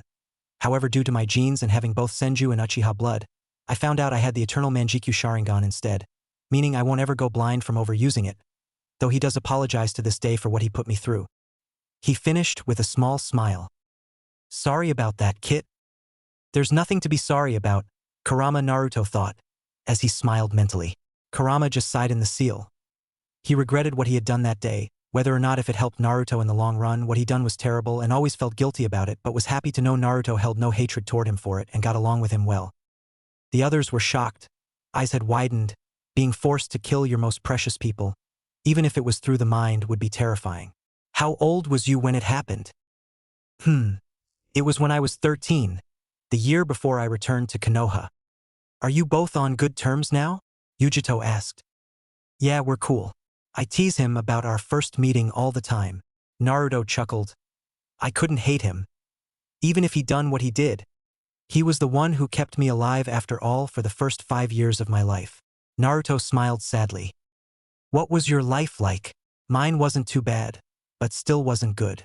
Fortunately, I had the Raikage and Uncle B, so it was mostly just people saying bad things about me and ignoring me. Yujito stated, a little worried about what she was going to hear. Well, where can we start? The day I was born, after my mother gave birth, a masked man attacked us and held me hostage, forcing my father to take me somewhere safe. In that time, he forced the Kurama out of my mother and put him in a genjutsu to attack the village. After my father fought the masked man and forced him to retreat, Kurama, still in the genjutsu, was being held down by my mother, who was weakened as my father prepared to seal him again. But as he was finishing, a claw was heading towards me, intent to kill, but was blocked as my parents jumped in the way, which led to their deaths. And with Kurama sealed in me, the one who led to many deaths and destruction, I was the target. From day one, I had assassins after me. People called for my death and I was treated as an outcast. For 5 years, I was treated worse than scum. Beaten nearly every day and nearly killed more times I can count. My great-grandaunt Saris, one of the dragons of my summoning contract, yes, I am part dragon, told me I had about 2,000 attempts on my life by the time I was 5. She was the one who saved me on my 5th birthday and took me home for 9 years to train. There was very few people in the village at the time that I could count on. But now, despite what happened, I hold no grudge against them. It is my home, my parents' home, and I couldn't hate it. Naruto finished as he opened his eyes after telling his story. He noticed the sad looks from Karui and Omoi, while Samui had a few tears in her eyes while Yujito was full on crying. Naruto smiled. She cared enough to cry for him. He leaned over to Yujito and wiped her tears away. You don't need to cry, kitten. It's in the past. Naruto spoke as he pulled her into a hug. He asked if Samui was okay, and got a nod in return. The day continued as the 5 spoke, and got to know each other. They got on well with each other and liked the company. As time passed, they decided to call it a day and head home. Naruto, Yujito, and Samui were heading in the same direction, and Yujito found it funny that Naruto and Samui were living in the same apartment complex. She forgot to mention her friends stayed here, but found it funny to see their reaction. Mostly Samui's, as she usually keeps a stoic expression, and was rare to see emotion to show on her face. Months passed. Yujito and Naruto got along amazingly. The two felt happy together and both had already decided on their answer for the arranged marriage. They would accept it. But today was different. The two had been training, but it was time for Naruto to finally confront his inner self and get ready to fight for control over Kurama's chakra. Usually one would need to fight the tailed beast inside them, but those who had a good relationship with the tailed beasts didn't need to and be allowed to take the chakra without battling for it. Are you ready, Nino? B asked. Sure am, B. Naruto replied with a smile. He was then led towards a waterfall in which he would meditate and fight his inner self, his other half to be specific. He knew what to do. Naruto was extremely intelligent and it was obvious to him that emotions were needed. Without them, or without even one type of emotion, a person wasn't completely human. Emotions were what made us human and knew he needed to become one with his other half. Most usually try and fight their other half, but are overwhelmed and do not realize the true meaning to the task at hand. The fight hadn't taken long. Naruto immediately accepted his other half and became one. Became whole, complete at last. That was quick, Nino, B said with a smirk. I know you are friends with Kurama, but this next step can still be exhausting, so take a little rest before we continue. Naruto nodded and immediately sat down under a tree to relax to regain his strength. He knew he should have held back from sparing, but he couldn't refuse his kitten-chan when she asked so persuasively. It wasn't long after that B had taken him into a cave, revealing a room in which he entered so he could focus on controlling Kurama's chakra. Sitting down in the middle of the room, he started meditating. Moments later, he was in his mindscape. Having gotten the key from Jiraiya, he was prepared for this day. It was just on him to unlock the seal. Before doing so, he closed his eyes and thought back to how far he has come. His progress was amazing. Naruto opened his eyes and started to unlock the seal. As he prepared to finish unlocking it, he felt his mind being pulled elsewhere. He turned as he felt a hand on his shoulder. His father was standing there with his mother. Tears ran down his face as he pulled them into a hug. Tears still pouring out, he spoke. I've been waiting for this day since the invasion. I've missed you. Naruto pulled both his parents into the hug even tighter. Both his parents smiled and Kushina spoke. You've grown so much, Naru. You're so handsome too. I bet the girls are all over you. She said this despite having seen his life through the seal. You know they don't, not with my future wives at my side, he said chuckling. He had an idea that they knew of his life, since their chakra imprint was in the seal this whole time. That's true. And with Makoto, thank you for loving her. She deserves a man like you. Naruto shook his head. I should be the one thanking her. She's amazing, like the others. I'm still surprised such amazing people love me. This gained saddened looks from both Kushina and Minato. While they met him due to Edo Tensei, they never saw his life, like their chakra imprints have. They know what he's been through and were disgusted with how he was treated, but was glad Ceres had got to him when she did. It was Minato who spoke up next. Naruto, they love you for you. We can clearly see that, despite what your past was like. They see you for who you really are, and for that I'm thankful for. Treat them well, Naruto. Naruto nodded. Naruto continued to talk to his parents for what seemed like hours, getting to know them and talking about the future.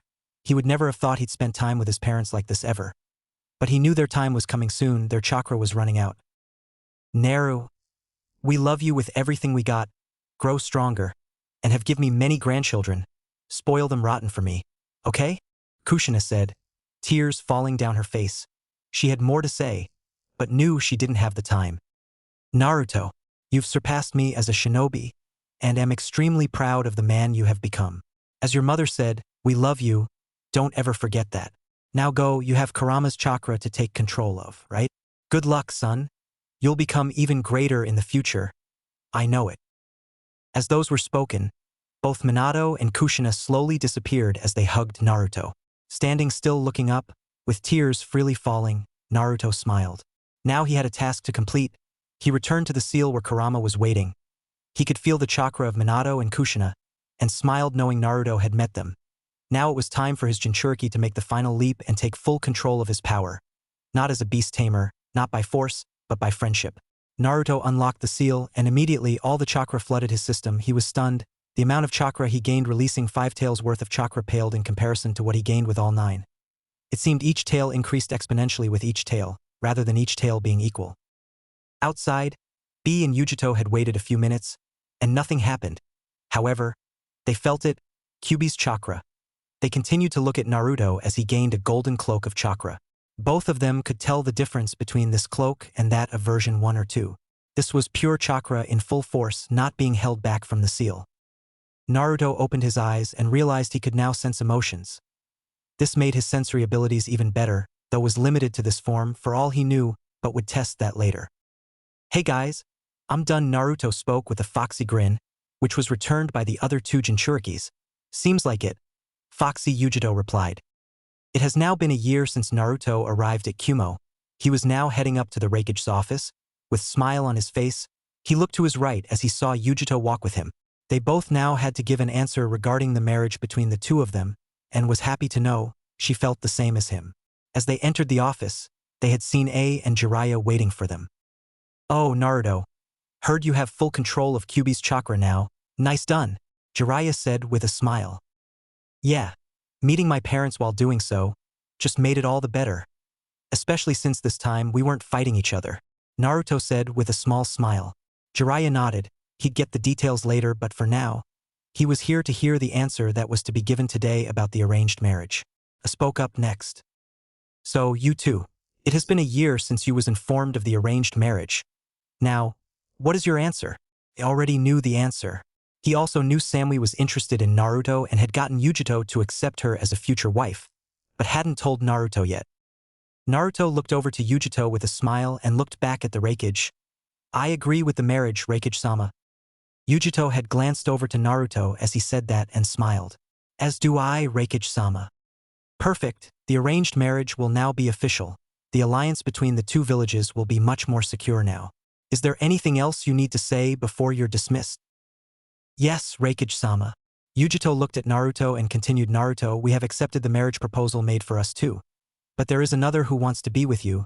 She knows of your position with the CRA, and wants to be with you despite that. Would you accept her? I feel like you already know who, so I don't think I need to introduce you to. As Yujito finished, the office door opened, revealing Samui. As she walked over, Naruto could easily see the blush on her face. It had been a year since they met, and had gotten close, very close, with Yujito beating her slightly due to her being his fiancé. He had learned to read her emotions fairly quickly, and most would have missed the blush she had, and so would he had he not gotten to know her. Raikage-sama. Looked over to Naruto with a smirk. It was amusing to see Naruto put in such positions without his knowledge. Well, what do you say, Naruto? I can write up a marriage contract now. Naruto looked over to Yujito, who smiled and turned back to Samui. I'd love to accept your hand in marriage, Samui, he said with a smile. This simple and short statement made Samui happy to no end. She immediately tackled Naruto in a hug and thanked Yujito. She had talked to Yujito about falling in love with Naruto, and after a long talk, Yujito asked her about marrying him as well since he was in the CRA, that is if she was willing to share with others. She knew he was a very kind and loving man, and knew the women he chose would love him for him and wouldn't have a problem with the other women he chose to marry. Looks like I will need to write another contract. Smirked. Jiraiya snickered as he wrote in his book. He loved being around Naruto. It was never too boring and was always bringing him new ideas for his books. Time skip 6 months later. It has been a year and a half since Naruto arrived in Kumo. He had made many friends and most of all, he met his 2 fiancées. We're going to miss you, Yujito said softly. I know, I'll be missing you too as well. Just remember, my training trip will be over in a year's time. That's still a long time to wait, Yujito said sadly. Naruto smiled and simply pulled both women into a hug. Just know that I love you. The next year will pass by quickly. Samui spoke up next. Be careful. All right? Naruto nodded, planting a kiss on her forehead. Don't worry about me, Naruto spoke with a big grin, his hair waving in the wind. His scar over the years had healed and settled. It was in full display and the 2 women couldn't help but think about him getting ambushed again. It didn't matter, he was probably the strongest in the elemental nations, he was their fiancé, they loved him and just naturally worried for him. It is time. Don't be sad. Smile. You both look much more beautiful with a smile, Naruto said as he kissed them both. Seeing the 2 smile, he turned to join Jiraiya as they left. Flashback end. And that brings us here. Me and Jiraiya spent a year training together. It was quite the experience. It was annoying when he dropped everything to do his research, but that gave me time to spend with Yuri and train alongside her. Kurenai smiled. It seems the last 4 years have been very exciting. I'm glad you're okay, she said with a loving smile. The other 2 girls nodded in agreement. Naruto checked the time and decided to leave, but not before giving the girls a hug goodbye. As the blonde disappeared, Anko turned to her 2 friends and asked a question they were not expecting. So, when are you 2 going to admit your feelings? You both call him your brother, but I can clearly see that you see him as much more. Hell, most people probably do. And with how good he is at reading people, he might have noticed. You shouldn't wait too long as your chance might slip away. At least think about it, alright? The 2 girls were blushing and nodded. The 3 decided to go their own way and Kurenai and Yugao had spent the next few days thinking and sorting out their feelings towards Naruto. Yugao had come to an answer. She would tell him how she felt. She knew keeping these feelings to herself would be detrimental to her mental health, and even if her love isn't returned, she would get it off her chest and be able to move on, but was hoping her feelings were returned. It had been 4 days since his arrival back in the village and decided to go to his compound tomorrow morning. Kurenai, on the other hand, was having trouble. On one hand, she loved him like a brother and always saw him as such, at least until he returned 4 years ago. Spending time with him over those few months he was here allowed those hidden feelings to grow. It wasn't until the day he came back after his 4-year training trip did those feelings get stronger. She knew in the back of her mind that she loved Naruto, but did she want to potentially ruin their relationship for the pursuit of love? She was sure she wanted to lose him over this. She had been lost these last few days, but the conversation with Anko kept coming up. You shouldn't wait too long, as your chance might slip away. At least think about it, alright? It was 4 a.m. She just couldn't sleep. As she thought about Naruto more, she remembered he would be awake in about an hour training, so decided to get dressed and go see him. Maybe seeing him would help her decide.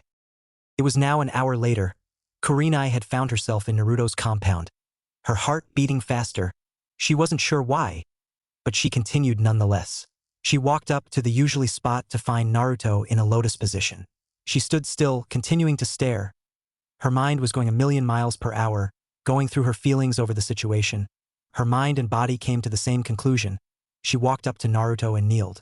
He hadn't moved or said anything yet. She leaned in closer and kissed him on the lips. She pulled back, blushing and fearing for the worst. It seems you have come to terms with your feelings, Nai-chan. Why you knew? Kurenai, she said in a fearful tone. Baka. Of course I did. Both you and Yugao's feelings. I didn't want to force the issue or force you to make a choice too quickly. I wanted the both of you to come to terms with it on your own. No matter the choice, I would have loved you the same. There was nothing to fear. Naruto spoke, opening his eyes and giving her a warm smile. Yugao is inside. She done the same thing, Naruto chuckled. It's not often you see an umbu like her stutter so much. It's cute. I'll tell you the same thing I told her. You're aware of my position with the CRA, you will have to share me, so if you do want to go through with this, then I will return that love. If you accept, you will be the 7th and last woman I will pursue to marry. Yes, I want to try, Kurenai said, with tears in her eyes, as she hugged Naruto. Naruto returned the hug and said, Baka, let's head inside, the others are having breakfast. You also seem to be exhausted. Have you been sleeping well? And no, the last few nights have been hectic. I was too scared of my feelings and couldn't sleep debating over whether I should pursue you or not, or keep our relationship as it is. Then, take your rest, you have nothing to worry about now. All right? Kurenai nodded and both headed inside to meet the others. It had been a few weeks since his return to Konoha. He was now officially with Yugao and Kurenai, and Yujito and Samui arrived at his compound. The only one of his future wives that wasn't here was Mei, but she was busy with Kirikagure as the new Kage, which he was happy she got, despite not being able to spend as much time with her. Naruto, after leaving the house, after leaving a note, letting the girls know he will be gone for a week or two at most, was now heading to the Hokage Tower. He had gotten information from Itachi, informing him that he will be meeting Sasuke soon, and he might have been caught by Akatsuki and found to be a spy, so had warned Naruto in case he was ambushed. Naruto knew what Itachi wanted to do, and was willing to let the fight go on between the two brothers, but would step in before he died, and the same goes with a third-party interference. Naruto jumped to the window and climbed through. Yo, Tsuchan. I just wanted to let you know I'll be going out the village for a week or two. Tsunade turned to the window and grew a tick mark. That damn Jiraiya pushed his habit of coming through windows to Naruto. Damn it, Naru. What have I told you about coming in through the window? That it's the best entrance? Naruto said with a small smirk. Tsunade just sighed. She knew she wasn't going to win this one. So, what is so important? You have to inform me? Well, Itachi is meeting Sasuke soon. I plan to capture Sasuke and possibly kill Akatsuki members. Itachi told me they have found out he is a spy, so I'm going as his backup, and to bring them both home. Tsunade widened her eyes. I see, I don't seem to have the time to make a team for you, but I feel like you're good on your own anyway. Just be careful, and don't take any risks you don't need to. Don't worry, I won't. Itachi will most likely need to be healed though, so prepare a room just in case. Especially since only a few of us know of him being a spy and is still loyal to the village. Which reminds me, we'll need to make an announcement of Danzo's involvement in the Uchiha massacre.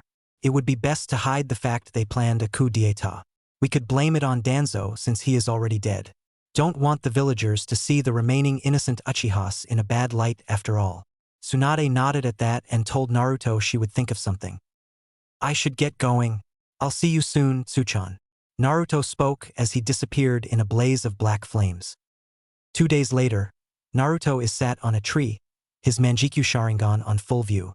He was feeling the chakra of Itachi and Sasuke. They had started their fight. But he could also feel the chakra of 4 others. He could recognize the chakra signature of Kisame Hashigaki, but the other 3 he was not. Possibly replacements of the 3 he killed 4 years ago. The Uchiha hideout was blown apart from the battle, but as they were going to continue, the 4 figures hidden away jumped in, attempting to kill Itachi, the one who betrayed their organization. Sasuke was fuming. Someone dared to interfere with his battle? That was the moment Naruto showed up, Kurama's chakra cloak on full blast, his eternal Manjikyu Sharingan activated, and his Dragon Sage mode activated. You 4 have made the wrong move. It seems I'll kill for this time. Naruto spoke. The pressure and killing intent Naruto was showcasing was overwhelming. Sasuke was on his hands and knees, coughing. Itachi wasn't affected as it wasn't focused on him, but even he was sweating slightly. The Akatsuki members on the other hand had fear in their eyes. Kisame was one of the strongest, at least based on chakra, yet he was being pressured like a child. It infuriated him. Damn QB brat, Kisame shouted. Kisame ran at Naruto and swung for him with Samahata. Naruto tilted his head to him and blocked the strike with his Kodachi. The blade was beautiful, and with a single sentence, Kisame's right arm was cut off. Uzumaki style. Moon's descent, Naruto swung his blade. A crescent-shaped water blade was formed with the slash and drove towards Kisame with speed. most would conceive impossible. Kisame screamed in pain. His right arm was cut off, his sword dropping to the ground alongside his dominant arm. You fail as a swordsman, you rely too much on your physical strength and chakra reserves, and nothing else. You're a disappointment to the name swordsman. Naruto spoke, a stoic expression on show, before swinging his blade and beheading Kisame, his prone body dropping to the floor. He was now dead. Sasuke looked on at the fight in front of him. He was stunned. He knew how powerful Kisame was, and was shocked to see him this helpless against the blonde. He could also see the other Akatsuki members trembling in fear. Before he could realize Naruto had moved, his speed was levels above everyone else here. The 3 remaining Akatsuki members dropped dead in seconds. They were fodder, mere replacements to fill the void Naruto had made when he killed those members years ago.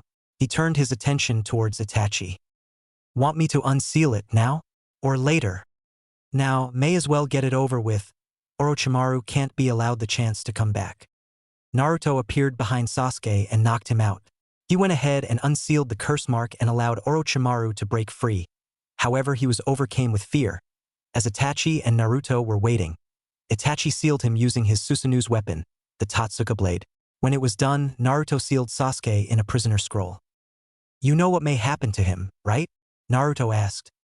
Yeah, he killed a fellow member of the Leaf. If it isn't death, life imprisonment. I hope it's the latter. I'd hate for Mother to have to go through seeing his execution. Yeah, me too. I'll see what I can do, but I can't promise anything. Oh yeah, I need to go to one of Orochimaru's bases. Mind if we take a detour? I don't mind, but what for? Itachi asked curiously. It seems the snake bastard had kept a family member of mine under his control. I'm bringing her home. Itachi nodded with a small smile. He too will be home soon. He has waited for this day for many years. At one of Orochimaru's bases, Naruto and Itachi made their way through the enemies as they slaughtered them. They made it to a room which was locked. Naruto broke through the door with his strength and inside saw a red-haired girl, frightened, holding a kunai. What are doing here? Karen asked with fear in her voice. Naruto simply walked to her, ignoring her obvious shaking in fear, and hugged her. I am here to bring you home, cousin. Naruto spoke with love as he tightened the hug. Karen widened her eyes. She had family? Orochimaru always told her she was the last Uzumaki. They also always had red hair, so how? But how? You're not a Uzumaki, you have blonde hair? Naruto Uzumaki Namikaze, at your service. I am of the royal line of Uzumaki, but my father's genes were dominant, so I look more like him than I do my mother Kushina Uzumaki. When Karen heard those words, she returned the hug and cried. Itachi just smiled at the scene and left them to it. After gathering everything of importance, the 3 made their way back to Konoha. The 3 went straight to the Hokage's office. Suchan, I'm back, and look what I found, Naruto said as he came through the window with 2 guests. What on earth? Look, our cousin was being hidden by the snake bastard, but I brought her home, Naruto said, white a smile. That's good. It's a pleasure to meet you. I am Tsunade Senju, the 5th Hokage, and Neru's cousin, which makes us family too. I'm Karen Uzumaki. It's a pleasure to meet you too, Lady Tsunade. See, Neru, that's how you should be greeting me, with respect and awe. Tsunade gave a wide grin as she looked at Naruto. All I see is an OL dash. Finish that sentence and I'll kill you. I'd love to, but I have more to talk about before doing so. As you can see, I have brought Itachi back. I'll bring him to my compound for the time being for things to settle down and to meet with Mikoto. I'll tell her the truth with Itachi. Naruto handed a scroll to Tsunade, which made her look at him questioningly. That scroll holds one Sasuke Uchiha. I do have to ask, if possible, leave his judgment to life imprisonment, but it is up to the council in the end. Both me and Itachi don't want Mikoto to see or know he will be executed. Tsunade nodded. She knew Naruto would have killed Sasuke or anyone else for that matter for what he had done, but held back, all for Mikoto. I killed 4 members of the Akatsuki. Itachi can fill you in on 3 of them, most likely, as they seem to be fodder, just replacements for the ones I killed years ago, but among the 4 was Kisame Hashigaki. Naruto said with a thumbs up, which garnered a tick mark from Tsunade. You know, the girls will kill you for risking so much, Tsunade pointed out. Naruto paused, as if his body frozen. He didn't think about that. Shit was all Naruto thought. Itachi and Karen both looked amused at this and smiled. Anyway, take those two to your compound. I'll sort some things out before I call a council meeting. Naruto nodded and grabbed Karen into a hug and placed a hand onto Itachi's shoulder before disappearing. At the Uzumaki Namikaze's compound, Naruto entered the house alongside Karen. Hey guys, I'm back, and you won't believe who I was able to find. Naruto smiled. The first thought as the women looked to him, a red head beside him. Another woman. This is Karen Uzumaki, my cousin, safe to say. Orochimaru is bastard and had her under his thumb. But with him dead, she's now free, so welcome her with open arms. She'll be staying here from now on. Naruto looked over to Makoto, locking eyes with her with sad eyes, but with a smile he said, I have someone with me who wants to see you. But before you say anything, yes, I did know the truth which I will tell everyone later, and I'm sorry for not telling you earlier, but I wanted to keep it a surprise for you. You can come in now. Itachi walked into the room and looked towards his mother. Tears threatened to pour out of his eyes. Makoto's eyes widened. Itachi, her son. Her son is back. She started crying as she ran over to hug Itachi. Son, you're back, she cried as she tightened the hug. Itachi returned the hug, his own tears freely falling. I'm home, mother. Naruto allowed the two to catch up for a while, and then brought everyone to the living room where he and Itachi would explain everything. Naruto leaned against the wall in front of everyone. So, I guess everyone wants to know why Itachi, a known S-ranked missing nin, is doing here, right? Naruto got nods from everyone. They were on edge at first, but Naruto wouldn't bring someone like him here for no reason. Well, to answer that, Itachi was forced to take a mission, one which involved taking sides. He volunteered for the mission as he himself thought it should be done by an Uchiha. The Uchiha clan. Well, some of them adults within the Uchiha clan had planned for a coup d'etat. Hiruzen had Itachi and Shisui act as spies and over time had tried to handle the matter civilly and without bloodshed. However, when the time for the planned attack was coming up, Danzo had threatened Itachi to kill all of his clan, leaving only Sasuke alive. However, he went back on that and only killed those responsible for the coup d'etat. He had to kill Root Umbu as they tried to kill some Uchiha who were innocent, including the children. Some were successful and had stolen those Sharingan for Danzo. Before leaving, Itachi had gotten a mission to spy on the Akatsuki organization after being confronted by them with an invitation, which was given by the third Hokage himself. Itachi, before leaving to meet his new partner of the Akatsuki, met up with Danzo and threatened him that if he touched the remaining Uchiha, village secrets as well as his own dealings would be leaked to enemy villages. If I'm correct, right, Itachi? Yeah, however, on that night, I wasn't the only one attacking, as Naruto said. I was approached beforehand by a member of the Akatsuki, the one known as Madara Uchiha. He was the one who helped me. This got gasps from the people within the room due to the name just being mentioned. We of course know this man as the man who caused the Kyuubi attack on the village over 18 years ago, and I know for certain it wasn't my grandfather who caused it. While it was an Uchiha, it was not Madara, just someone who has taken his name to use. Itachi nodded and continued after Naruto. When I was spying on Akatsuki, I also came to that conclusion. He is not as powerful as Madara, but is still dangerous. Back to the night of the Uchiha massacre, Shisui was killed by Danzo when he was preparing to use his Manjikyu Sharingan on the Uchiha who planned the coup. That is where Danzo got his right eye from. Shisui gave me his remaining Sharingan before committing suicide, by jumping off the cliff we used to hang out at, due to him already dying from a strong poison. I had volunteered for this mission, mostly because I knew I needed to protect the village, our home, but also the innocent lives of the Uchiha members that had nothing to do with it. I also needed an S-rank status in the bingo book to join Akatsuki. So, it really was true. Fugaku really planned to start a coup d'etat. Mikoto said, narrowing her eyes with slight sadness to her eyes. Some of her friends within the clan had died that night, and it was because her so-called ex-husband had tried something stupid. Naruto walked up to her and hugged her. Sadly, yes, he did. But the truth will come out. Some things will stay hidden. To keep the remaining Uchiha who are innocent safe, Danzo's involvement will be announced, but nothing about the coup d'etat. Naruto said softly. Everyone nodded to that. It was the smart move, not only give a half-truth, but hide facts to save those remaining from any possible hatred pointed towards them for past dealings of a few. The night soon passed. Makoto and Itachi had talked most of the night, catching up and bonding. Naruto had left the two to talk early on, happy that Makoto was smiling so brightly. Despite the truth being revealed and the news of Sasuke being captured and a possible execution was at hand, but Naruto had asked for life imprisonment if possible, which made her greatly appreciate his attempt to help. She agreed. Sasuke should be punished, but didn't want to see him be killed. He was still her son after all. The next day came, and Naruto was alerted by the presence of an umbu. Namike-sama, your presence is wanted at the council meeting. Thank you, I'll make my way there now. The umbu nodded and disappeared in a cloud of smoke. Council chambers. The civilian and shinobi council were sitting down, waiting for Naruto to arrive.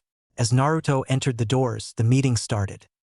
Tsunade spoke up, "All right, I have called you all here today as last night Naruto returned from a mission. He was able to kill 4 members of the Akatsuki. He mentioned 3 of them were very weak and mostly used to fill the void he created from the 3 kills he made years ago, but among them was Kisame Hashigaki." The shinobi side of the council were impressed, not only 4 Akatsuki members, but among them was one of the stronger members, Kisame. The civilian council, on the other hand, were a bit confused. This couldn't be why this meeting was called. However, that is not all. He was able to run into Sasuke Uchiha, who he has captured. Both Sasuke and Itachi were fighting, and the Akatsuki had attacked Itachi after finding out he was a spy for us. Yes, you heard it right, and from the files from last time which showed Danzo's schemes, Hiruzen had sent Itachi on a mission to pose as a rogue ninja and spy on this group due to their potential threat. Anyway, Naruto had interfered in the fight, killing the Akatsuki members, and the two turned their efforts to Sasuke, who still had a curse mark, something that held a part of Orochimaru's soul. Since Sasuke killed a weakened Orochimaru, his main body was gone, but he could have returned if the curse mark was left alone. Naruto unsealed the seal he placed and allowed him to come out, and Itachi sealed him within the Totsuka blade, his Susanoo holds, essentially killing him permanently. That is when Naruto captured Sasuke and decided to go on a detour to one of Orochimaru's bases. There he found his cousin, Karen Uzumaki, and brought her home. I will say this now, the truth of the Uchiha massacre will be revealed, however, to make sure the remaining Uchiha, who are innocent and had no part in the coup d'etat, the part about the coup will be hidden away as a SS ranked secret. Now I know all that is a lot to take in, but we have one final issue, and that is the punishment of one Sasuke Uchiha. Both the shinobi and civilian council were quiet, all thinking about the punishment he deserves. A few minutes of thinking and talking, they all came to an agreement. Sasuke Uchiha will have his chakra sealed permanently, his Sharingan sealed, and imprisoned for 5 to 10 years. Very well, I, the 5th Hokage, Tsunade Senju, officially order the punishment to be put in place immediately. Naruto, can you do the seals for me? Yeah, that won't be a problem. I'll use my clan's specialty for this one, so only one of my blood can unseal them. Tsunade nodded at that, the safety net. Even if somehow he got out or someone broke him out, he would never have the sealed unlocked. Very well, come to the Umbu HQ with me, and we will handle it now. As of now, the meeting is over, dismissed. With that, everyone bowed and headed home. Naruto and Tsunade arrive at the Umbu headquarters and headed straight to the cells where Sasuke was being held. So, you're here, why was you with Itachi, why did you help him? He must die for what he did, Sasuke shouted. You have no idea of the truth, brat. Naruto spoke in a monotone voice. What do you mean truth? The only truth is he killed the Uchiha clan. Itachi was the one who killed some of the members, yes, but he didn't do so without good reason. Some of the members, your father being the leader, were planning a coup d'etat, and he and Shisui were acting as spies for the 3rd Hokage. Hiruzen wanted to peacefully resolve all issue, but to no avail. As time passed by, coming closer to the planned net attack, Danzo forced Itachi to make a move and was given a mission to kill all Uchiha, except you, or to join them in being slaughtered. So he done what he needed to do and killed only those involved in the coup. Shisui was meant to help him, but he was killed by Danzo for his Sharingan, which he was only able to get one of. The other was given to Itachi by Shisui himself. When Itachi was done, he had noticed Danzo sent men to make sure the job was done, so had to kill Root Umbu as they were killing and stealing Sharingan from those who were innocent. Before he left, he threatened Danzo not to touch the remaining Uchiha, which he didn't for many years. He tried doing it a few years ago, but I stopped him and killed him. I had a large grudge and hatred towards the man for the things he's done for me, and Makoto was one of the few who helped me through my early life, so I made sure to protect the remaining Uchiha clan by putting them under the protection of my clans, but I also have Uchiha blood in my veins. My grandfather was none other than Madara Uchiha. Even so, I believe Itachi done the best thing he could have. He not only killed those who were going to shed blood of the innocent for power, but sacrificed himself to save even more, as a civil war would have started if the coup had gone through as planned, which would have allowed other villages to invade us. Sasuke was shocked to his core. This entire time, he thought Itachi was just a rogue ninja who killed his family. All he has known for most of his life was a lie, and he couldn't accept it. That's a lie. It has to be, Sasuke screamed. You're welcome to believe as such, These are the files which show the evidence that will tell you the truth. Naruto handed a copy of the files over to Sasuke through the cell's bars. Sasuke spent a few minutes going through it and dropped to his knees as he read through it. Sasuke, I am here to execute your punishment, which was agreed upon by the council. For the crimes of betraying the village, going Konoha's biggest and most vile traitor and killing a fellow comrade of the Leaf, you will have your chakra and Sharingan sealed permanently, and be imprisoned for 5 to 10 years. Sasuke was shocked. He expected to be executed, but was surprised that he wasn't going to be, and before he asked why, Naruto already beat him to it. Why not execution? Because I made sure to put in word for you not to be. I do not want Mikoto-chan to be saddened further and witness her son's execution. I didn't want her to feel down, now that she has found happiness. Sasuke's eyes widened at the way Naruto addressed his mother. He knew of the relationship between his parents, and that their marriage was that of political arrangement over love. So, you and my mother? Naruto nodded. She deserves to be loved. She has gone through a lot, and if she finds happiness with me, then I can only make sure she has it. I love her. Her smile is so much brighter these days. She hasn't told me yet, but I do know she is pregnant. My sensory abilities are much better these days and I can sense it. That is most likely why her smile is so bright recently. She seems to be trying to find the time to tell me. Naruto simply smiled after finishing that sentence as he entered the cell and sealed up Sasuke's chakra and Sharingan with his Uzumaki seals. After Naruto was done and was about to walk out with Tsunade, Sasuke spoke up, "Thank you." Naruto turned and asked, "What for?" "For making my mother happy and giving her a love," Sasuke said, looking down, now regretting his choices in life, but happy his family was doing well. "There is nothing to thank me for. I love her, and she loves me. Just take the time and you now have to think things over. In time you will be released, but your career as a ninja is over. But that doesn't mean you still can't influence the next generation to be better. You cannot change the past, bring those lost back, but you can make sure people don't make the same mistakes you did," Naruto said, turning back to leave. Naruto and Tsunade part ways and Naruto heads home.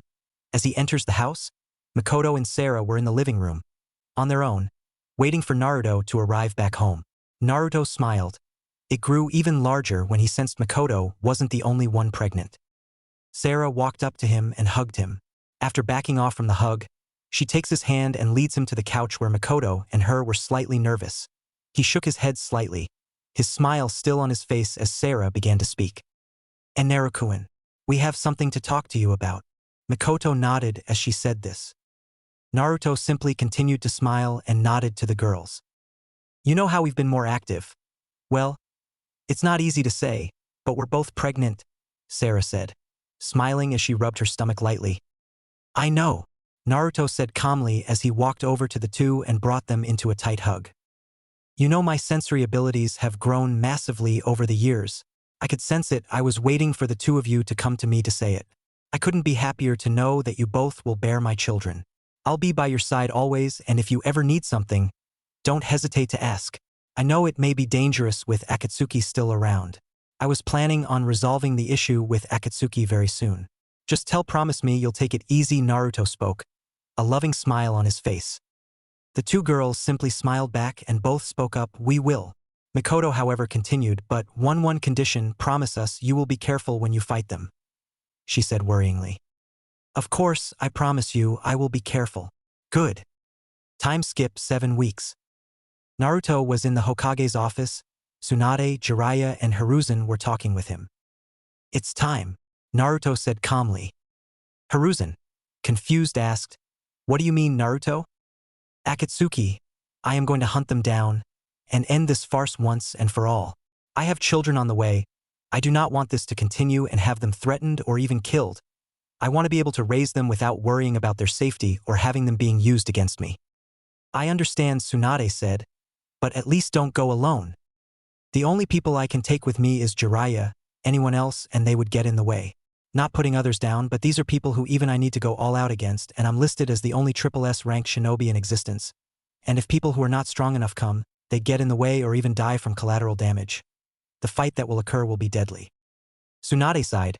She knew what Naruto was saying was true, and people would die if they tried to help fight the Akatsuki. She would go and help herself, but she hasn't trained properly in over 10 years, and as Hokage, she couldn't leave the village so easily. "Fine, but Naruto, be careful. she said with a worried face. Heh, don't worry, Tsuchan. If I go all out, I know I can deal with them. It's just the masked man I need to worry about.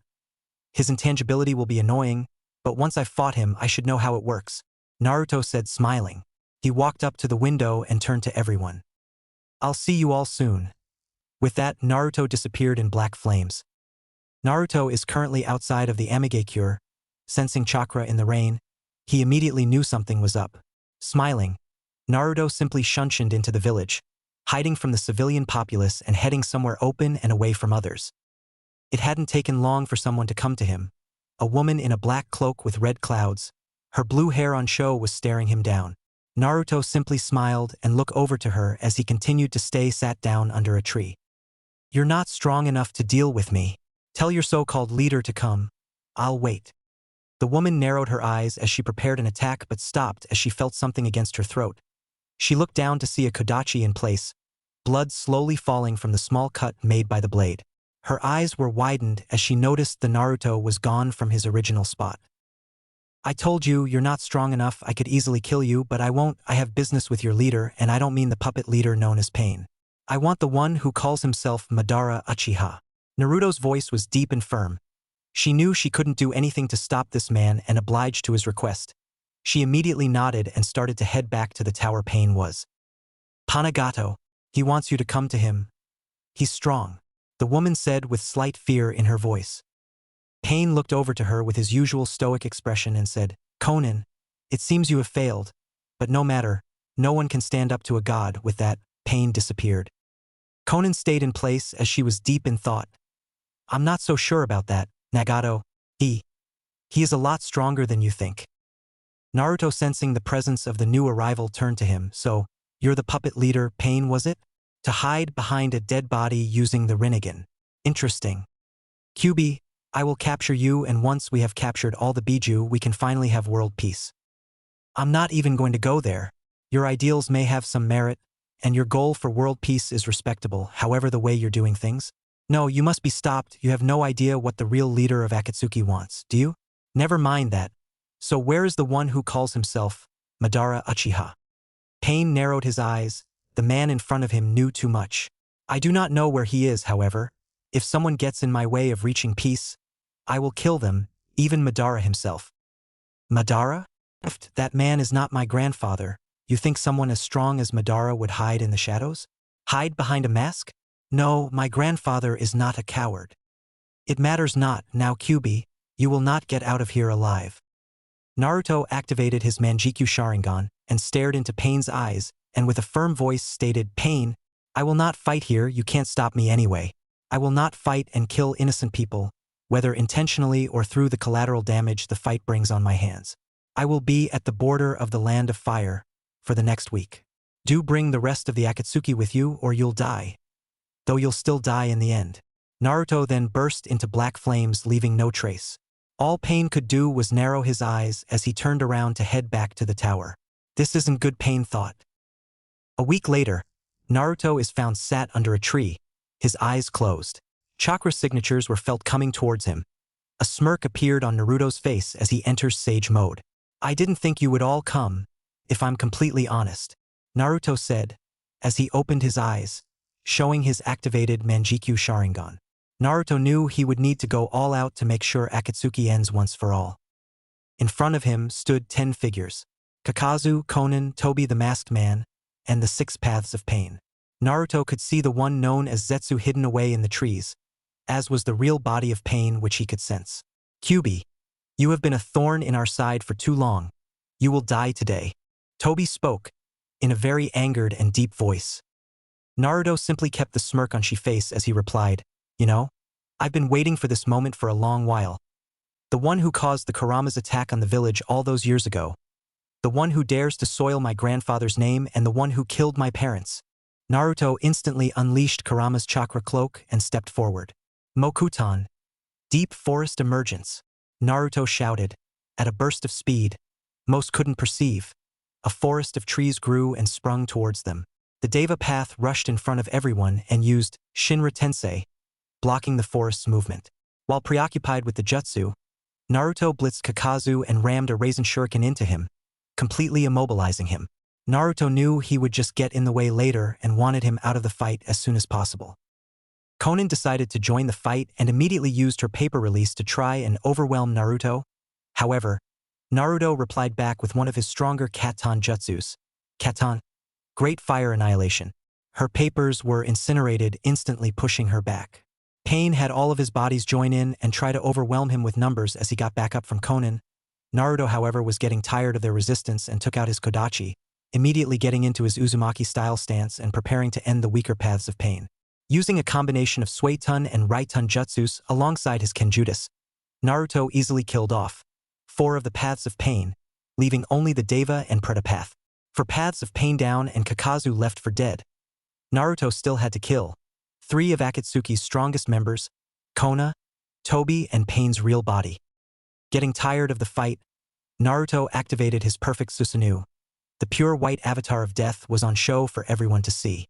Tobi was nervous, but nonetheless, his pride and sense of victory took priority as he still thought he could win. Pain, on the other hand, was too prideful to feel fear as he thought himself a god. Konan was a different story. She was breaking down slowly. She had always known what Akatsuki had become was wrong, and her friend, Pain, no, Nagato, had fallen from grace and went down the wrong path towards his path of peace. However, she would still fight alongside her friend. That was until this moment. She knew they stood no chance at beating Naruto. The power he was showcasing was even greater than that of the Akatsuki could do. Naruto, now in his Susanoo, simply took a step forward, each step creating shockwaves of massive magnitudes, uprooting trees and creating massive craters where he had stepped. Pain simply looked upon the avatar of death and immediately tried to use Chibaku Tensei. A large amount of the land was uprooted and went towards the Susanoo in an effort to crush and trap it. Tobi looked on with some respect to Nagato's prowess with the Rinnegan. However, as the Susanoo was nearly completely trapped, Naruto had released a large amount of chakra and released his swords that were on either side of his hip. This action sent massive airwaves of energy, which destroyed the mountains in the distance and the landscape around them. The members of the Akatsuki were doing their best to stay standing as the pressure was too strong for even them to withstand. "That's enough now. Let's dance," Naruto shouted. A maniacal smile formed on his face as he swung the blade of the Susanoo down towards the enemy, destroying the land even more. Too slow to dodge, the Preta path was destroyed and the resulting airwaves from the swing had hit Konan, knocking her far away and putting her unconscious as she hit her head against a tree. Naruto stuck the swords into the ground and formed hand signs. Seconds later, a mass of Raitun chakra was formed as a giant lightning dragon formed in the skies and struck down toward the remaining Akatsuki members. The 6 paths of pain were now destroyed. The main and real body was all that was left. However, even Nagato was feeling the effects, as blood trickled down his face. His attempt at creating such a large Chibaku Tensei was too much for his body and had taken a lot of his chakra and stamina to do so. Tobi, on the other hand, was fine. He used his Kamui before the lightning dragon had made contact. However, he too would have died if he was even a second late at activating it. Naruto deactivated the Susanoo as he walked towards Konan, sealing her inside a prisoner scroll and continuing his way towards Pain's main body. But before he done that, he turned and tried sensing for Zetsu and the masked man. Nothing. Tsh. I'll find them soon, Naruto thought, with a bit of anger as he made his way to Pain. It hadn't taken long until Naruto reached his location. Pain was waiting. He was slowly getting weaker. His body was too weak to wield the Rinnegan to such a degree and took a large amount of recoil. Now in a weak state, Pain accepted his fate with some anger still present, as he never reached his goal for peace. "So, you're Pain. Not very threatening to say the least," Naruto said casually. "Don't think so highly of yourself, Kyuubi. Your time will come." "Maybe so, but that day is not today." Naruto, not wanting to waste any more time, took his Kodachi and sliced Pain's head off at the neck and sealing it into a scroll. He wanted to make sure to show evidence of Pain's death as well as keep the Rinnegan out of enemy hands. With that done, Naruto, using Kurama's chakra, sensed for the remaining members, first sealing up the paths of Pain's he could gather alongside Kakazu's. Naruto then made his way to where he felt the chakra of the masked man and Zetsu. "Our plans have been destroyed. The brat needs to die," Zetsu shouted. "I know, and he will die soon enough. Our plans may have been delayed a lot, but we live and that is all that matters. I'll go and retrieve Nagato's eyes once the brat leaves. As it is, he is too powerful, even for me at the moment," Tobi said with some anger slipping through. The conversation between the two was cut short as a new voice spoke up. "Ah, there you are." Before either of them could realize who it was, Zetsu was cut down and burnt to ashes with black flames. Amaterasu, Toby thought as he turned to the newcomer. How ironic. The man who caused so much death, so much hatred, and so much pain, to die from the one person he had once held hostage soon after they were born. How does it feel to know there is no escape, Naruto said with a slight maniacal smile. You don't scare me, boy. I will kill you even if it is the last thing I do, Toby shouted. Naruto, with a burst of speed, appeared in front of the masked man and used a Rasengan to break the mask of the man as he flew across the open field. The mask cracked and fell onto the ground, piece by piece, until nothing hid the man's identity no longer. Killing intent from Naruto skyrocketed. Obito Uchiha, my father's student. How dare you? Naruto shouted with pure malice in his voice, his Manjikyu Sharingan activating, alongside Kurama's chakra. The now identified Obito was in pure shock. His body wouldn't listen to him, as the killing intent was so strong. You wouldn't understand my pain. The things I lost, you know nothing. Obito shouted back, fighting the urge to vomit as he was on his knee. I wouldn't understand? Naruto said quietly, but loud enough for Obito to hear. Looking up to the sky, Naruto simply took in a deep breath. You killed my parents, killed hundreds of people by unleashing the Kyuubi onto the village you was born in, forcing everyone's hatred to be pointed towards me. A child that wasn't born more than a few hours before taking on the burden of holding the strongest of the Biju. 5 years. I was treated worse than even the worst criminals, beaten, stabbed, starved, tortured, and nearly killed on hundreds if not thousands of times. All before I was even 5 years old. Naruto paused as he looked back at Obito, who at this point had stood back up and narrowed his eyes at Naruto. And you tell me, I know nothing? You, the person who lived a good life until he was filed as Kia, all for you to turn traitor and kill those that gave you everything? And for what? Do not speak as if you know me. She shouldn't have died that day. I will create a world where no one will suffer ever again. A world of peace. The Eye of the Moon plan would allow everyone to live their dreams out to their fullest, without any deaths, illnesses, those precious to you back from the dead. Everyone could live the life they always wanted. Naruto laughed much more than he had ever before. You're telling me you killed my parents and thousands, if not tens of thousands, made thousands more, all because a girl that you liked died? For a plan to put everyone into a worldwide genjutsu. Naruto said in angered voice. You're disgusting, Obito, and you're very hypocritical to say that you're doing all this for peace, and to make a world that no one has to suffer. A genjutsu is not the answer to peace, nor is it a good plan. Before Obito could say anything, Naruto narrowed his eyes even further. Do not say it was necessary for the greater good. For this so-called perfect world of peace you was planning to try and make. The plan would never work. You wanted to force people into submission with the power of the Biju. That isn't much different from today with how each village used Jinchuriki as weapons of war. Not wanting to continue this conversation, Naruto activated seals he had prepared through the talking and instantly paralyzed Obito, and applied a chakra seal to him. What have you done to me? Obito screamed. Nothing, I merely activated the paralysis and chakra suppressing seal I set up when we were talking. With that, Naruto knocked Obito out and sealed him away and turned around to head back to the village. Arriving at the village, Naruto went straight to the Hokage's office. Jumping to the window to enter, Tsunade had looked towards him as he entered. Yo, Tsuchan, Naruto called out. You're finally back. You know, even we could feel the chakra being released? Are you okay? Tsunade asked, a little worried still, despite Naruto being back in one piece. Yeah, I'm fine. Akatsuki are finished. I have 2 of them alive, sealed in a scroll. Naruto paused, allowing Tsunade to understand, and continued. One of them is a woman who goes by the name Konan. She was one of the higher-ups of the organization. The other. Anger poured out as Naruto paused again. Is the real leader of the Akatsuki, the one who caused the Kurama's attack on the village the night I was born and the reason my parents are dead. You'll see who it is soon enough, but I won't unseal him until it's time. I'm not risking it. Tsunade nodded. She could feel the anger pouring off Naruto and could understand why. He finally hunted the man responsible for all the horrible things that happened to him in his life, and finding out his identity must have been even worse. I wonder who it is, Tsunade thought. A council meeting is soon called and everyone is gathered. The Shinobi Council had a rough idea as to why they were called, unlike the civilian side, as they too felt the chakra from the battle earlier on. With everyone having arrived, Tsunade decided to speak up. I've called a meeting as something big has happened. The Shinobi side probably have a small idea why, but I'll go ahead and say it now. Akatsuki are no more. Naruto left over a week ago to hunt them down and end this farce once and for all. And with that, we have not only killed them all off, but Naruto has captured two important figures, one of them being Konan, one of the top members, and the masked man, the real leader of Akatsuki, but as most know, the one who caused the Kyuubi incident.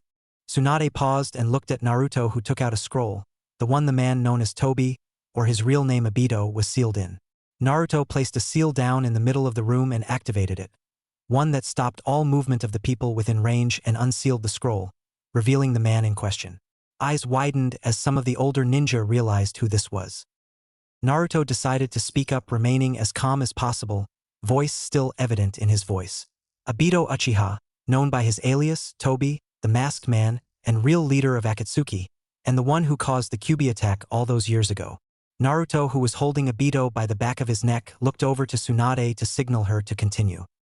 As you can see, the man in question was none other than one of our own, Obito Uchiha, who was suspected to have been killed in action, years before the attack on the village and his later acts as a rogue ninja happened. Now, his punishment is very obvious. He will be executed publicly, and the one to do it will be Naruto, as he has already spoken up on the matter.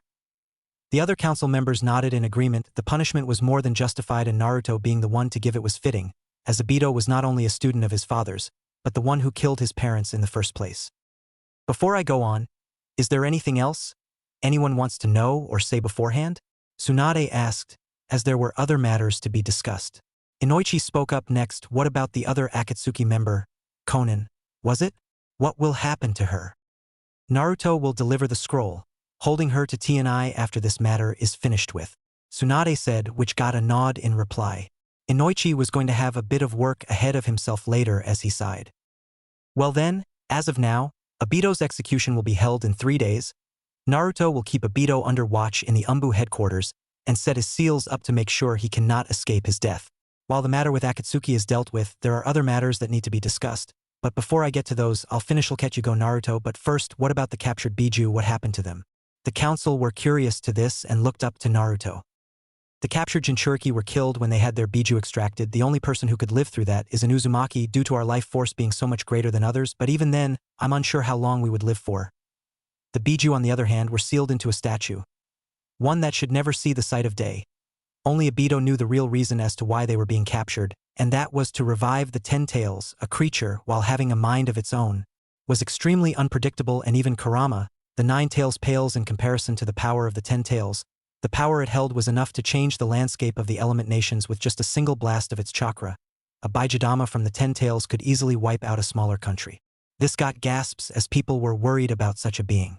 Anyway, the only way someone can summon or even use the statue is through the Rinnegan, a dojutsu that I'll eventually unlock, but I'm not sure when or if I will anytime. But when I do, I can release the Biju from the statue and reseal the statue where no one can get to it ever again. Tsunade nodded, happy that the Biju were no longer an issue to be worried about. So, how did the Akatsuki control it? A civilian asked. Naruto turned and stated simple. The one known as Pain, the puppet leader, had the Rinnegan, but it wasn't his, it was given to him. Despite being an Uzumaki himself, his body wasn't strong enough to hold the dojutsu and was crippled. The Rinnegan can only ever be unlocked if you hold the Sharingan, but have the body or chakra of Senju as well. My guess is my grandfather Madara unlocked it just before his death, and someone, or rather Obito or Zetsu, came across it and passed it along to Pain, or Nagato, which was his real name, and used a genjutsu to make it seem like he awakened them. It's something that I've been thinking about since I found out about the Rinnegan and how Pain had it. And before anyone asks, I have the eyes, but they will be kept sealed somewhere safe. Naruto looked over to Tsunade and continued, I'll head over to the Umbu headquarters now and settle down for a few days.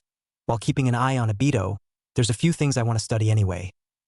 With that, he left after being dismissed by the Hokage and made his way to the Umbu headquarters. The days passed without much trouble. The execution went as planned without a hitch. The traitor Obito Uchiha was executed publicly, and an announcement of his doings was made, leading to a lot of people being angered and ashamed that they once held hatred towards the blonde for something not even in his control and was forced to hold such a burden just hours after his birth.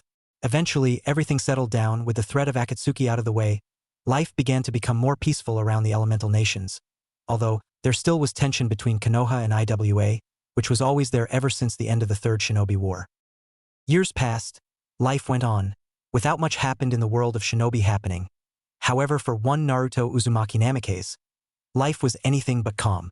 Over the years that passed, his family had grown. Now running around the compound were two small children. The two were 4 years old and playing. Naruto smiled when he saw his children playing together, and turned to see his other wives having a chat with each other, some of them holding babies that were months old, and others showed signs of heavy pregnancy, showing they were close to giving birth. Naruto simply walked over to a tree and settled down underneath it as he closed his eyes. His smile still on his face as he allowed the breeze to hit his face, with only one thought on his mind. My wish has come true, Naruto thought as he opened his eyes as his oldest children came running towards him with big smiles on their face. A big, happy, and loving family. The end, the Dragon Sage.